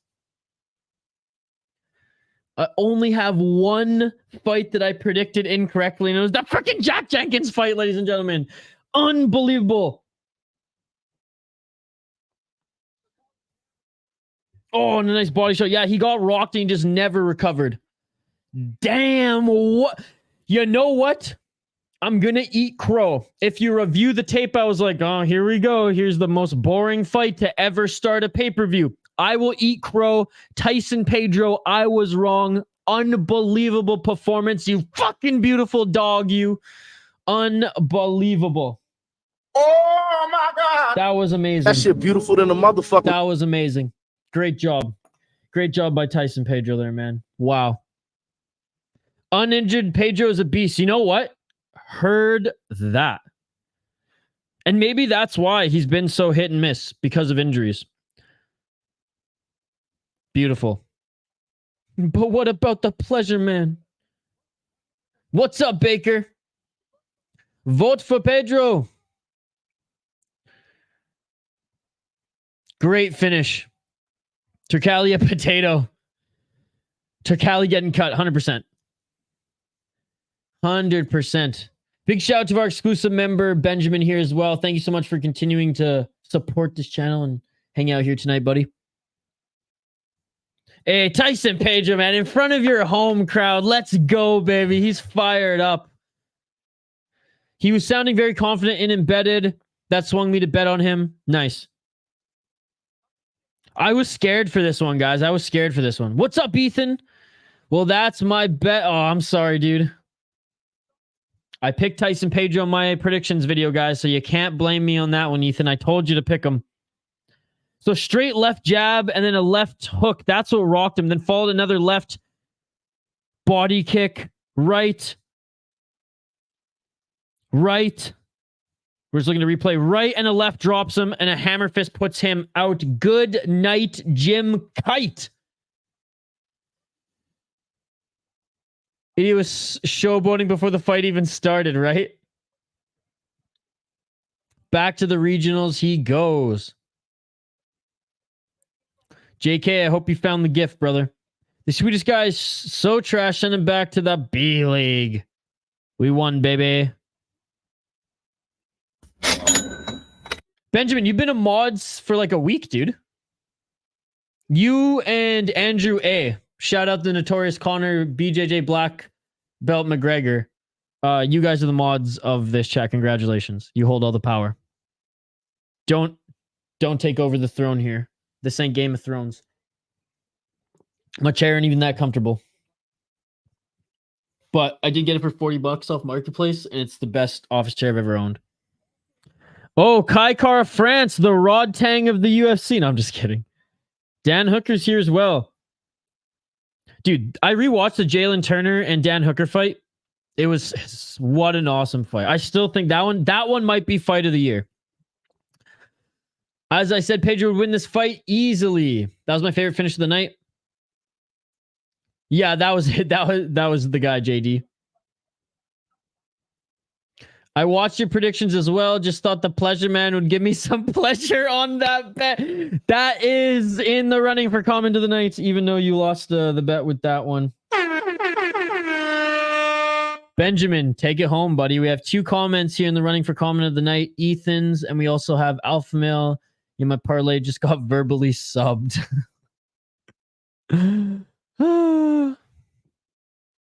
All right. The Swede was so unlikable.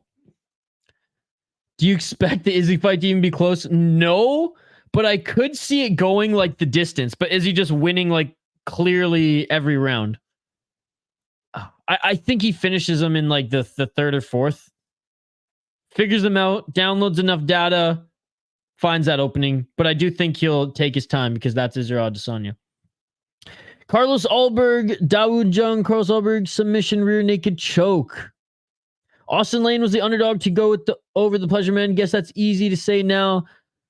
That's also what I did. Dude, I'm scared for this next one. Honestly, I don't think Tafa should be the favorite. He should be the underdog in this one, in my opinion.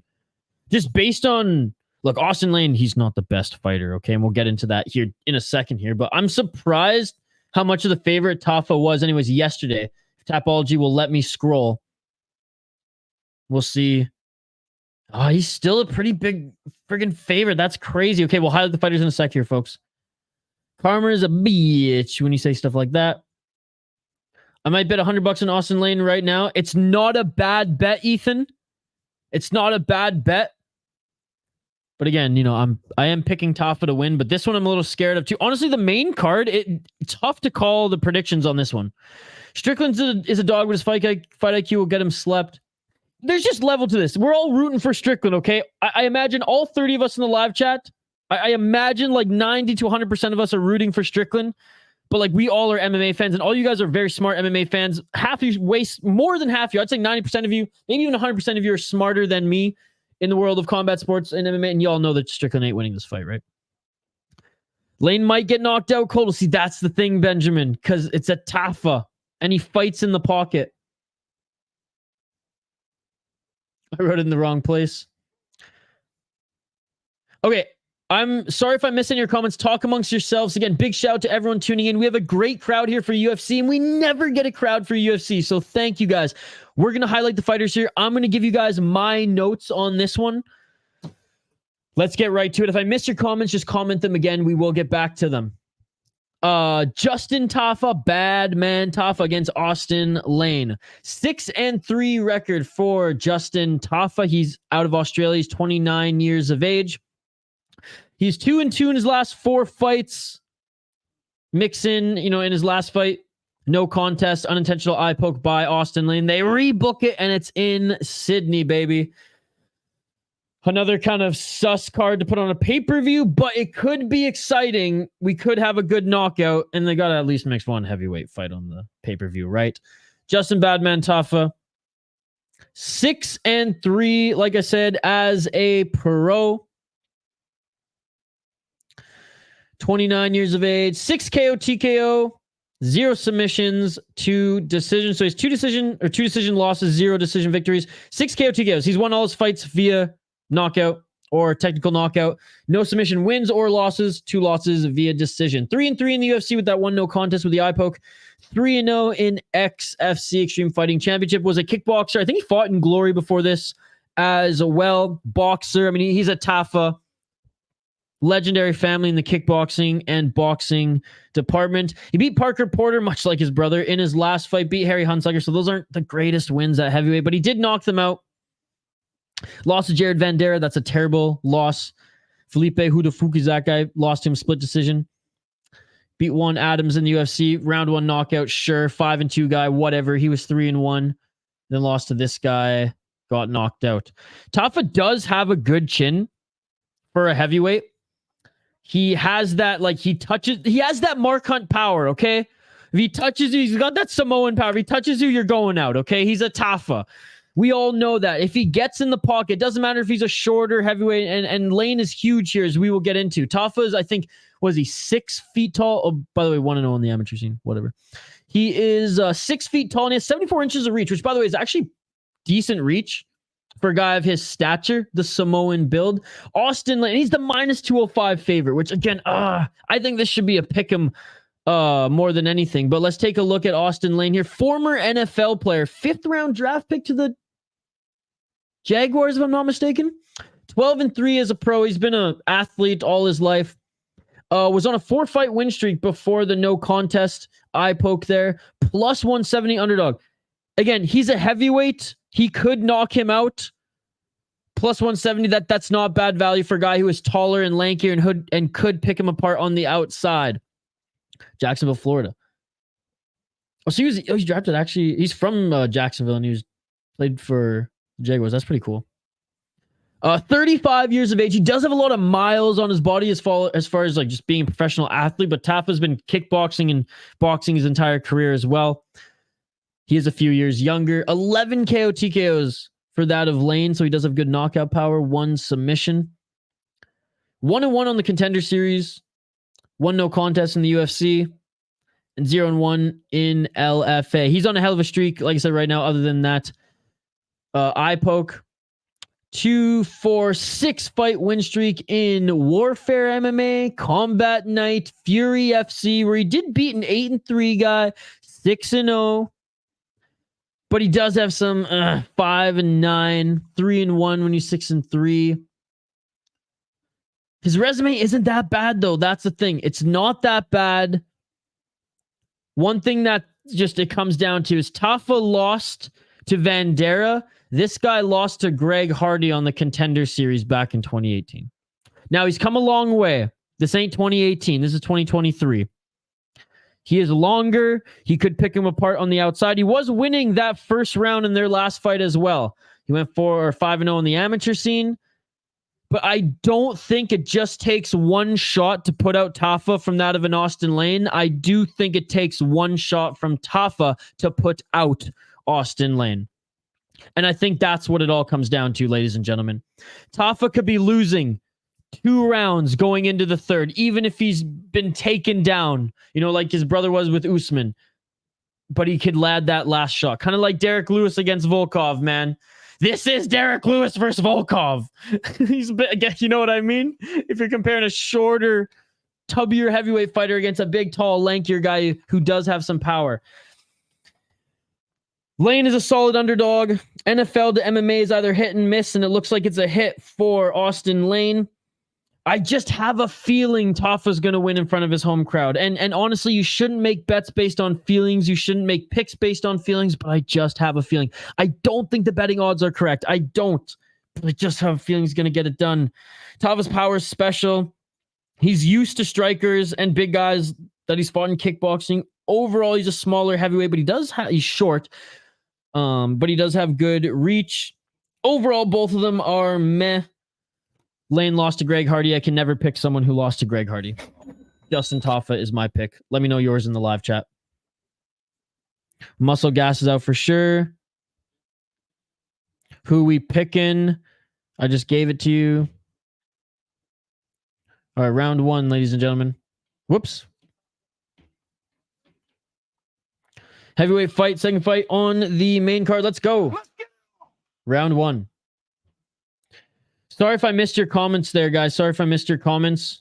Comment them again if you want me to read it. I will scroll up here in a bit, but I want to keep my eye on this fight because it could end at any moment. Is there an eye poke? Was there an eye poke there? I totally missed that.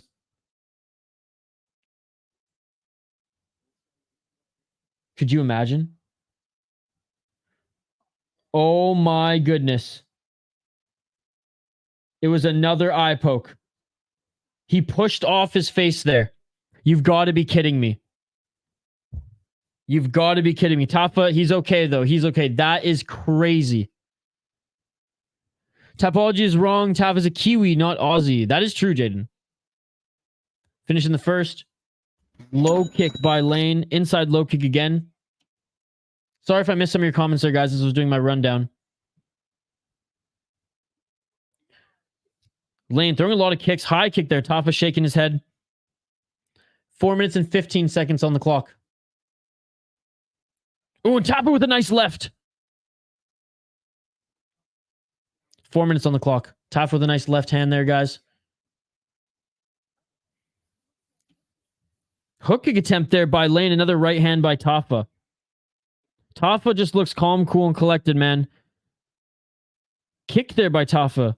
Looked like an oblique kick there. 3 minutes and 48 seconds on the clock. Night, says Activate A. I might have missed it there. Oh, and Tafa with the left hook. Knocks down Lane. It is all over. What did I tell you? He is special. What did I tell you? Tafa, I had a feeling. Tafa knocks out Austen Lane. Tafa knocks out Austen Lane. I cannot believe that the only pick I had wrong thus far was Jack Jenkins. That is insane. That might... I still have a few more picks here and they may not turn out. That is amazing. Tafa tank. Night. And he wins the rematch? Unbelievable. Oh my God. All right, let's take a look at the replay here. That was brutal. Tafa with the left hook knocks him down. Left hook, right hand, left. It is all over. Dude, he looks so much like the way Mark Hunt threw. Like, I know he's Samoan. We're going to make that comparison. Dude, he looks so much like that. That's textbook Mark Hunt overhand left, dude. Textbook Mark Hunt overhand left there. That was amazing. Did the Kiwis go undefeated tonight? I believe they have. He hit him badly, had 3 extra shots. Good job. I didn't put 100 on Lane. Nothing really to brag about. Dude lost to Greg Hardy. Glass half full against glass half empty, phony. Nice catch, Jaden. Strickland should try to take him down. Oh, they're talking about, is he there? Man, I can't believe this night. Things are going smoothly, says Diego. Mark Hunt 2.0. I mean, it's the obvious comparison, I know, but it just, that shot there when in slow motion, it just, you know, it just reminded me of Mark. And I love Mark Hunt. One of the best 500 fighters of all time. Finishing the first. Oh, yes, Shane frickin' Jung. Yeah, I picked Miranda to beat him, and he beat him with ease. Only got 2 parlays left. Haven't hit anything, but I'm not even mad. Awesome finishes tonight.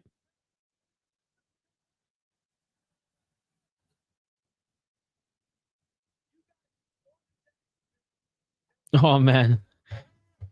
What a great win by Tafa. Bro, when it comes to cards like this, just bet on the regional fighter. I'm just listening in, by the way, to the interview. As I said, Tafa is a beast, bro. No, he is. Hey, I picked him to win last time, and that's why I picked him to win tonight. Guys, the only fight that I have that I've not picked correctly, that I picked incorrectly, was the Jack Jenkins fight. Yes, is Blood Diamond? He's from Zimbabwe. He's not a Kiwi. He may be from that camp, but he's not a Kiwi. He's from Zimbabwe. What a great... No, guys, what a great card this has turned out to be. Honestly. There's only been one stinker fight, in my opinion, guys. There's only been one stinker fight, in my opinion, and that was of Blood Diamond. Cut that fighter. He is terrible. All right, Tapology. Look at Tapology just tripping out here. I don't know why it does this, folks. So my apologies for that. Actually, I do know why it does it, but Justin Gaethje in the audience here. So we had Kevin Jousset. He choked out Kiefer Crosbie in the first round. Gabriel Miranda choked out Shane Jung. Charles Rad. This was the only stinker fight. He beat Blood Diamond, but that fight kind of sucked. Hack Press, great war here. Great war in Mullarkey against Makdessi. Chepe and Jack Jenkins, like what a crazy fight that was, and obviously finished there. Unfortunate for Jack Jenkins. The underdog takes that one again. Carlos Ulberg. Honestly, this may have not been the best fight, but it wasn't the worst fight. It stayed on the feet for the most part. I won't go as far as to say it was a stinker, but it wasn't like a great fight. So we open up the main card here. Tyson Pedro, great win against Anton Turkalj. And then we have a great knockout in the heavyweight division by Justin Tafa. And icing on the cake, we have the featured fight coming up next with Manel Kape. Manel Kape against a guy taking this fight on 3 weeks' notice, as Kai Car France had to pull out of the fight. And we saw most people, I imagine all you in the live chat here, you guys saw the press conference. You saw Manel Kape. What a tremendous performance. Oh, they're showing October 21st. They're showing Islam Makhachev against Charles Oliveira 2, and also Paulo Costa against Khamzat Chimaev. God, I hope Charles Oliveira wins this one. I'm actually so stoked for the Chimaev and Costa fight. I think it's going to be a lot more like the Chimaev and Burns fight. Just because Costa's so strong, I don't think Chimaev's just going to throw him around. Oh, I'm excited for that one. The build-up's already awesome. We still have Tuivasa, yes. He's like, Izzy moved here as a kid. He's a Kiwi, has an accent. Oh, okay. I didn't know that, Jaden. I didn't know that. Looking forward to the Kape fight. Yeah, me too. That's coming up next year.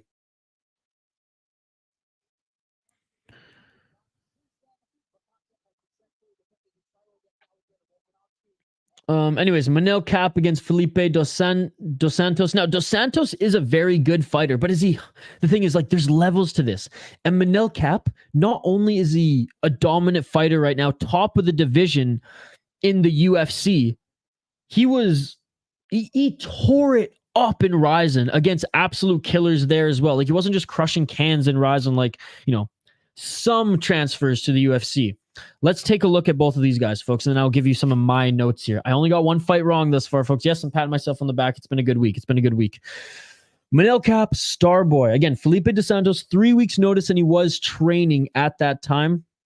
He is a young fighter, but he is a good fighter, so this could be a very good fight. Manel Kape is the huge favorite, though. He's out of Portugal. Doesn't he speak like 5 languages? He's out of Portugal, training out of Extreme Couture in Las Vegas, so a great gym. 29 years of age, 3-fight win streak right now. He is 3-2 in his last 5 fights, 18-6. He's the 7th ranked flyweight. Surging contender. That's what John Anik said. And you know what? I tend to agree. 11 KO TKOs, 5 submissions, 2 decisions, 6-3 in Ryzen between 2017 and 2019, 3-2 in the UFC between 2021 and 2022. 3 fights canceled this year as well. Alex Perez, Davison Figueiredo, and Kai Kara-France. All of those fights I really wanted to see. He beat David Dvorak. Great win. He put out Zagla Zumagulov.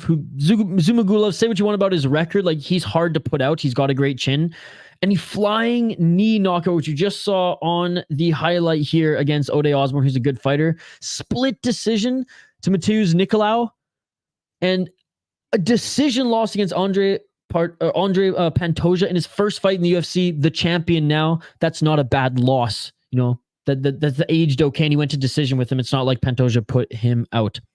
He beat one of the stars in Ryzen, and at the time, 14-1 Kai Asakura. Unbelievable. And I believe Manel Kape won the championship belt off Kai Asakura. 12-2. He beat Ito as well, and Yuzaku Nakamura. He also fought Kiori Hiraguchi, who he went to the 3rd round with. This guy's one of the best fighters not in the UFC right now, folks. He went 11-1. I actually made a video about him on this channel, so go check that out as well. It wasn't live, it was in the videos. He's hands down the best Japanese fighter out there, and he might be one of the best UFC fighter, or one of the best fighters outside the UFC. Okay, he went 7-1 in the UFC. His only loss was to Demetrius Johnson. 11-1 in Ryzen, 2-1 no contest in Bellator. He's been the 2-time Bellator champ, and he's the 2-time Ryzen champ too, in 2 divisions. Now, he didn't beat him, but I'm just saying, he went at least 3 rounds, and then beat Ian McCall in Ryzen as well. Manel Kape is based. I don't even know what that means. Someone called me based the other day. I don't even know what that means. Apparently he's based, and he's a wicked fighter as well. Looking at his opponent, Felipe Dos Santos, again, he was supposed to fight Kai Kara-France. Kai Kara-France had to pull out concussion, 3 weeks out. Felipe Dos Santos, 7-0 as a pro. He is through, what the heck? Okay, 1 no contest here. Accidental low blow. Okay, so he is 4-1 no contest in his last 5 fights. He's 22 years of age. He's the huge underdog. And again, just because he's 22, coming up against an established fighter, 7th ranked fighter in the division. But he is dangerous. He is dangerous. And he's vicious as well. Now, his resume doesn't do him justice, okay? He's out of Shuto Box, training with Diego Lima, who's in his corner right now, Alex Oliveira, that absolutely, crazy, savage gym. 2 KO, TKO, 3 submissions, 2 decisions. So he's very well-rounded. And again, great gym, never lost in MMA yet. 1-0 in the LFA. Unanimous decision, split decision against a 5-0 and 5-2 guy. Triangle choke to 2-2 guy. No contest. Accidental low blow against a 5-0 guy. He beat a 6-1 guy in Shudo Brazil when he was 3-0, which, hey, that's a great win. And again, we just haven't seen enough of him yet to give much more of a breakdown, but he's a killer. He fights. Guys, I watched the LFA fight where he beat Hugo Paiva, and then I watched, what was the other one? This one was quick, so that was easy to watch. I watched this one where he got the triangle choke in the 3rd round. Dude, unbelievable fight. Now, again, it was against a 2-2 guy, but he absolutely just dominated him, and he was just aggressive. His cardio didn't look like... I don't want to say that he manages his gas tank well, because, like, again, but in that fight, he did. But nerves in the UFC, still very young. We'll see how this goes. I'm picking Manel Kape to win this one. I think everybody is. Let me know in the live chat if you aren't. But again, a dangerous prospect coming up here. And every now and then a prospect just upsets like a roster fighter.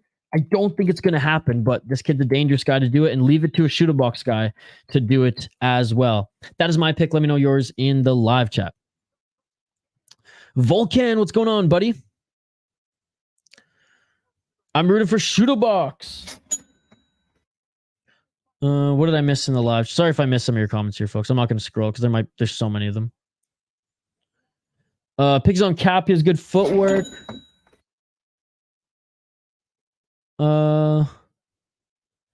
Kape came off like such a twat in the presser, trying to press Izzy in the dumbest. I loved it, Jaden, because the presser was so dull, and Sean Strickland was clearly told by the UFC to keep it tame, so leave it to Kape.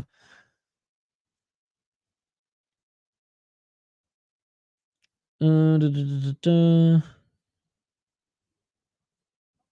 do want to see Costa win, though. Baker saying Hamza wants to wrestle and finish me. Definitely could. Seems... Yeah, but I mean, he had a hard time taking down Burns. And I do think Burns is a very good fighter all around, and all around, like, better than that of a Costa. Again, it's different weight classes, whatever. But Costa, like, he does have good takedown defense. Mind you, not from the body lock, from, like, the single legs and double legs, which we don't see Chimaev do too much. And he does have good grappling. All right, Manel Kape running to the cage. He's pumped here. Sorry if I missed some of your comments. If you want me to read them again, just comment them again, guys. Ooh, very nice, Phony. Hey, everyone's puffing on a little something here tonight. Love it. The media got me. Okay, Hamza isn't Khabib. That was the thing, Baker. Just rewatch the Burns fight. Like, again, Costa, like, Burns is a very, very good fighter. Like, top of his division. Again, different weight class, but overall, Burns is a higher level fighter, again, in relevance to his division than that of Acosta. More well-rounded, clearly, like an unbelievable jiu-jitsu guy. That's his best asset, yet he's very, very good on the feet as well. He was able to not only take down Hamza, he was able to defend Hamza and keep the fight on the feet, and not only that, but rock Hamza as well and get the better of him on the feet. Costa is very good on the feet in range and is strong enough to defend some of the takedowns. I just don't know if Hamza will be able to ragdoll him like he has other guys just because he's that big and strong. I am still picking Hamza to win, but I think it goes the distance. And I think a lot of the fight is on the feet, which I'm so excited for.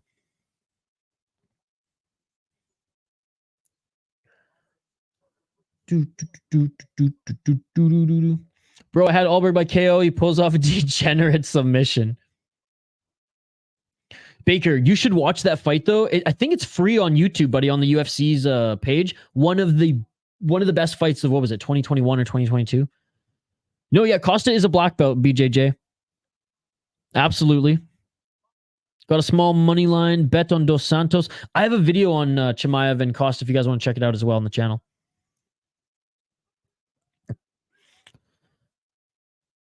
Oh, dude, that's crazy, Jaden. You live so close to CKB? I'm predicting Kape flying knee to ground and pound. Our fighters are being announced in the center of the cage. Again, smash that like button if you haven't already, guys. Ring that bell for notifications so you never miss an upload, so you never miss a live stream. We have another upload later tonight, first thing tomorrow. Shout out to everyone who's been watching our videos all week. Dude, Kape is just hilarious. He's walking forward, challenging that of the Brazilian. Dude, he must have been so much fun to watch in Rise. And again, I rewatched all his fights in Rise, and I never watched any of those events live. Costa's a people's champ. Absolutely, dude. Love his Twitter account. All right, appreciate every single one of you who are in the comments. You all are amazing. Featured fight here. 2 more to go after this. Round 1, ladies and gentlemen. If you're new to the channel, we do live play-by-play commentary, reaction, and interaction. They touch gloves. Let's get it on. I like that by Kape. You know, at the end of the day, it's all, you know, it's all for show. Did touch gloves there. Outside low kick by Dos Santos. Kape pressuring here. Inside low kick by Kape. Dos Santos dodged that one leg kick of Kape. Dos Santos goes for the body kick. 4 minutes and 30 seconds on the clock. What's up, Hernan? All my money's on Costa. All my money is on Kape. Ooh, and a nice shot by Santos. Santos with a knee. Dude, that's textbook shooter box. And a nice left hand by Kape. I think Kape's still a little dazed there, guys. Dude, Santos with a nice shot and then goes for the knee there. That is textbook shooter box. Textbook shooter box. Both these guys light on their feet. Oh, dude, Dos Santos lands a straight left on Kape. Oh, Kape lands a right and drops Dos Santos. Kape now in the guard of Dos Santos. Dos Santos. Dangerous guy off his back. Dangerous guy off his back. Fighting the hands is Dos Santos here. Kape dropped Dos Santos there with the right hand.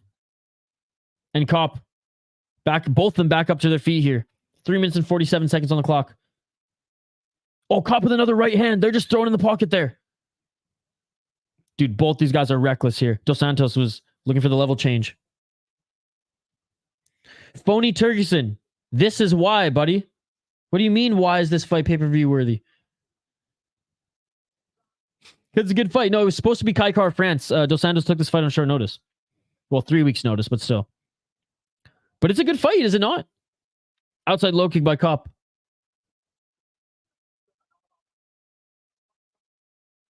Yeah, honestly, that was my favorite part of the presser. I'm not going to lie.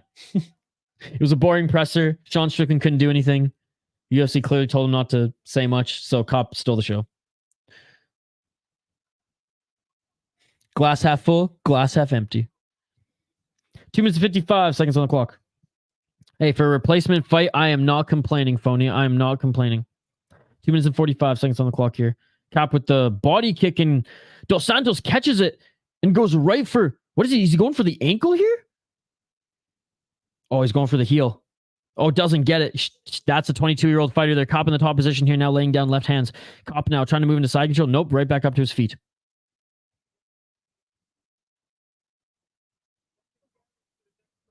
That is true. That is true. But honestly, the card's delivering. And I'm having a great time watching it with you guys. Absolutely, Jaden. Straight left jab there by Dos Santos. Ooh, 2 straight left jabs there.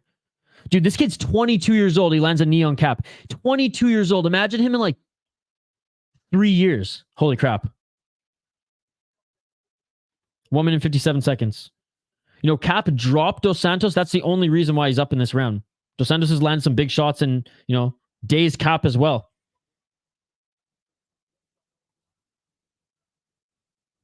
I don't think anyone's looking over Hamza, dude. I don't think anyone's looking over Hamza at all. I disagree. I think it's the opposite. Ooh, counter right there by Kape. He is the huge favorite, is he not, to win this one? And anyways, and everybody who I'm talking to thinks he's going to win. I even think he's going to win. 1 minute and 26 seconds. I'm just saying, I think the fight is going to resemble more of the Gilbert Burns fight than that of, you know, his last few fights where he's just you know, tore through everybody. So far, it's been good. Brazilian burst, Portuguese is legendary. That's true. Manel Kape, Portuguese. Oh, spinning elbow. Manel Kape, a spinning elbow, and that landed.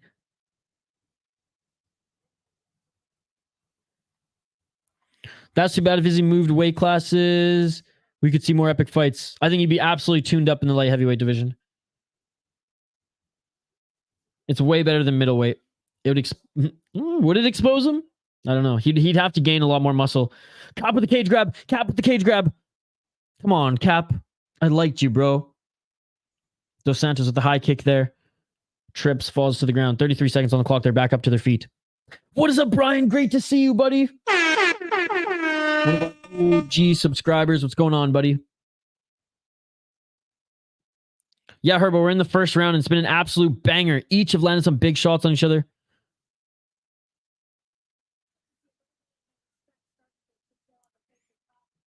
Yeah, I'm excited to see that fight, Phony. Sprinkle on the upset. Oh, and a nice right hand by Santos. And a nice left by Kape. Dude, they're going out of here. What's up, Brittany? Great to see you. Hope all is well, guys. Great first round. What a card, ladies and gentlemen. What a card. End of the first round there. What a round. Dude, I got to give a standing O for that round. That was unbelievable. That shit beautiful than a motherfucker. Wow. Great fight indeed. Great fight. Wow. Should leave it to a 22-year-old shoot-a-box Brazilian to bring the fight, man, on relatively short notice. So Kape dropped him with the left there. But Santos landed some good shots against Kape too. They're not showing the highlights. Oh, there it is. There it is. That spinning elbow, dude. Okay, the elbow didn't land clean, but the back of the arm did it in the spin there. No, and I didn't even see that. The Dos Santos tried to land an elbow as well. There's that right hand that he landed on Kape early. And there's a shot there at the end of the round. What a great round. What a great round. All right, round 2, ladies and gentlemen. Let's get it all. Kape won that first round just because he got the knockdown. That is it. Absolutely. Swanging and banging. Change your ticker. What do you mean change my ticker? It's round 2, is it not? What are you talking about, Jay Herbo?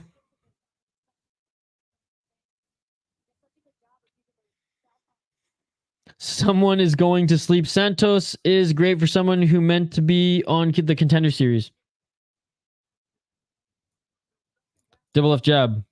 Oh, you mean the screen? Yeah, Herbo, some people are a little bit more behind the ticker or behind the live stats. So for the pay-per-view here, we're just going to keep it with Tapology. 4 minutes and 10 seconds on the clock. And Benjamin was the first one to suggest that, so shout out to him. Inside low kick by Santos. Santos with the right hand. Dude, Santos stalking Kape now. 3 minutes and 57 seconds on the clock here if you want to sync up with me. So yeah, we did it for the prelims because pretty much everyone was watching at the same time. There's some people who might not be right now. We don't want to spoil anything for them. Sounds good, Herbo. Outside low kick by Kape and Dos Santos falls to the ground.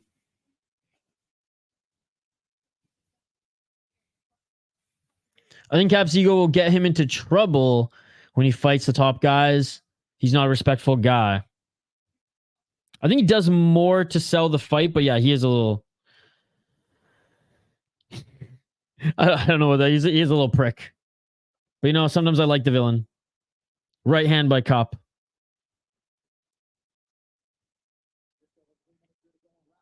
Oh, and a nice right hand there by Santos. Close second round here, guys.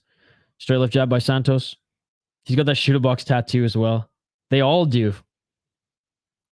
Dude, they all fight the same. It's crazy, dude. Like, you go through that shoot-a-box machine. Like, look, they all got the same stance. It's actually crazy, man. And it works. That's what's nuts. It works with almost everybody. And they all got jiu-jitsu in their back pocket.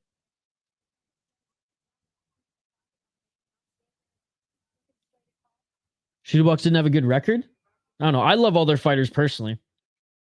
Old school shoot-a-box and new school shoot-a-box. I feel like the prospect... What are you talking about? Nascimento, that mini Oliveira, that mini Dubronx, as well as Charles. I mean, I feel like those three right now are killing it. And this kid coming in looking this good against Kape, I don't know. I think they're a dominant machine right now. They keep losing. Again, I just named the guys, Phony, that have come out of that gym in the UFC. And they've all looked tremendous. 1 minute and 53 seconds on the clock. Nice body shot there by Kape.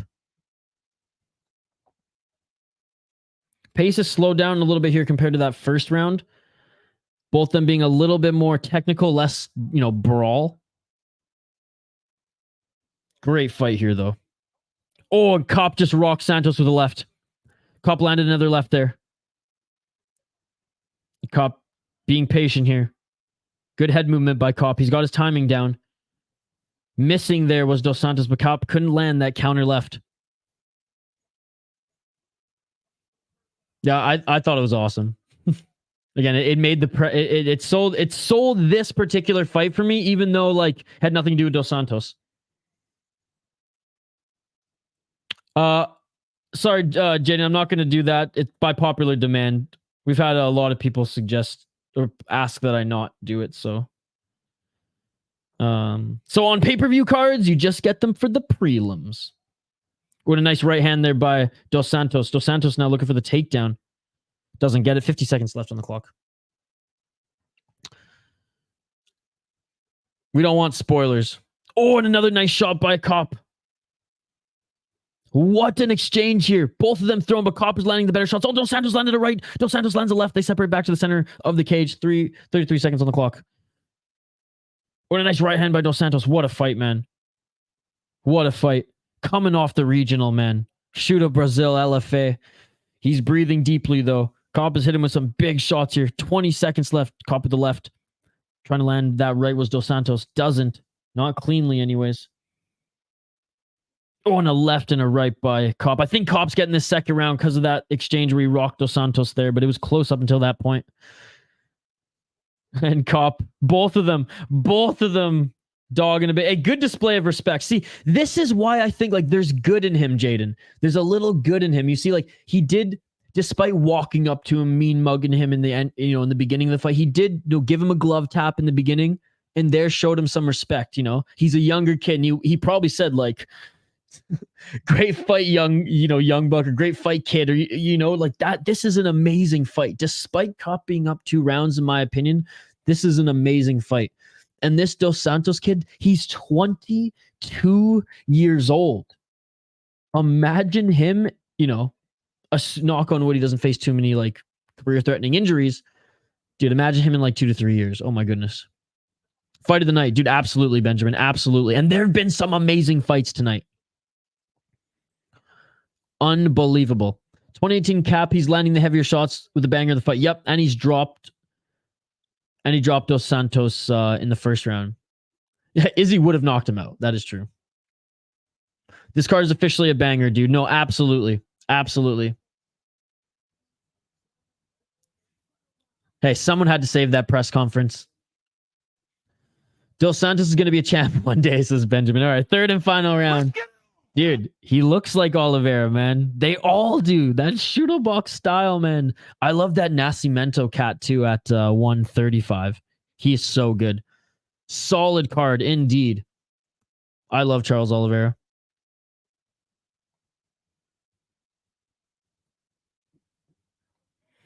I swear, man, their sparring sessions, Benjamin, are probably more grueling than these fights. And somehow they just got them Brazilian chins where they have just a little bit more brain cells for fighting anyways, maybe coating on those brain cells than we do. I don't know what it is, but these Brazilians can fight into their 40s, man. And though everyone's chin's going to go eventually, these guys just like, they can get rocked and like you said, recover. And again, he's 22 years old, but we've seen it with some of the older guys too in their 30s or late 20s, been able to recover. 3 minutes and 59 seconds on the clock, third and final round. I don't know. Agree to disagree, Jaden. Again, I watched this, I took notice even in the beginning of the fight too, and they glove tap there. I think there is a mutual respect as a fighter, and obviously him taking the fight. But anyways, agree to disagree. We don't have to like the same fighters. Again, disagree. Wholeheartedly, I will add. 3 minutes and 23 seconds on the clock. Beautiful left by Dos Santos and a right by Kape. Dos Santos slips, and honestly, Kape just lets him get back up to his feet. Wants to keep standing and banging with him. Uppercut attempt there by Dos Santos. Oh, and a nice left there by Dos Santos. Dude, Dos Santos landing some good shots. Nice straight left, but a nice left by Kape and a right by Kape. But Kape is bleeding now on the left side of his eye. Great job by Dos Santos there in that exchange as well. They each landed like the same amount of shots there in that exchange. A lot of bonuses tonight. 50 G's, baby. I think they'll show respect at the end of the fight. Or Kape will. So I think Dos Santos is going to either way, or try to either way. Dos Santos going for the takedown now. 2 minutes and 29 seconds. Double left jab by Dos Santos, followed by a right. Dude, this kid, and a nice right hand by Kape, and he drops him. I don't know if was that a trip? 2 minutes and 16 seconds. Regardless, villain or not, hate him or love him, what a great signing by the UFC for Manel Kape. Manel Kape dogging him a little bit. And yes, and Dos Santos lands a couple shots on him after he's showboating a little bit.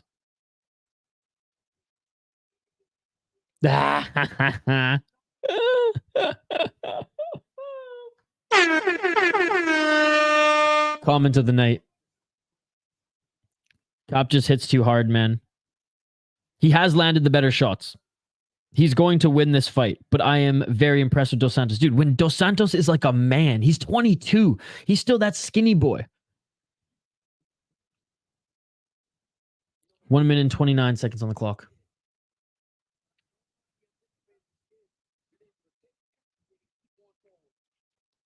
Oh, and a nice right by Kape.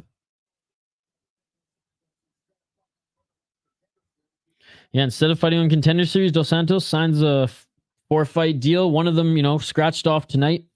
1 minute and 8 seconds on the clock here. 101 significant strikes landed for Manel Kape. 105 for Dos Santos. 1 knockdown recorded by Kape. Oh, and Dos Santos lands a right. Each of them have thrown over 180 strikes. But Dos Santos has landed as many or more significant strikes as Kape, but Kape's rocked him like 3 or 4 times and dropped him once. Absolutely. Dos Santos is going to get the most friendly matchup next fight, rightfully so. Absolutely. 24 seconds on the clock here, third and final round. And still moving forward is Dos Santos. Dude, this guy's an absolute dog. And here we go. Kape takes him down. Beautiful takedown by Kape. And Kape in the full guard of Dos Santos lands a 1-2. A left and a right. Posturing up. Lays down a couple hammer fists there. A couple elbows from the bottom. Look at this Dos Santos guy from the bottom. They are brawling even on the ground here. And that is it, ladies and gentlemen. Standing ovation, guys. Standing ovation.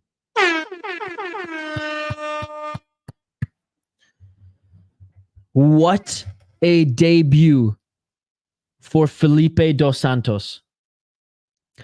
Fight of the night. Both of them jump on the cage there and well deserved. There is no loser in that fight. You know what I mean? Someone is going to lose. Someone is going to get another a loss on their professional record. Another one for Kape, perhaps the first one for Dos Santos. Nobody lost that fight. That was incredible. That was incredible. Guys, if Felipe Dos Santos goes on a run and becomes the star that, he showed, he showed us a glimpse that he could become, remember this fight. This is going to be the fight. Remember where you were. We were all here watching this. Unbelievable performance. What a fight, ladies and gentlemen. Unbelievable. I got goosebumps right now. Dos Santos is a fighter. How's the judging tonight? It's been pretty good, but we haven't seen many fights go to the judging scorecards, but the right fighters have won. Yep. I think Kape won. I had my money on Santos. Going to be hard to pick fight of the night. That's true, Jaden. Round 2 and 3, Dos Santos, right? Nah, Vulcan, I got Kape winning all rounds. Unanimous decision, 29-28 all around. Manel Kape, that's the right decision. It's the right decision. And look at the respect here. Is this not respect right now? He's saying obrigado. Thank you. They're speaking in Portuguese, but I bet he's saying you're an absolute dog. No one thought... This is what I think he's saying. No one expected this. We put on a show. We put on the best show. We put on the best fight of the night. I hope DC asks him, what did you just say to him? That's like, if DC doesn't ask him that here, he's not a good... he's not good at his job. Okay, he did. What did he say? Oh, weird. I have all the respect for this kid.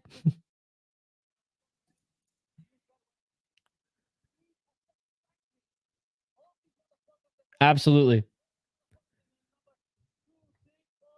Oh, here we go. Manel Kape now ripping on every other fighter at the top of the division. I love it.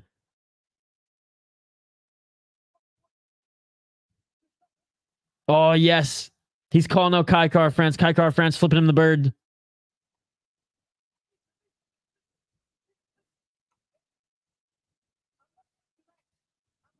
See, I disagree, Ethan.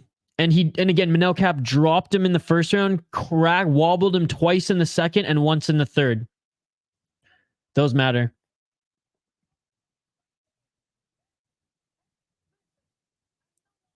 He's cutting a promo right now, guys.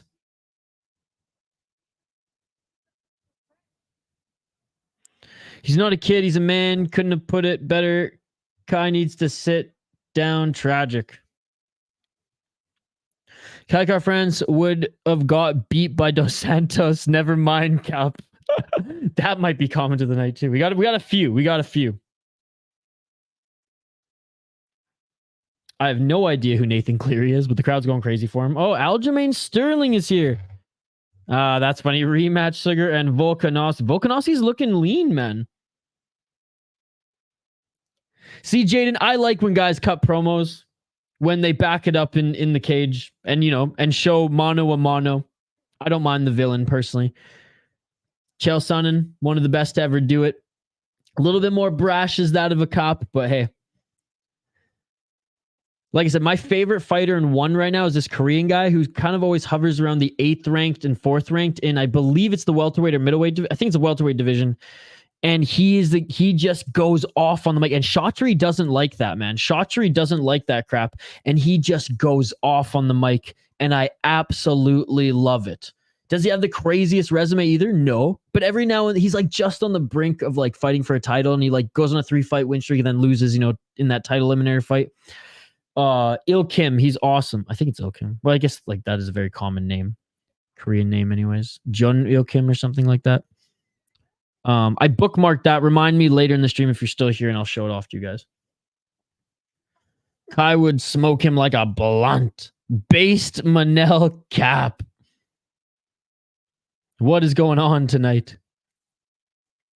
Most badass fighter speech ever. That's 2 that won me over. What's up, Mike Jones? Welcome back to the stream, my man. Rhea, so far out of my 5-pick winning predictions, Pedro and Tafa with the win. Dude, I only have 1 incorrect pick thus far. I only have 1 incorrect pick, and that was freaking Jack Jenkins. I picked Jack Jenkins to win. So far, I am 1, 2, 3, 4, 5, 6, 7, 8, 9, and 1 in my predictions. I can't freaking wait for Cop to knock out Kai. Kai would have easily swept Izzy off that press conference. I've got company, so y'all have a good night. Enjoy the last 2 fights. See y'all next time. Mike Jones, thank you so much. Oh, for the super sticker. Mike Jones, thank you so much for commenting and wishing us all a good night. Thank you so much for the super sticker as well. That's 2 tonight. You didn't have to do that. I was just happy that you rejoined the stream and said what's up. Thank you so much for the super sticker. I'm literally jumping on YouTube right now to check out what it is. By the way, guys, we are 5 likes short of our like goal here tonight. We are trying to get to 40 likes. Smash that like button if you haven't already. Mike Jones with the City Life sticker. I should have known. Thank you so much, Mike Jones, for all the support you show this channel. Guys, 35 likes on this video. We need to get to 40. There's 30 of you in the live chat right now. Smash that like button if you haven't already so we can get this to 40 likes. Thank you so much, Mike Jones. I appreciate you. Hope the salmon turned out well. And I hope you have a great rest of your weekend, my man. Can't wait to see you on the next stream. And hope you're winning big tonight. I mean, you gave me a super sticker, so you must have won. You must have won a decent chunk of change. Sharing the love. Thank you so much, buddy. Appreciate you. Mike Jones is the GOAT. Absolutely. Baker, it's great to have you in the chat here, as well as everybody here. We have a great crowd here, and we usually don't have a big crowd like this for UFC, so appreciate you all. Tuivasa, Volkov, fight to start round 3. No. Locking it in. I like the promos. It's better than boring shite we get in most interviews in sports. Cop been saying things like that on Twitter. To be fair, at least he's kept it real. And in Ryzen too, he ran his mouth. And again, I was a fan of Rampage when he did that. People said he disrespected, that of titties on Ultimate Fighter. And yeah, I mean, he's disrespectful, I guess. But me being an asshole, I guess. Some of it sells. Some of it doesn't. Like, not everything McGregor said that was brash, got me. And I don't think everything Manel Cap's going to say or has said, I don't know, everything he said is going to be, I'm going to like back me. Oh, that was awesome. But I thought this week he sold the fight for me. And I got to be honest, Izzy and Strickland, that ain't selling the fight. Tuivasa, Volkov, that ain't selling the fight. Kape at that press conference sold the fight for me. Which is crazy to say, but, and that's why one championship, Ryzen, KSW, I enjoy watching more. Anyways. And most of them have better rule sets and allow steroids. But anyways, Felipe dos Santos would have finished Kai Car France. Let's be real. Cop fight would have been slaughter, kind of like Kai versus Garbrandt. Smash that like button. Thank you very much, buddy. That shit beautiful than a motherfucking. I do like Kai. I don't think he would be walked over like the chat suggests personally.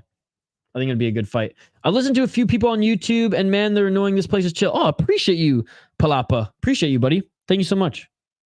We do support a lot of other YouTube channels. Our boy Rigo, fellow Canadian, Ronnie MMA. Everyone kind of has their different vibe when they do live streams. We've only been doing the streams for a year. Been on YouTube for 2 years now. We post a little bit of everything on the channel. So go check out some of our videos there as well. Can't bet against Volkov with the back tattoo. And now that he's swole. Pick on Tuivasa. I swear he will win this fight. Smash that like button.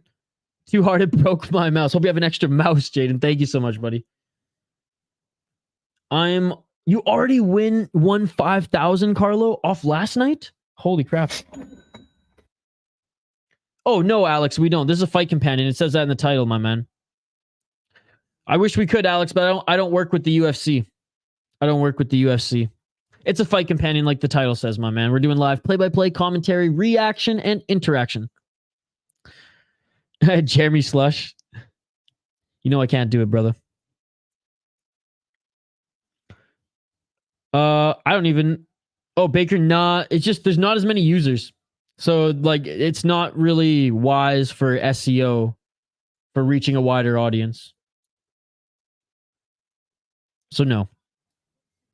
Honestly, Facebook pays more than Kick too once you get to their monetization threshold, which like we haven't pushed towards, but like it's an option.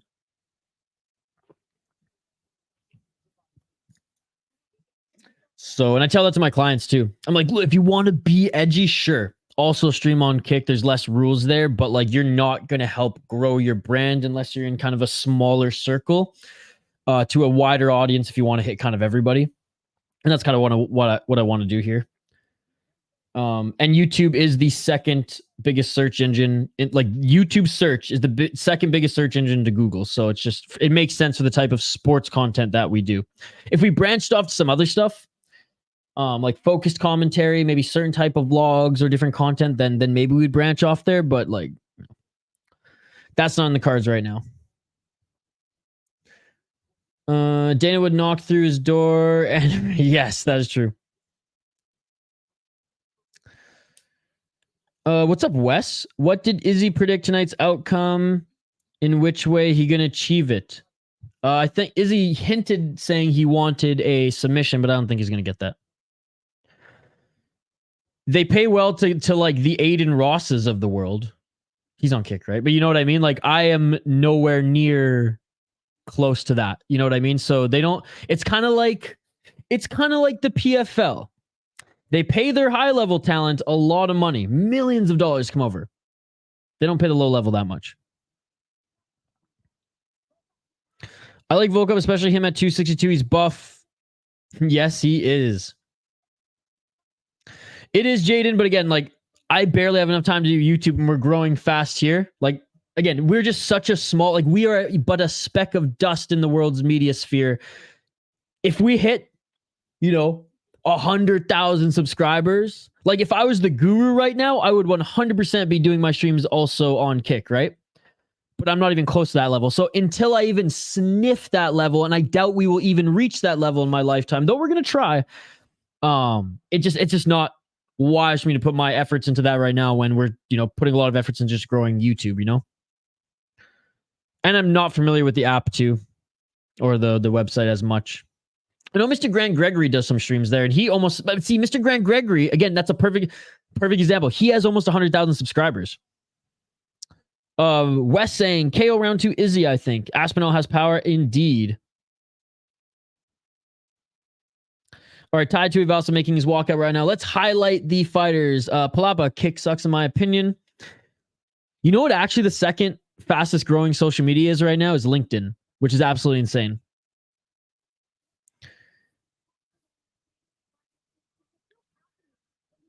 No, I mean, you get like 95% of the subscription price on Kick. Okay, well, again, like,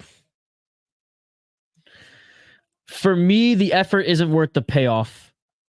And other than YouTube freaking demonetizing all of our live streams, I'm starting to post more video content, and those are getting just as much or more views than some of our streams. So, like I said, Jaden, I'm not like against it at all. I'm not against growing and utilizing good platforms, but right now it's just like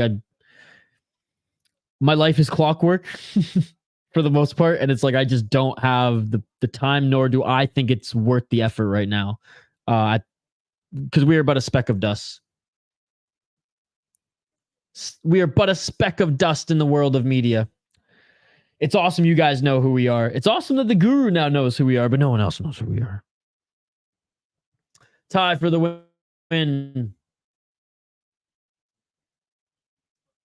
All right, let's highlight these fighters here. Tai Tuivasa just entered the cage. They both touch gloves there. Tai Tuivasa, Bam Bam Tuivasa, 15-5 in his pro MMA career. He is 3-2 in his last 5 fights. He's 30 years of age, out of Sydney in front of his home crowd. Tuivasa, 30 years old. Volkov, 34 years old. Volkov standing 6'7", Tuivasa 6'2". 80 inches of reach for Volkov. Tuivasa actually has quite a bit of reach as well. For a guy who's 6'2" and a heavyweight of his, body type, he has 75 inches of reach. Bam Bam, 14 KO TKOs, no submissions, 1 decision, 8-5 in the UFC. Lost his last 2 fights to Sergey Pavlovich and Cyril Gane. No shame there, but he took a lot of damage between those 2 fights. He did knock down Gane, a bigger and taller fighter. Beat Derek Lewis. That's a good win. Sakai, not the greatest win, but he did knock him out. Greg Hardy, you should beat Greg Hardy. Harry Hunsucker, you should beat Harry Hunsucker. He did beat Stefan Struve. Now, Stefan Struve was long in the tooth at that point, but a very similar build to Volkov, if anything, taller. So he has somewhat of a blueprint to beating that type of fighter. Lost to Spivak, terrible. Lost to Ivanov. At that time, Blagov wasn't that bad. Lost to Junior Dos Santos, who was long in the tooth there as well. Not the greatest resume, but we know Bam Bam has the power to knock anyone out. Is his chin as good as it's been throughout his career? Well, it hasn't been recently, so let's see if the time off helped. Volkov, Drago Volkov, minus 250 favorite. Oh, by the way, he's the underdog at plus 200.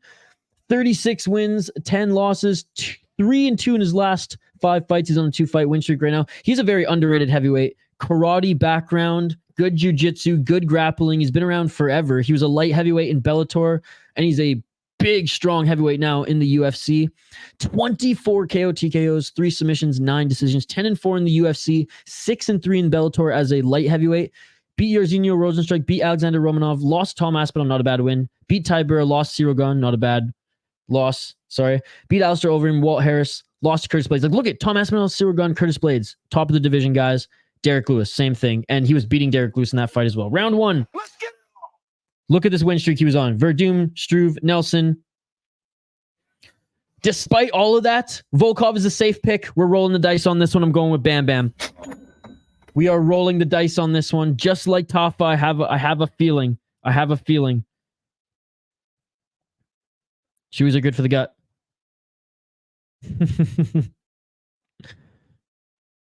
I love it. Oh, and a nice overhand there by Bam Bam, but Volkov tanked it with the right uppercut.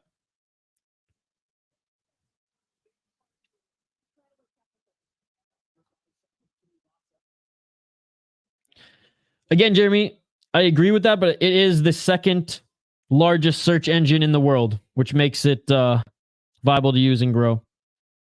But I'm not going to go back and forth on YouTube and Kick. That's not a conversation I'm interested in having right now, especially when we have Tai Tuivasa against Volkov here. We're 1 minute in. 1-2 by Volkov and a low kick there. Says it was a little low on Tai Tuivasa. Gotta love Ty's walkout song. That's true, Jeremy. That is true. That is proven. Ooh, nice body kick by Drago. And I think that is a big path to victory. We saw Cyril Gane do that with him as well. Bam Bam trying to land that big hook. And oh, Drago with the counter left and another body kick on the exit.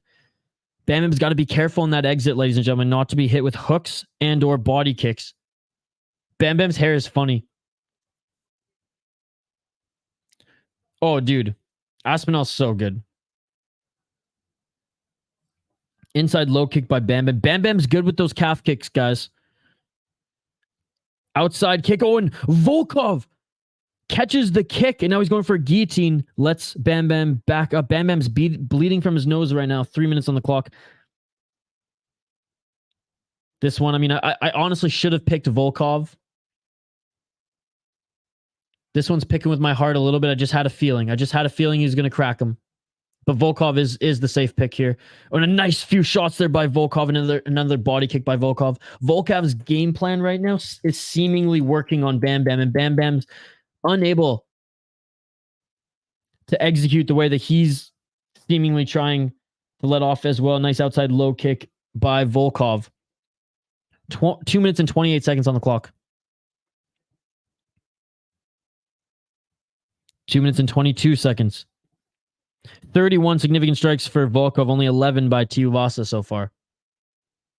I think he is Wes in the division. Him or Pavlovich. Another inside leg kick by Tuivasa. Volkov lands a right hand and throws a high kick there. I mean, that kick by Volkov is so good. Tuivasa, though, continuing to try to pick it apart. When Volkov, good timing there. Tuivasa tried to throw that big overhand, and Volkov dodges it. Volkov looks great indeed, buddy. Outside low kick again by Tuivasa. 1 minute and 45 seconds in the first round.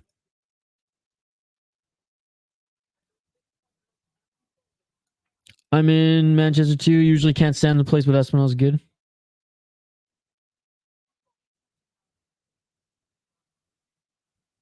$127 on the clock. Volkov dipping under Ty's overhand is also funny. Ooh, and Volkov trying to land that right uppercut. Doesn't. Oh, and Tai Tuivasa landed a good shot on Volkov. Caused him to step back there. 1 minute and 14 seconds on the clock. We've been watching so many fast little guys going from Manel Cap, the speed of Manel Cap and Dos Santos to heavyweights.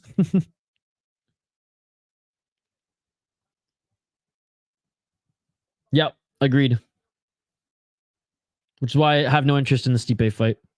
Those body kicks are money, absolutely. Just like Cyril Gane. 51 seconds on the clock here. Oh, and Volkov just knocked down Tuivasa. Volk just dropped Tuivasa. Tuivasa back up to his feet. Guillotine, standing guillotine by Volkov. He lets it go. Volkov with an elbow. Tuivasa covers. Landed that left hand. Tuivasa got rocked there by Volkov. Volkov's going to take this round. Look at the damage on Tuivasa's face. And he dropped him there. 27 seconds on the clock here.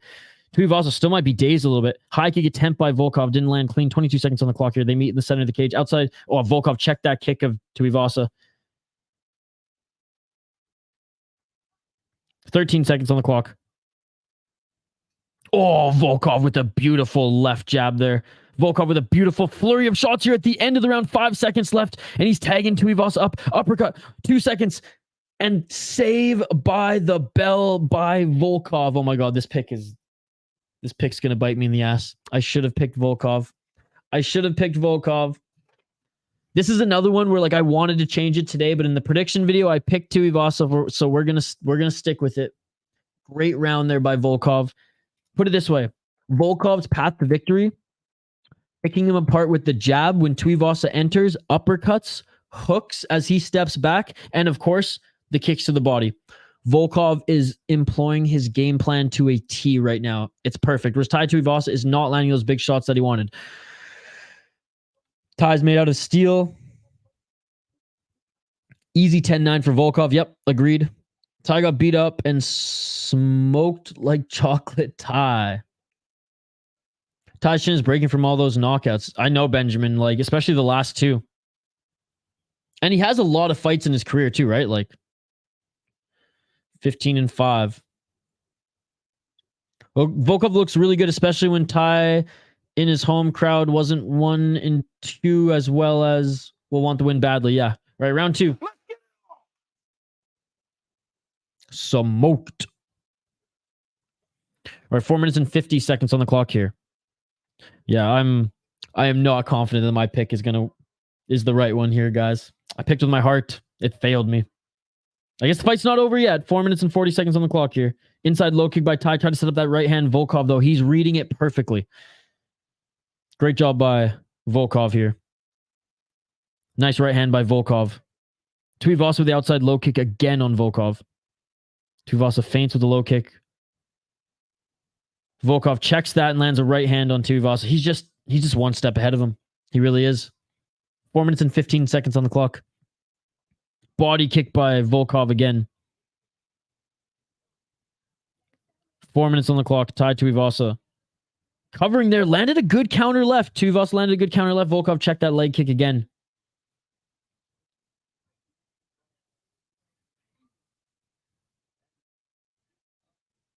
Three minutes and 51 seconds on the clock here. Nice body shot by Tuivasa. Great knee by Volkov. Dude, Volkov again, just one step ahead. Nice step in left hand by Tuivasa. Oh, and Volkov lands a counter right on Tuivasa. Nice right hand by Tuivasa. Tuivasa wearing a lot more damage, as you can see. They're smiling, though, and they touch gloves, or they try to touch gloves. And a 1-2 and a 3 by Volkov. Volkov landed a nice sequence there. 3 minutes and 22 seconds on the clock.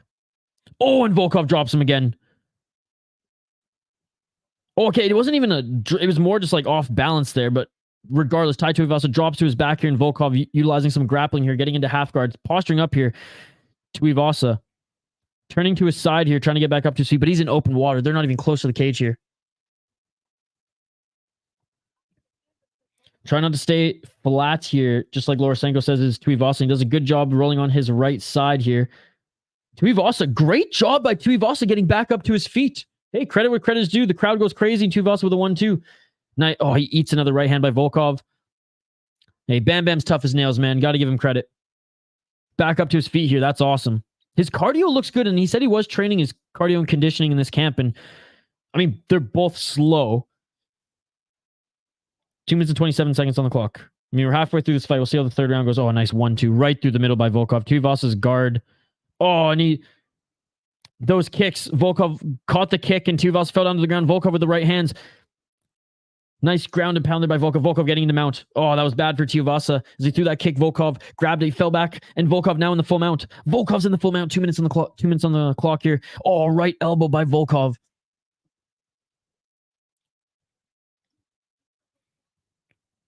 And Volkov looking to set up the arm triangle. A big bag. It's MMA. Everyone has a chance, but I'm not confident in that one at all. Like, I gave Tuivasa more of a chance of beating Volkov than Sean Strickland beating Israel Adesanya. Volkov still in the mount here. 1 minute and 37 seconds. Modified half guard. Arm triangle. Volkov's going for the arm triangle. Tuivasa rolls out of it again and scrambles. Volkov still in the full mount here. Bam Bam. Rolling, trying to cover up here. 1 minute and 22 seconds left on the clock. I know I want Sean Strickland to win, but I don't think he's going to win. Back mount here by Volkov. Tai Tuivasa continuing to scramble here. Volkov can't take his back, but he's right back to mount here. Oh, a big right elbow, a couple hammer fists here. 1 minute on the clock. Can Tai Tuivasa survive, ladies and gentlemen?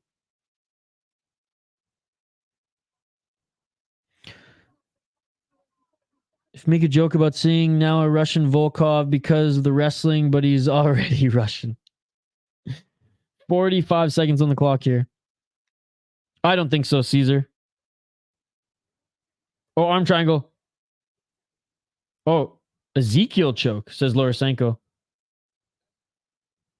31 seconds on the clock.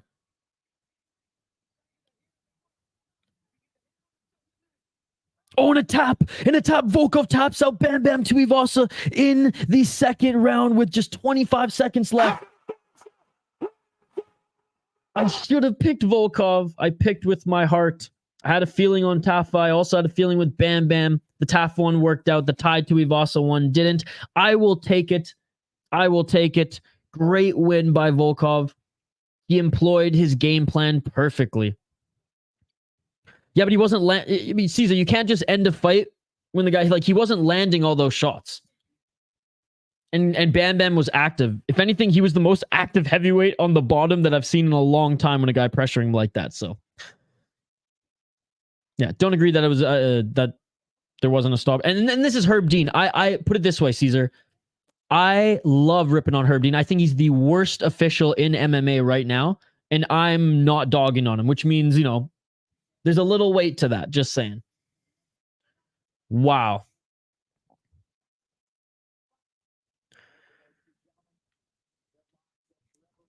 Again, Caesar, I disagree on the ground there. It wasn't enough in one sequence. He was moving. He was blocking. Rewind the tape. You heard me every single time I said Volkov landed a shot. It wasn't like he's landing a shot after shot after shot after shot after shot. I wasn't saying that, right? What do you mean told you? He submitted him.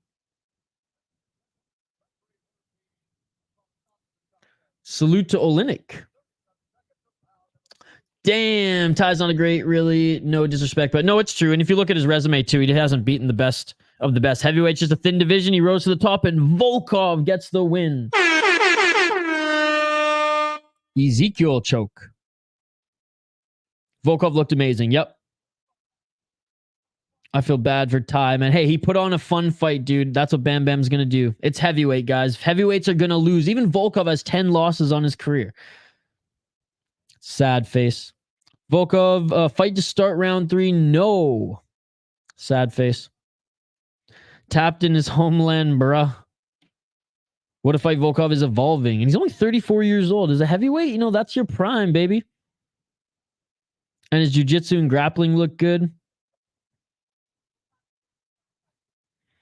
Volkov's so underappreciated, but he's Ty's worst nightmare if you're looking at a straight matchup. No, that's true. But again, Ty beat Stefan Struve. Now, Stefan Struve kind of on his way out at that point. Nice rare submission. Damn, I'm down 1 out of my 5 play picks. Yeah, dude, Oleinik, the Canadian. I literally read your comment. How many? Doesn't he have like 8 of them? By the way, and here's another one, phony, since you assume I don't know who Oleinik is. He won his first boxing match last weekend as well. Got I think it was like a 30-second knockout. 34 years old. This kid is going to be good. Uncle Dana, right? Dana's calling guys kids when they're in their 40s. Reminds me of Derek Lewis. You're kind of looking for that one-hit wonder. Exactly. And that's what I predicted Ty would be able to find. But hey, this is the last time I'm ever picking Ty Tuivasa to win a fight as well. I picked Derek Lewis to beat him. I haven't had good luck with the Ty. I think I even picked Ty Tuivasa to beat Cyril Gane. Hey, Jamal Murray in the crowd. We saw Gilbert Burns there earlier. He was the translator for Miranda, if I'm not mistaken. That's a great comment, though, Baker. That's a great comment. Let's go, Sean. Who got Sean? Press 1. Izzy 2. Same. I do love Derek Lewis, though. Like, I'm a fan of him. Hot take, but Ike Villanueva is the GOAT.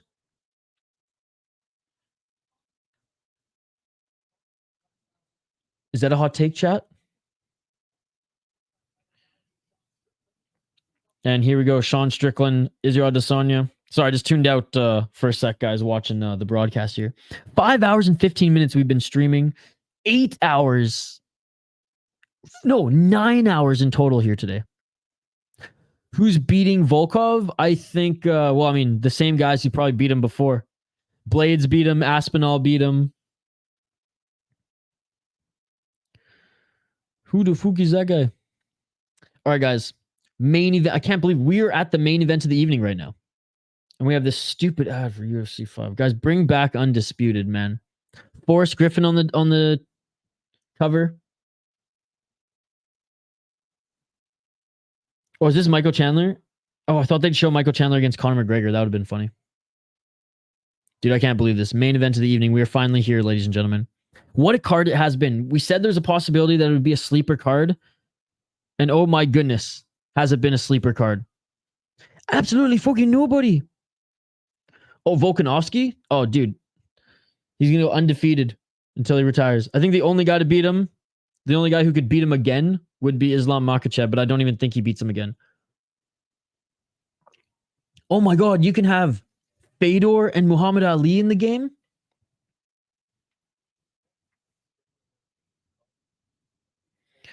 Yes. USA. USA. Yeah, I've been here a while. It's not the longest we've seen. We did 18 of 24 hours over New Year's. We did like 5 promotions, including the Ryzen versus Bellator, which was all night. I don't, but you asked me who's beating Alex Volkanovski. I think the only one who theoretically could beat him right now is that of an Islam. Islam on paper beat him, but I don't think he actually did. I think Volk won that fight. Close fight, though. So to answer your question, yes, that is the only guy who I think could beat him if there's anyone beating him. He beat him on paper before, though I disagree with that decision. But yeah, that's pretty much it. See, I thought he lost that 5th round too. I was cracked him a few times and he wasn't doing much with the back take there. But like that's really it right now because Max would be the other one, but Max can't beat him. Now it was a robbery. For me, I don't use the word robbery as loose as I feel like 90% of the freaking MMA fans out there. For me, if it's a close fight, it's a close fight. Robbery suggests it wasn't a close fight and the guy who wasn't supposed to win won. That's how I define robbery, and I feel like that's how everyone should define it. Imagine an Islam versus Khabib wrestling match. I mean, they've probably done it a ton in the gym. Poirier versus Islam. Islam would probably beat him just like Khabib beat him. I personally think if Charles beats Islam, he would beat Volk. I think Charles is a harder fight for Volk than Islam. I think it might be a harder fight because of the pressure, but I think Volkanovski just hits really freaking hard. And I know Oliveira, he's big. He's a big 155er. Cuts a lot of weight. I would love to see that matchup, though. Don't get me wrong. I would love to see that matchup, Ethan. I really hope Charles Oliveira beats Islam. I am a fan of Charles Oliveira, so I am biased with that pick 100%. But I am very much a fan of him. I have been for like over 10 years. I haven't been as much of a fan of him as I am now because obviously he was like up and down. But dude, I used to buy UFC, DVDs, the cards on DVD before Fight Pass and everything was a thing. And like some of my favorite fights on some of those like 100 plus cards, because when he started, showing up regularly on the cards, like were Charles Oliveira fights. I really hope so, Phony. Volk will go down as the GOAT, not including Pico Graham Jones, not including George St. Pierre, not including Anderson Silva. No, but yes, he will go down as one of the greats. I agree for sure. Nope, Islam ain't going to beat Volk after last time. He knows now he'll have to finish him because Dana don't want a double champ. Yeah, I felt bad for Benil. I picked him to win. I do love Benil Dariush. Phony, again, why are you painting me like that? Benil Dariush is my second favorite fighter in the UFC. Damn, man, must be wicked to see him the champ. Yeah, I love Charles, even if Charles doesn't hit the hardest, but technique is so good. Man, it doesn't even matter. Then Chandler TKO was unbelievable. I think he does hit hard. He knocked down Gaethje, man. I think he hits hard for his frame. I think he hits particularly hard for his frame. All right, keep the comments coming, guys. You guys are amazing. We are going to highlight the last 2 fighters on this card. Main event of the evening. I'm going to get the ticker here on the bottom of the screen, and then we'll get right to it. Again, I'm pretty sure I know most of your guys' prediction here. I want to make very clear. We are rooting for USA here in this stream. We aren't rooting for China. We're rooting for USA. Do I think he has a chance to win? I mean, it's MMA. Everyone has a chance, but very much confident that Israel Adesanya will win this one, but we're rooting for Sean Strickland here. We are rooting for Sean Strickland. All right, let's get into highlighting this next fight.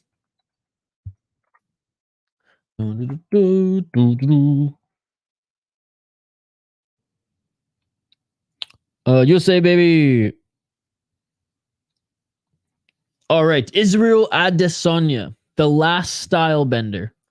24 wins, 2 losses. 4-1 in his last 5 fights. He won his last fight. He is born in Nigeria, from Auckland, New Zealand, and then took on Chinese citizenship. 34 years of old is Israel Adesanya. No, he didn't actually do that, but he is Chinese. The last stylebender. He waved the Chinese flag. I mean, come on, guys.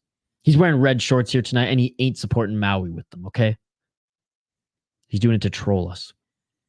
He brought his Sifu out. Enough said. The declaration of war. KO TKO. 16 of them for Israel Adesanya. He's only lost once via KO TKO in the UFC, and that was to Alex Pereira. No submission victories, no submission losses. 8 wins via decision. And Sean Strickland making his walkout now. And the crowd is actually rooting for him. They're cheering for him here, which is awesome to see. 13-2 in the UFC for Israel Adesanya. 4-0 in Wu Lin Fang. He lost to Alex Pereira as a middleweight, and he lost to Jan Blachowicz when he moved up to light heavyweight. He's completely cleared out the middleweight division. Alex Pereira, Jared Cannonier, Robert Whittaker, which is obviously his best win. Although I do think Robert Whittaker won the second fight, in my opinion, but he did take him out in the first fight. Marvin Vettori, who he beat twice. Paulo Costa. Kelvin Gastelum, what a war that was. Anderson Silva. Now, he didn't put out Anderson Silva, which those in the chat saying that Anderson Silva is not as good as Israel Adesanya in his prime. He didn't put out an over 40-year-old Anderson Silva. Brad Tavares, what a great fight that was. Derek Brunson, again, a young Marvin Vettori. Rob Wilkinson, who's a solid fighter in his own right. I mean, he's one of the greatest middleweights of all time. Anderson Silva will always be the greatest middleweight of all time, in my lifetime anyways. I truly believe that. Now, I'm hopefully going to live long enough where we'll have another couple, at least 2 more generations of contenders for that. But so far right now, I mean, you can't deny it based off his resume. As cringy as he is outside the cage, he is an unbelievable kickboxer and seemingly MMA fighter, because he's cleared out pretty much an entire division where Sean Strickland got the title shot. Sean Strickland, 3-2 in his last 5 fights. He is on a 2-fight win streak, and honestly, probably should have beaten Jared Cannonier, so he should be on a 3-fight win streak. And in that, his only loss would have been to Alex Pereira, the former champ, who knocked him out on his rise. He's 32 years of age. He did take 2 years off because of a leg injury due to his motorcycle accident. He broke his leg and had a huge rehab there, but he did come back. He did come back, and look at the run he has gone on. Israel Adesanya is about to make his walkout now, the champion. 27 wins for Strickland, 5 losses. 11 KO TKO, 4 submissions, 12 decisions, 14-5 in the UFC. That's right. He's been in the UFC since 2014, and 12-0 in King of the Cage. Shout out King of the Cage. Kind of the North American Bama. The diehard MMA and fight fans will understand that comparison. Beat Abus Magomedov, beat Nasruddin Imavov. I arguably think he beat Jared Cannonier, but again, didn't finish Imavov, didn't finish Cannonier. He did finish Magomed in the second round. Lost to Alex Pereira. Beat Jack Hermanson. That was a good fight. Beat Uriah Hall. Beat Jocko. Beat Brendan Allen. That has aged well. Beat Jack Marshman. That was a fun fight, even though that went to decision. I mean, he's fought a ton of great fighters in the UFC, let's be honest. Lost Kamaru Usman, Zaleki, Ponzinibbio. Not a perfect fighter by any means, but he's a solid fighter, has a funky style. And again, there's just levels to this game. Now, is there a chance he wins? Yeah, he's high level. There's always a puncher's chance. But in this case, I think his path to victory is grappling. Israel Adesanya. Let's see how he prepared for this one. I'm interested to see Adesanya's game plan. I'm interested to see if he's going to actually meet him in the pocket and have a firefight, or if he's going to keep this on the outside and really stay attuned to maybe the feints and the level changes that Strickland puts on him. So let's take a look at my notes before we get to the live chat here, ladies and gentlemen. Here's my notes. Israel Adesanya is just better. Dangerous striker, kicks and punches, good takedown defense, cleaned out a division. Strickland does have good striking. It's weird, but he does have good striking, and he doesn't get hit that much. However, he hasn't fought too many guys at Adesanya's level. His only path to victory, I think, is grappling, is dirty boxing in the clinch, but even then, a kickboxer in Adesanya is used to that. honestly, the path to victory for Strickland is to make this a boring fight. Or he lands a Hail Mary shot and we all just lose our minds here together because we're rooting for USA, USA. But I think China might take this one. Submission, perhaps, for Strickland? Is that a path to victory or just making it a grueling, grappling dogfight? We shall see. Let me know your thoughts in the live chat. I'm going with the favorite at minus 650.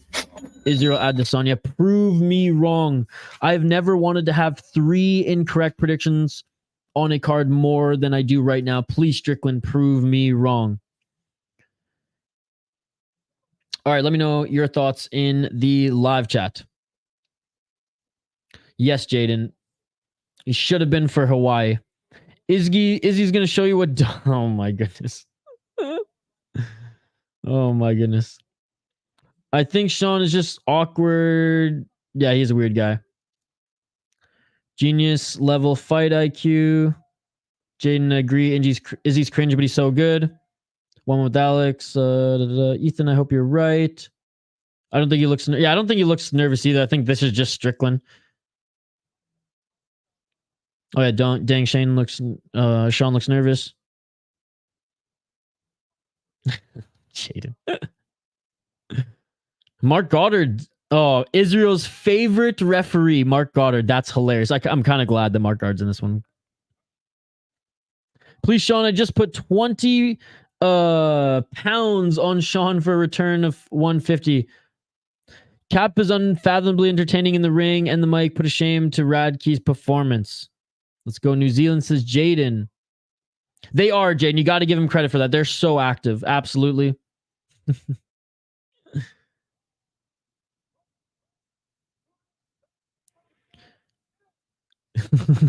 I'm not reading it, Benjamin. I'm not reading it aloud here. It's time. How can you not love Bruce Buffer? How can you not love Bruce Buffer? All right, middleweight championship of the world, ladies and gentlemen. Fighting out of the blue corner, Sean Strickland. 27 wins, 5 losses, like we said. Standing 6 feet, 1 inches, 185 pounds, plus 490 underdog. Pacing here. Fighting out of Extreme Couture. Great training partners. Absolute savage in the gym. Tarzan. I keep forgetting his name is Tarzan. Dude, shout out to Sean Strickland that one time where he had that friggin' man bun going. Maybe he was Tarzan back then because he actually had some flowy hair. Sean's win. I'm waking up the family, as you should. I wonder if Adesanya can make it as easy as Pereira did. Either way, the 3 are connected now. Absolutely. Especially with Sean Strickland training with Pereira for his last fight. Israel Adesanya looks calm, cool, collected here.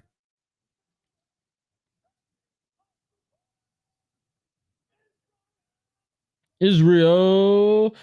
Last style bender, Adesanya.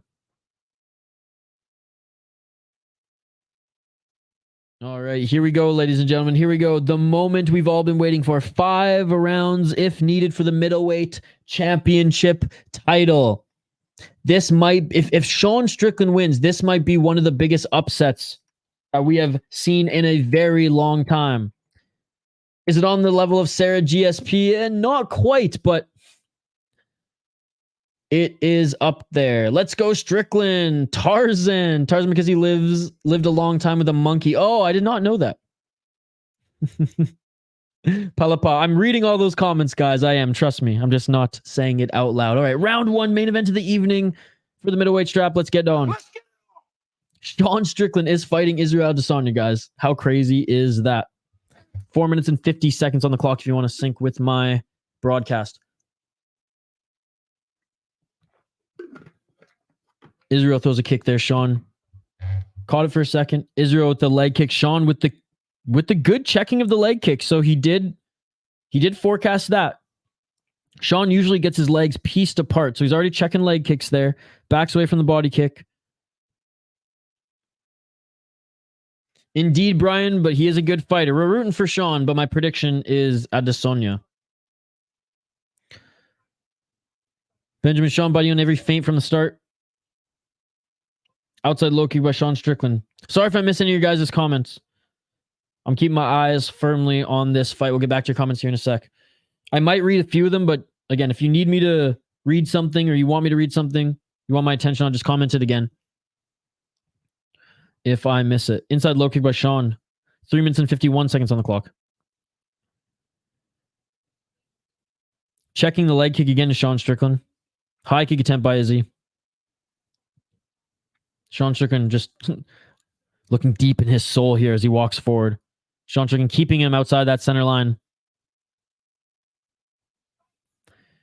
Izzy dodging there. Great footwork.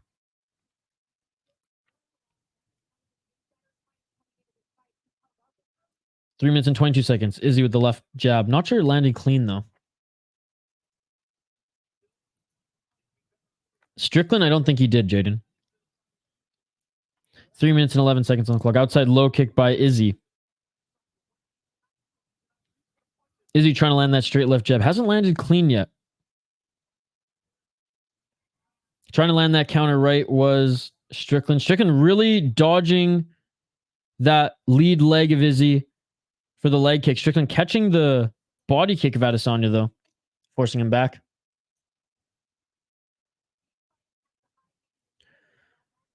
Sean's too done to focus on wrestling. He used to. But after he messed up his leg and like literally lost a chunk of his quad, he just like, you know what? I'm just going to focus on stand-up, whatever.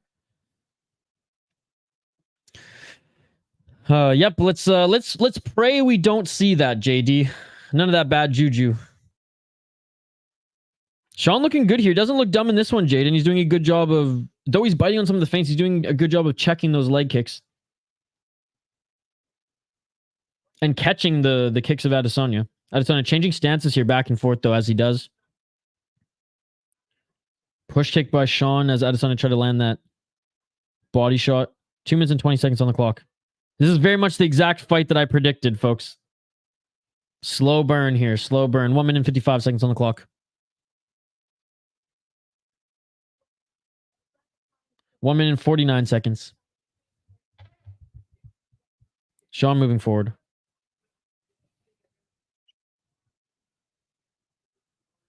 Sean pressuring Adesanya closer to the cage here outside that center line. But Adesanya is moving good side to side here.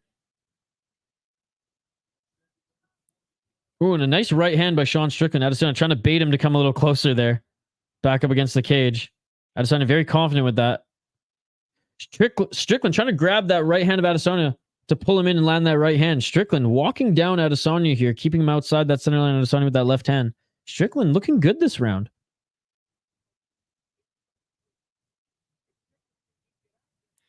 Both of them pretty much landed the same amount of shots here. 13 for Adesanya, 12 for Strickland.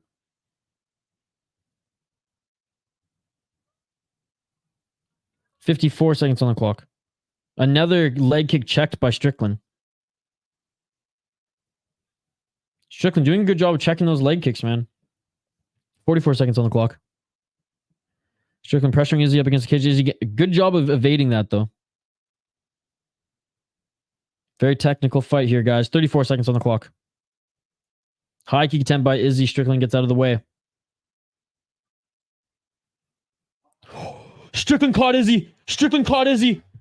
Strickland caught Izzy. He's looking for the kill here. Izzy getting back up to his feet. Mark Goddard not ending this one early. Izzy is defending himself with that left hand here. Strickland trying to evade the gas tank here, and Izzy's back up to his feet. Strickland caught him. Strickland caught him. And Izzy's back. Yeah, Mark Goddard not ending this one early. Great job by Strickland. He caught Adesanya. He has power. He has power. Let's go. Sean Strickland wins back that round. Sean Strickland wins back that round, ladies and gentlemen. Sean Strickland wins back that round. He knocks down Israel Adesanya. 48 shots thrown by Sean Strickland. 30 landed, 30 significant. Adesanya, 13 significant strikes on 41 shots thrown. Sean Strickland is double in significant strikes right now, and he's dropped him. Sean Strickland winning the first round. Oh my goodness, my heart is racing, ladies and gentlemen. My heart, I can't believe you guys can't see it. You guys can't see it like, Bugs Bunny. It's literally popping out of my freaking chest right now. Strickland gonna sleep him. I will say Sean is underrated. Sean looks great. He won't gas. No, he's looking good, dude. He's doing great checking those leg kicks, though. Goddard, debatable, should have stopped that one. I mean, after that last one with Prayer, he just can't. Izzy doesn't have an answer. Yeah, that is what is up. Sean's power, unstoppable. Sean won't tire. All right, round 2, ladies and gentlemen. I'm all right with the no stoppers there, Benjamin, in this title fight, though. Izzy's fine now. All right, round 2. Did I already click that? Round 2, ladies and gentlemen. 4 minutes and 41 seconds on the clock there. My heart is racing. That's awesome, female athletes. Guys, go subscribe to female athletes. Let's just say she posts the best shorts. And we'll just leave it at that. I'll actually go to bed crying if Sean doesn't get this. 4 minutes and 18 seconds on the clock here. Like I said, I never wanted to have 3 losses on my predictions, ever. But I want it so bad right now. True, Adam, true.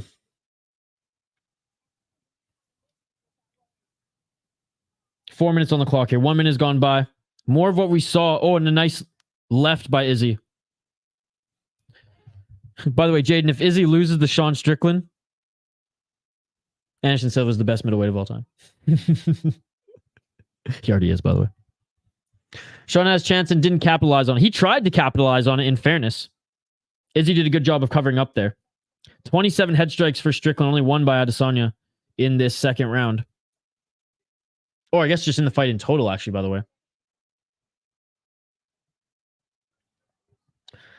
3 minutes and 25 seconds on the clock. Izzy's gonna have to respect his striking a little bit more now, or get a little bit more aggressive, not be a little bit too elusive there, as he's felt his power. Oh, you're male, dude. That's crazy. Well, female athletes is actually male. Well, that explains the shorts. My man, I tip my cap to you. Thank you. I never thought Karolina Kowalkiewicz eating a pickle would raise my eyebrows as much as it did, but it did, sir. Thank you very much. 2 minutes and 49 seconds on the clock. Right hand attempt there by Izzy. I'm glad the ref didn't stop it. Yeah, me too. 2 minutes and 34 seconds on the clock. High kick attempt there by Izzy. 2 minutes and 29 seconds. Strickland still moving forward here, but Izzy getting a little bit more aggressive latter half of the second round. Pop left jab by Strickland. Strickland remaining patient here too. Strickland, good job evading that leg kick. Checking again with Strickland. 2 minutes on the clock here in this second round. The live odds, Sean Strickland still plus 150 despite him winning that first round. Push kick by Sean Strickland. Now he's pissed off. That's true. Hey, a lot of time to work here. 4 or 3 more rounds if needed. Low leg kick by Adesanya. Finally gets it. 1 minute and 35 seconds on the clock.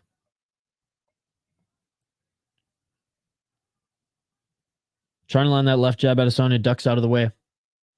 Adesanya with a nice shot to the body there on Strickland. Adesanya creeping back up in significant strikes here. 34-40 for Sean Strickland right now. Indeed, Jaden. 1 minute on the clock here. Ooh, and a nice right hand by Izzy. Sean Strickland still moves forward. And that was a big shot, guys, and barely phased Sean Strickland. 20 significant strikes in the second round for Adesanya. Only 10 for Strickland. I guess Adesanya's winning the second round. Strickland, it's come down to whoever's going to outstrike each other in this one. And it's not like in those 10 shots Strickland landed anything as hard or harder than what Adesanya just hit him with. 36 seconds on the clock. Female athletes? Agreed, brother. Exactly that. That shit beautiful than a motherfucker. Yoshi Panoshi, my man. What's going on? We in this thing. Had to swing by and say, hey, what's up? It's great to see you, Yoshi Panoshi. Going good, man. Going good. Getting a little tired. We've been streaming a lot here today. We were at the main event of the evening, and it's been a fun technical fight thus far. Good to see you, Yoshi. How's your weekend going? Ooh, and a nice jab there by Strickland in a right hand. Final seconds of the second round. 3, 2, 1. And that is it for the second round, folks. I got Adesanya winning that second round. 35 significant strikes for Adesanya on 110 thrown. 43 for Sean Strickland. 31 headshots for Strickland, 9 to the body, 3 to the legs. Adesanya, 20 strikes to the leg. I don't believe that's true. I think Strickland is checking a lot more of them, but regardless, they're not doing as much damage. 10 to the body. Only 5 strikes to the head by Adesanya. He did land a good right hand in that second round. I think that second round went to Adesanya. He outstruck Strickland there, and there wasn't really... And he landed a big one big shot as well. 1919, says Benjamin. Makes you wonder how hard Alex punches, right? Dude, that left hook of his it's unbelievable. Even with the big gloves. Sean is pushing. Izzy has no leg kicks. He's trying. Sean's checking them all. Yep, absolutely. 1919. Yep. 1-1. All right, third round, ladies and gentlemen. Big shout out to everyone joining us in the live chat here. If you're new to the channel, we do live play-by-play commentary, reaction, and interaction with all you amazing folks in the live chat. Smash that like button if you haven't already. We're trying to get to 40 likes. Third round. Let's get it all. 4 minutes and 55 seconds on the clock. 1-1 apiece, ladies and gentlemen. Unanimous in the live chat. I agree. Wish we had live scoring, but this ain't glory. Shout out to everyone in the live chat, too. You guys are awesome. Appreciate you. Huge crowd here for UFC, which we don't regularly see, so thank you all. Nice step and left jab by Izzy. Didn't land clean, but Strickland bit on it. I can't wait for the press conference, by the way, and to hear all the interviews of these fights, because it's been an awesome card. All right, getting in the pocket here. Izzy's allowing Sean to stalk him down, though, and he's getting a little too confident in his counters here, and he's not getting it. Izzy has to push the pace if he wants to win this one. 4 minutes and 11 seconds on the clock. Izzy misses with the leg kick, goes for the body. Still moving is Izzy, but that's the thing. Sean's causing him to move, forcing him to move back and forth outside that center line. So it's only going to get better for Izzy the longer it goes. No, that's true. And that's the Adesanya way. I do think he has to be a little bit more aggressive here. Mind you, he is landing more shots than Strickland. I mean, in the last 6 minutes. 3 minutes and 36 seconds on the clock here. Oh, now they're tied in significant strikes. Izzy has 44, Strickland 45. Yes, female athletes, please do. Izzy with the right hand. Please share. Please plug away your channel as well. Everyone, go subscribe to female athletes and subscribe to their and follow them on Twitter as well. Yeah, throw it in the chat. I'll follow you after this stream too. 3 minutes and 10 seconds on the clock. Izzy outlanding Strickland in this round, guys. 2 minutes in. Strickland's going to have to land a big shot here. Strickland with the body kick. Both remaining focused here. You got to applaud it. Such high level mixed martial arts. 2 minutes and 46 seconds on the clock. Again, if you guys want to find me on Twitter, you can here, VI Sports Talk.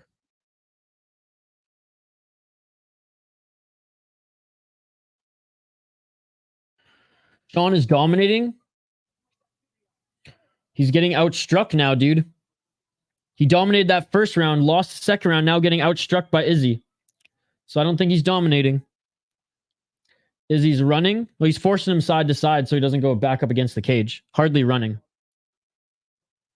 And he's outstriking him on the back foot, so he's running away and outstriking Sean Strickland. 2 minutes on the clock here, third round. Third round here before we get into championship rounds, ladies and gentlemen. Yeah, look, when Sean doesn't want to brawl and put together a good game plan, you got to give credit to Eric Nixick and his coaches and his camp too. Fellow training partners. But yeah, dude, he's come a long way. He's putting it all together here. He's in his prime. Oh, Sean with a beautiful 1-2. Sean lands a good right and a left. There it is, Phony. There's those big shots we needed. Straight left by Adesanya. Well, what's your Twitter name if you followed me? Well, again, put it in the live chat here. Put it in the live chat. 1 minute and 26 seconds. It doesn't have to be a link. Just link your, or just put your handle. Strickland, 2 big shots on Adesanya. Arguably the 2 biggest shots of the round, but do 2 shots make up for what? Like, oh, and there's a good pop left jab by Strickland. So 3 big shots there. Does that make up for, shoot, how much Adesanya has outstruck him in this round? It's close here. It's close here. I think Strickland might be able to take this if he lands a couple more big shots here. Oh, and Strickland with a nice duck and left. Dude, Strickland might steal this 3rd round. 54 seconds left. Whoever lands the bigger shots here in this final 50 seconds.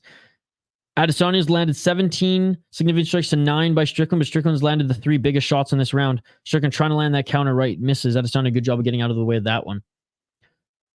Sean actually has awesome defense. If you look at his analytics, he has the highest, or what's the stat? He's been hit the least in the division. So per fight, he gets hit less than any fighter in the middleweight division.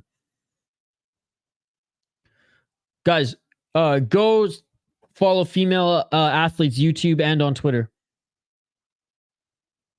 14 seconds on the clock, 3rd round. They're close. They're close. Sean Strickland moving forward. Izzy feints. Strickland backing him up to the cage with the body kick. Izzy was able to evade. And that is it for the 3rd round. Close 3rd round. I'm giving it to Sean Strickland. I think those 3 big strikes. Eric Nixick, I don't want to lose some boring decision here, he says to Sean Strickland. Strickland's not even sitting down. Dude, Eric Nixick, what an amazing coach he is. What an amazing coach he is. All right. Going into the 4th round, ladies and gentlemen. Going into the 4th round. So Strickland, 14 significant strikes in that 3rd round. I think Strickland won that 3rd round. Strickland wins the 1st round. Adesanya wins the 2nd. I got Strickland winning the 3rd. He landed the better strikes. He landed the 3 biggest shots of the round. And Izzy narrowly outstruck him as far as significant strikes go. Do I think Izzy needs a finish here? Well, it's the 4th round. It's the 4th round, so there's still time. Phony, how are we all washed? I don't get it at all. Oh, Sean won't tire. 29-28 Strickland for you. Pressure, more power, which is crazy. No problem. Sean is warming up for the kill.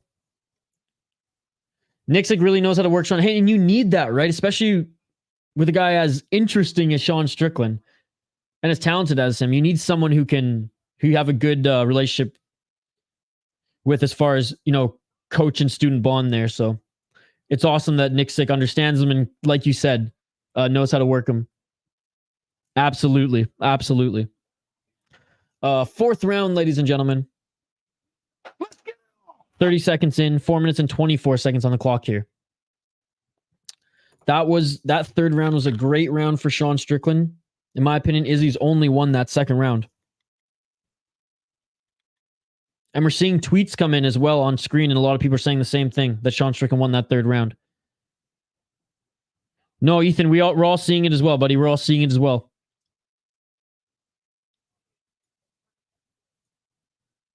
Three minutes and 57 seconds on the clock here. Straight left jab by Strickland. Izzy with a kick to the body. Izzy's got to turn it up here, man. Strickland continuing to stalk him down. Nixick wants him to be a little bit more active. He was giving him some info on some of the reads that he saw. And Izzy, nice right hand by Strickland. Dude, I cannot believe this is happening. Sean Strickland is winning this fight. Sean Strickland is winning this fight.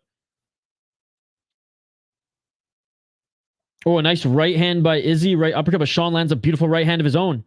And a 1-2 by Sean Strickland. He lands another 2 good strikes there on Israel Adesanya. 3 minutes and 20 seconds on Adesanya. Sean Strickland with the left hand.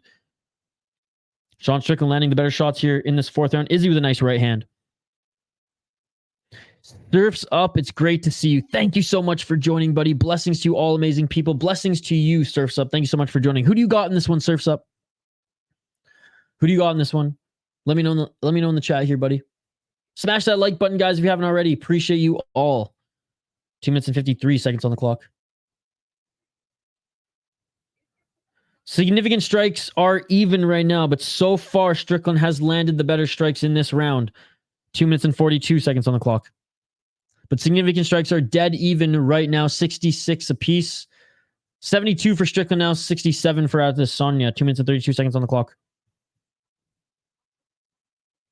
Because Strickland landed 3 really hard shots there, and Izzy didn't land anything close to that powerful. Nice straight left for Sean. And the significant strikes were close enough where volume, in my opinion, didn't override the better strikes. I'm just begging he adds wrestling into the rounds when he's clearly winning. Oh, and a nice right hand there by Izzy. I mean, maybe we see that in the 5th round. Cheers, Surfs Up. What's up, Phony? Sean is dominant. He's doing good. He's doing good. 1 minute and 50 seconds on the clock. Izzy breathing deeply here. 1 minute and 45 seconds. Good body kick by Adesanya there. Straight left jab by Adesanya. Again, significant strikes are pretty much dead even right now, guys. But Sean Strickland landed 2 hard strike, or a few. I mean, a few flurry of harder strikes. Like, Sean Strickland is landing the better strikes in this round. Again, he just checked a kick of Adesanya. Dude, DC's actually given some good points right now. I just heard him. It's like, I don't care how good of a counter striker you are. You cannot be on your heels the whole time. And oh, and Sean Strickland was maybe going to grapple there. Was going in for the body lock. Sean Strickland constantly pressuring Adesanya here. And that's the thing, Adesanya, he's going to have to go on the offense here, or he's not going to win this. Because he's not winning with the counter. Sean is really underrated, in my opinion. Everyone I knew thought he would get slept under 2. So I didn't say he would get slept under 2. I said he's either going to go to the distance or Adesanya finishes him late in the fight. Did not expect this, though, and I'm very happy to see it. Definitely underrated. 35 seconds on the clock here. Also, I mean, yes, he's underrated. Yes, he's awesome. Adesanya is not fighting a good fight at all. So we have to also, that is the elephant in the room. Where's the aggression that he showed against other aggressive fighters here? Another counter left by Sean Strickland. Adesanya on the back foot again here. 14 seconds in this 4th round. We're going into the final round, ladies and gentlemen. And a 1-2 by Sean Strickland. Sean Strickland wins this round again, guys.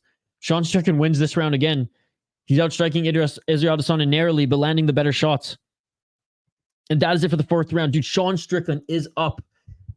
He won round 1, he won round 3, and he just won round 4. He is up 3 rounds to 1. Israel Adesanya needs a finish in this 5th round, or it is over. And Sean Strickland will win one of the biggest upsets. Adesanya, he has to be aggressive in this one or he's going to lose. This is insane, ladies and gentlemen. Whose boy, Phony? What are you talking about? My boy? What are you talking about? We literally, again, Phony, sometimes I feel like you don't listen to me. We all said we're rooting for Sean in this one. Sean needs to freaking wrestle to seal the deal. Nice 3-1. I even agree with Phony here. With the exact same 3 rounds to 1 for Sean Strickland. Sean will be champ. Colby will be next. USA. 39-37 Strickland for me. Round 4 was a lot closer. I think 3-1 Sean as well. We all think he's winning. I'm so confused, Phony. I'm so confused. But anyways. You do you, my man. Round 5. Let's get it on. Live odds. Minus 270 for Strickland right now. 5th round, final fight, final round, main event of the evening. We could see one of the biggest upsets in UFC history here, ladies and gentlemen. Let's see if Adesanya becomes more aggressive. God, I hope Sean doesn't get knocked out in this round. Yeah, these judges don't really know what they're doing. That is true. These ones, they haven't been too bad tonight, though. Some people step up to competition, some others step down. Yep.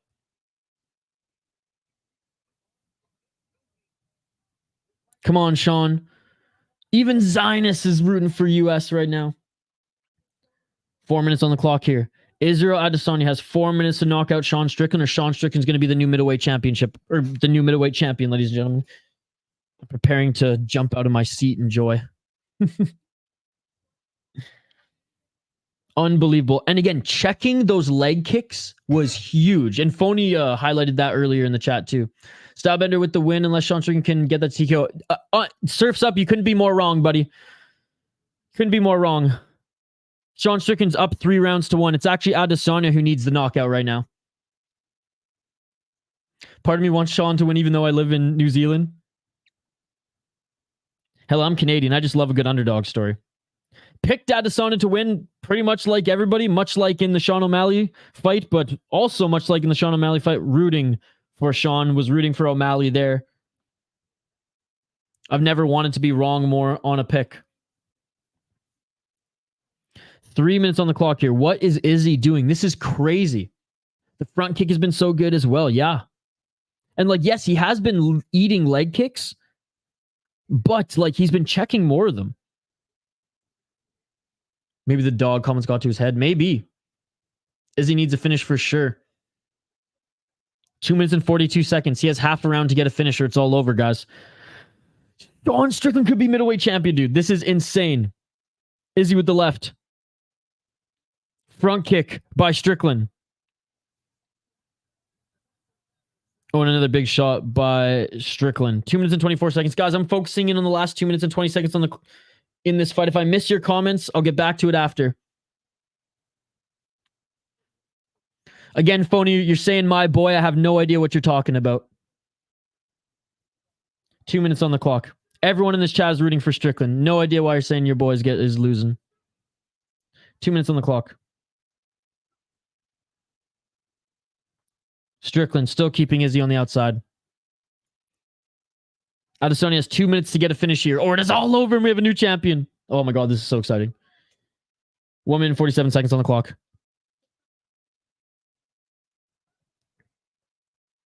One minute and 41 seconds. Oh, straight left jab there by Izzy. Sean Strickland, left hand. Trying to put Izzy up against the cage there. Izzy still moving here. 1 minute and 27 seconds. The crowd is going crazy in support for Strickland, which is unbelievable. Strickland, 100 significant strikes on Izzy's 94. It's still close, but Strickland is landing the better shots even in this fifth round. The Izzy's era is over. Welcome, Sean Strickland. Good month to be called Sean. Absolutely. China will disown him. That is comment of the night. That is in the running. 57 seconds left here. This is it. Is he going to pull a Leon Edwards moment, or is he going to fade? This is why I love MMA. You never know. Absolutely, dude. There's always one big underdog to win on the card, and I cannot believe it's in this fight. Sean Strickland, 41 seconds left. All right, guys, I'm focusing in on the fight here. No instant rematch. Absolutely not. Not when you lose to a guy 7th ranked and you're the champion with that dominance. You do not earn the right. Alex, there's a story. They're not going to sell this fight again. The UFC is not going to do that. Sean Strickland is yelling at him saying, let's go, let's go, let's go, baby. Sean Strickland is about to be champion. Sean Strickland is about to be champion. Oh my God, I'm going to wake up my roommates. Sean Strickland yelling at him, let's go. Sean Strickland throwing big bombs here. Israel Adesanya is still moving backwards. Sean Strickland yelling at him again here. 5 seconds left. Sean Strickland yelling at him more. 2, 1, and we're gonna have a new middleweight champion, and we're gonna have a new middleweight champion. Sean Strickland with his arms up. He knows he won. We know he won. Oh my God, ladies and gentlemen. His corner knows. Izzy's corner knows. The people know. This could be one of the biggest upsets in UFC history.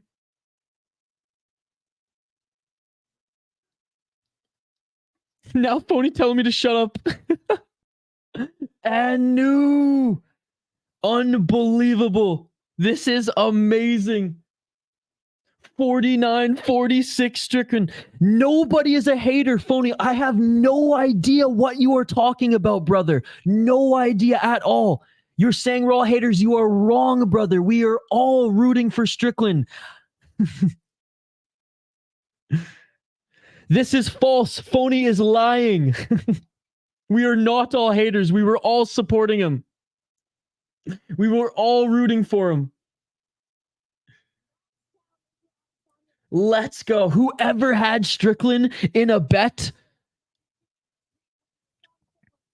You'll love people running around backpedaling. I have no idea what you're talking about, phony, and you're going to keep throwing fire on it. Keep throwing these comments. They're incorrect. We all were rooting for Strickland. Rewind the tape, brother. Rewind the tape. You will listen. You will hear. You will see the comments. Scroll up, phony. The proof is in the pudding. You are wrong, brother. You are wrong. We were all supporting Strickland just like you. I don't know why you're coming after us here when we all just want to celebrate with you. I love backpedals. What are you talking about? Okay, phony's just trolling now. Phony's going full JL on us. Good job, Strickland. It's MMA. Yes, I love America, baby. I am shook. Next thing, Ngannou will finish too. He's just trolling me now. He wants a reaction out of me. Fair enough. You win, phony. You got a reaction out of me. This shows how good Strickland is. Right, we're listening in.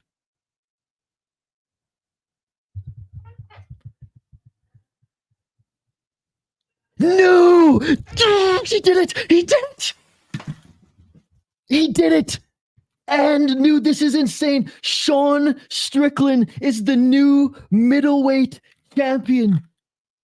Great display of respect between him here. Him and Israel Adesanya. Oh my goodness. I'm just taking in this moment, guys. This is unbelievable. I've never been so happy to be wrong on a prediction, and we were rooting for him.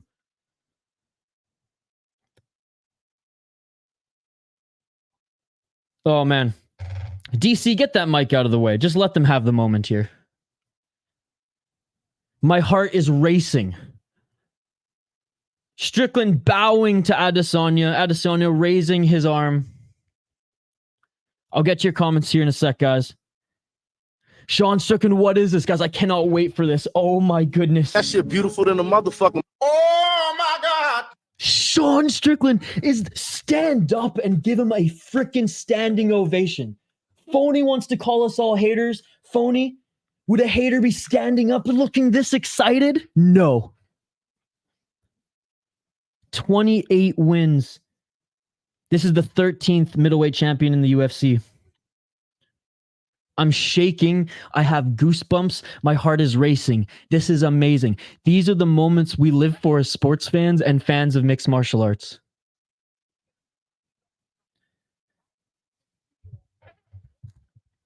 Minus 650, Adesanya was the favorite, and Strickland, like, he dominated. Now, let's take a look at the numbers here. The numbers don't tell the whole story because Strickland just landed the bigger shots and kept Adesanya on the back foot. And Adesanya, he's a good counter striker. But oh my goodness, ladies and gentlemen, he didn't have an answer. And the audience was amazing. Look at this. So close, right? 97 to 111. I don't think all these leg kicks were accurate, though. Guys, I cannot describe how much my heart is racing. This is amazing. Sean Strickland and Sean O'Malley are champions in the UFC. And they both were huge underdogs going into this one. All right, let's go back to the comments here. I missed so many. I'm so sorry.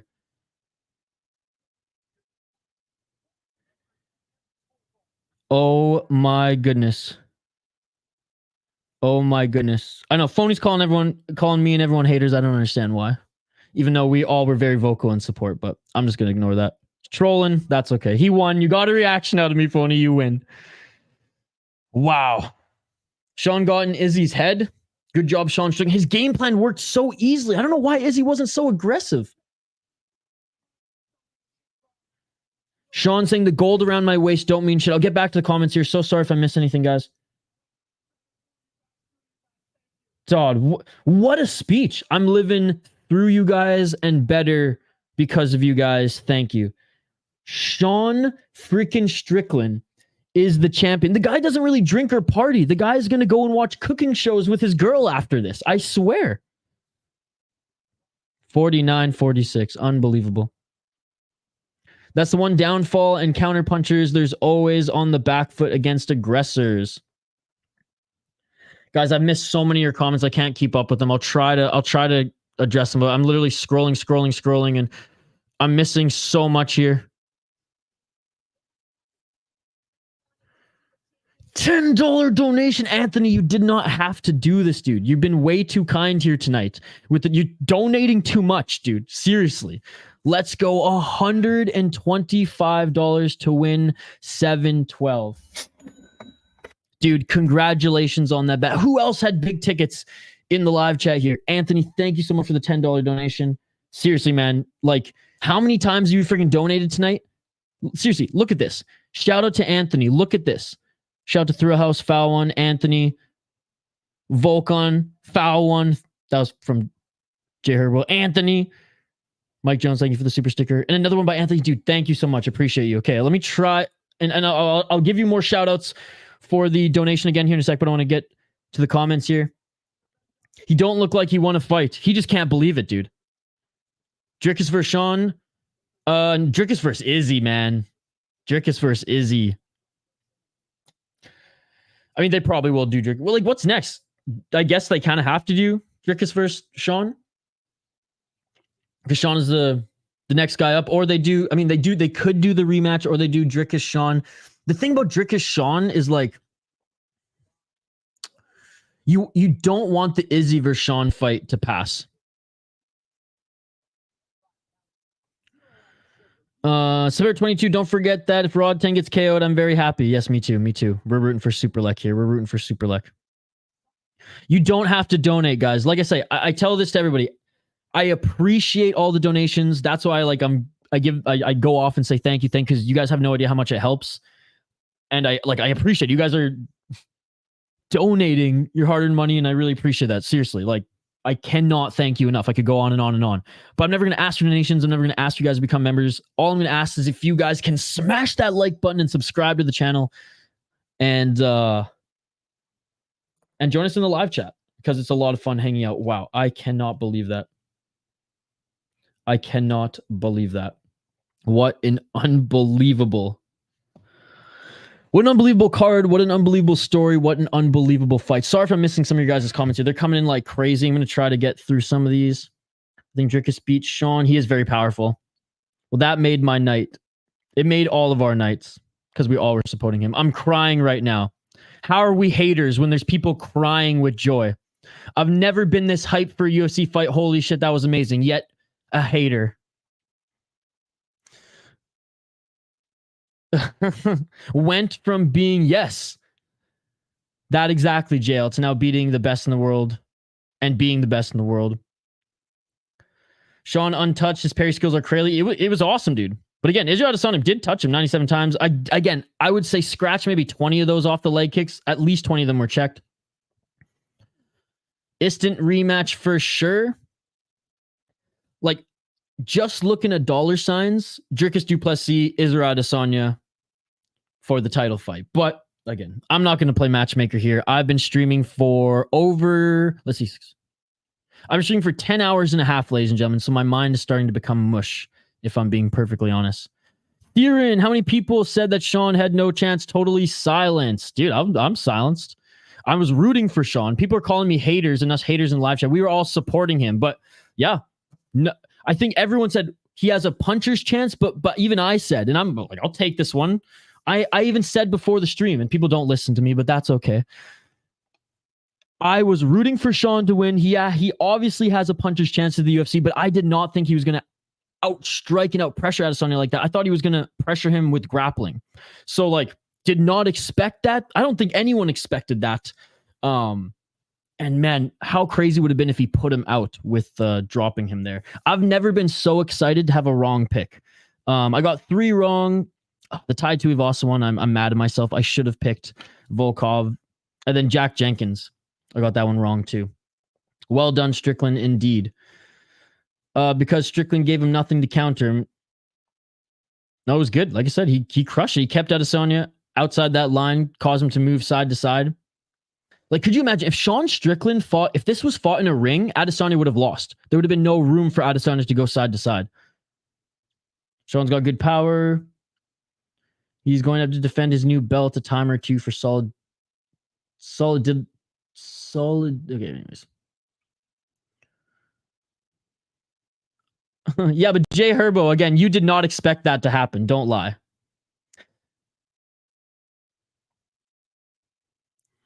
And again, Phony saying I wrote him off. Dude, again, I'm not going to take these lies from Phony here. You guys can rewind the tape. You can literally hear how I talked about Strickland, how I talked about Adesanya. I'm wasting my time defending myself here. Izzy was not the GOAT. Anderson Silva is the GOAT. Hell yeah, Ray. Glad you won. Oh, dude, Sean's a beauty, man. Good job, judges. Yeah, man, me and 90%.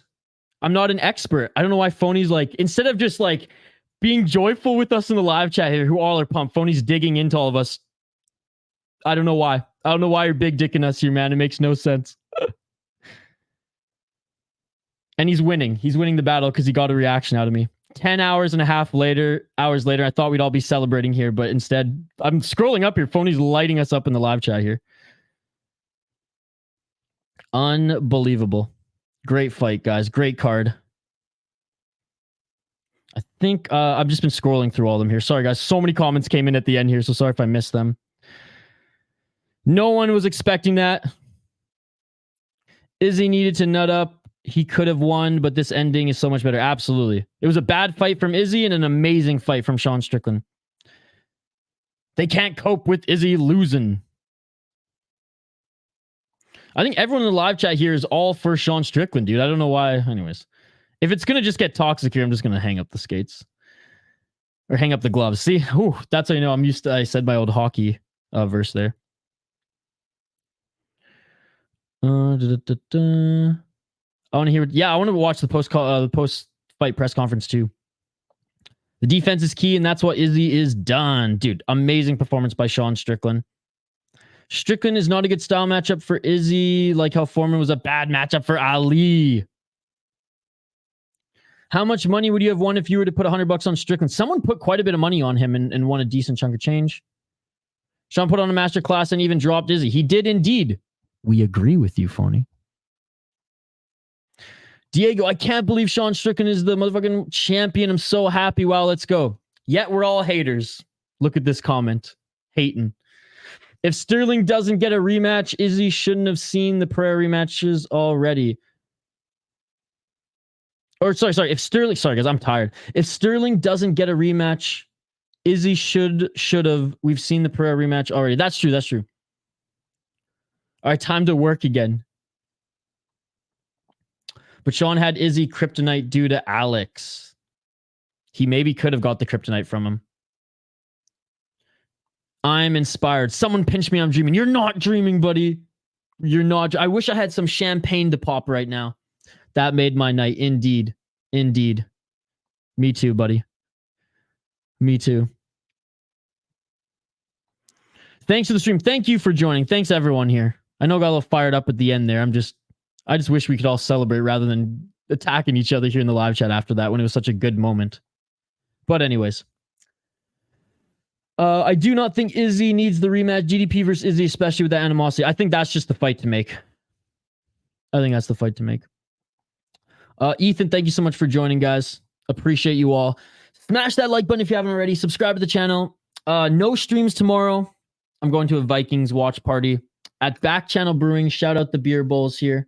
Appreciate them. Appreciate every single one of you. Enjoy this moment. Just like Sugar Sean, this is what we live for as MMA fans. Watching these upsets, seeing these great performances.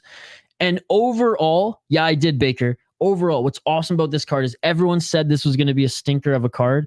We all in this community, all of us here in this community, all said, I think it's going to be sneaky good. And we're all right. So there you go. Let's end on a positive note there. Thank you all again. We will be back on Tuesday for Dana White's Contender Series, and then we will post our streaming schedule that night or first thing on Wednesday. We'll be back Monday for an exclusive membership stream. So if you're an exclusive member, we will be back on Monday. We are posting content every single weekday, and I have a video dropping tomorrow as well because we're not going to be streaming. But if you enjoyed yourself here, if you dig my vibe, if you dig the interaction, if you dig the play-by-play, subscribe to the channel. because we do a lot of these every single weekend and we really appreciate the support. Okay. Big shout out to the exclusive members, and I have to give another big shout out to those who donated. Anthony on TV for the $10 donation. Thank you, brother. Mike Jones with the super chat. By the way, guys, go and follow Female Athletes on Twitter and his YouTube channel. Thank you very much, Anthony on TV, again for the $2 donation. Just shy of $3. $1 from a Vulcan. Again, thank you, Foul One. Anthony just kept them coming here tonight. Anthony, I am not worthy, dude, but thank you so much. Thrill House, thank you so much as well. And Anthony opening up the show. All right, comment of the night. Who's winning comment of the night? All right, our contestants are Alpha Male with my parlay just got verbally subbed.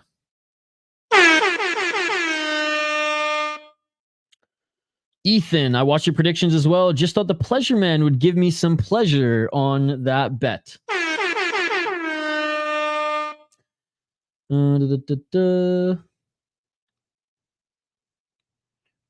What other ones do we have here? 34 years old. This kid is going to be good. Uncle Dana. China will disown him. Those are the comments. Benjamin wasn't in the running for comment of the night here. I am going to give it to... I'm going to give it to Alpha Male here. That one made me laugh, especially in the moment there. You have one comment. You have one comment of the night, ladies and gentlemen. Congratulations, Alpha. I don't even have a ribbon for you, but you get the honorary comment of the night. Can't believe that guy lost $220,000 for $30,000 on Adesanya. Great year for Sean's, indeed. The fact that Sean cried shows he maybe isn't a psychopath as he claims. I think he still is. I just think he's still human, like all of us are. Kari, I haven't been this happy in years, genuinely. Phony Izzy doesn't have that one-punch power that Alex has. We dig it. We dig it. The Drake curse continues. All right, guys. That is it for me tonight. I am going to post another video tomorrow. We have been posting videos every single day on this channel, so go check those out if you haven't already. We posted a video on Derek Lewis. Not Derek Lewis. Sorry, one sec. I shouldn't even check my phone. We posted a video on Rampage Jackson and Daryl Schoonover, and we posted a video on Jason Mayhem Miller in the last 24 hours. Go check those out. Again, appreciate every single one of you who joined us for Glory. Appreciate every single one of you who joined us throughout this UFC event. You all are amazing. Seriously. This channel growth is thanks to you guys. So thank you all so much. Brander, thank you so much. I'm going to sleep. I can't sleep now. My heart is racing. Cheers, everyone. The Drake curse is real. The Drake curse is real. Have a great evening, guys. Smash that like button and subscribe, and we'll see you on the next one. Peace. And new Sean Strickland middleweight motherfucking champion. Let's go, baby. In the fiercest battle, I'll defend you.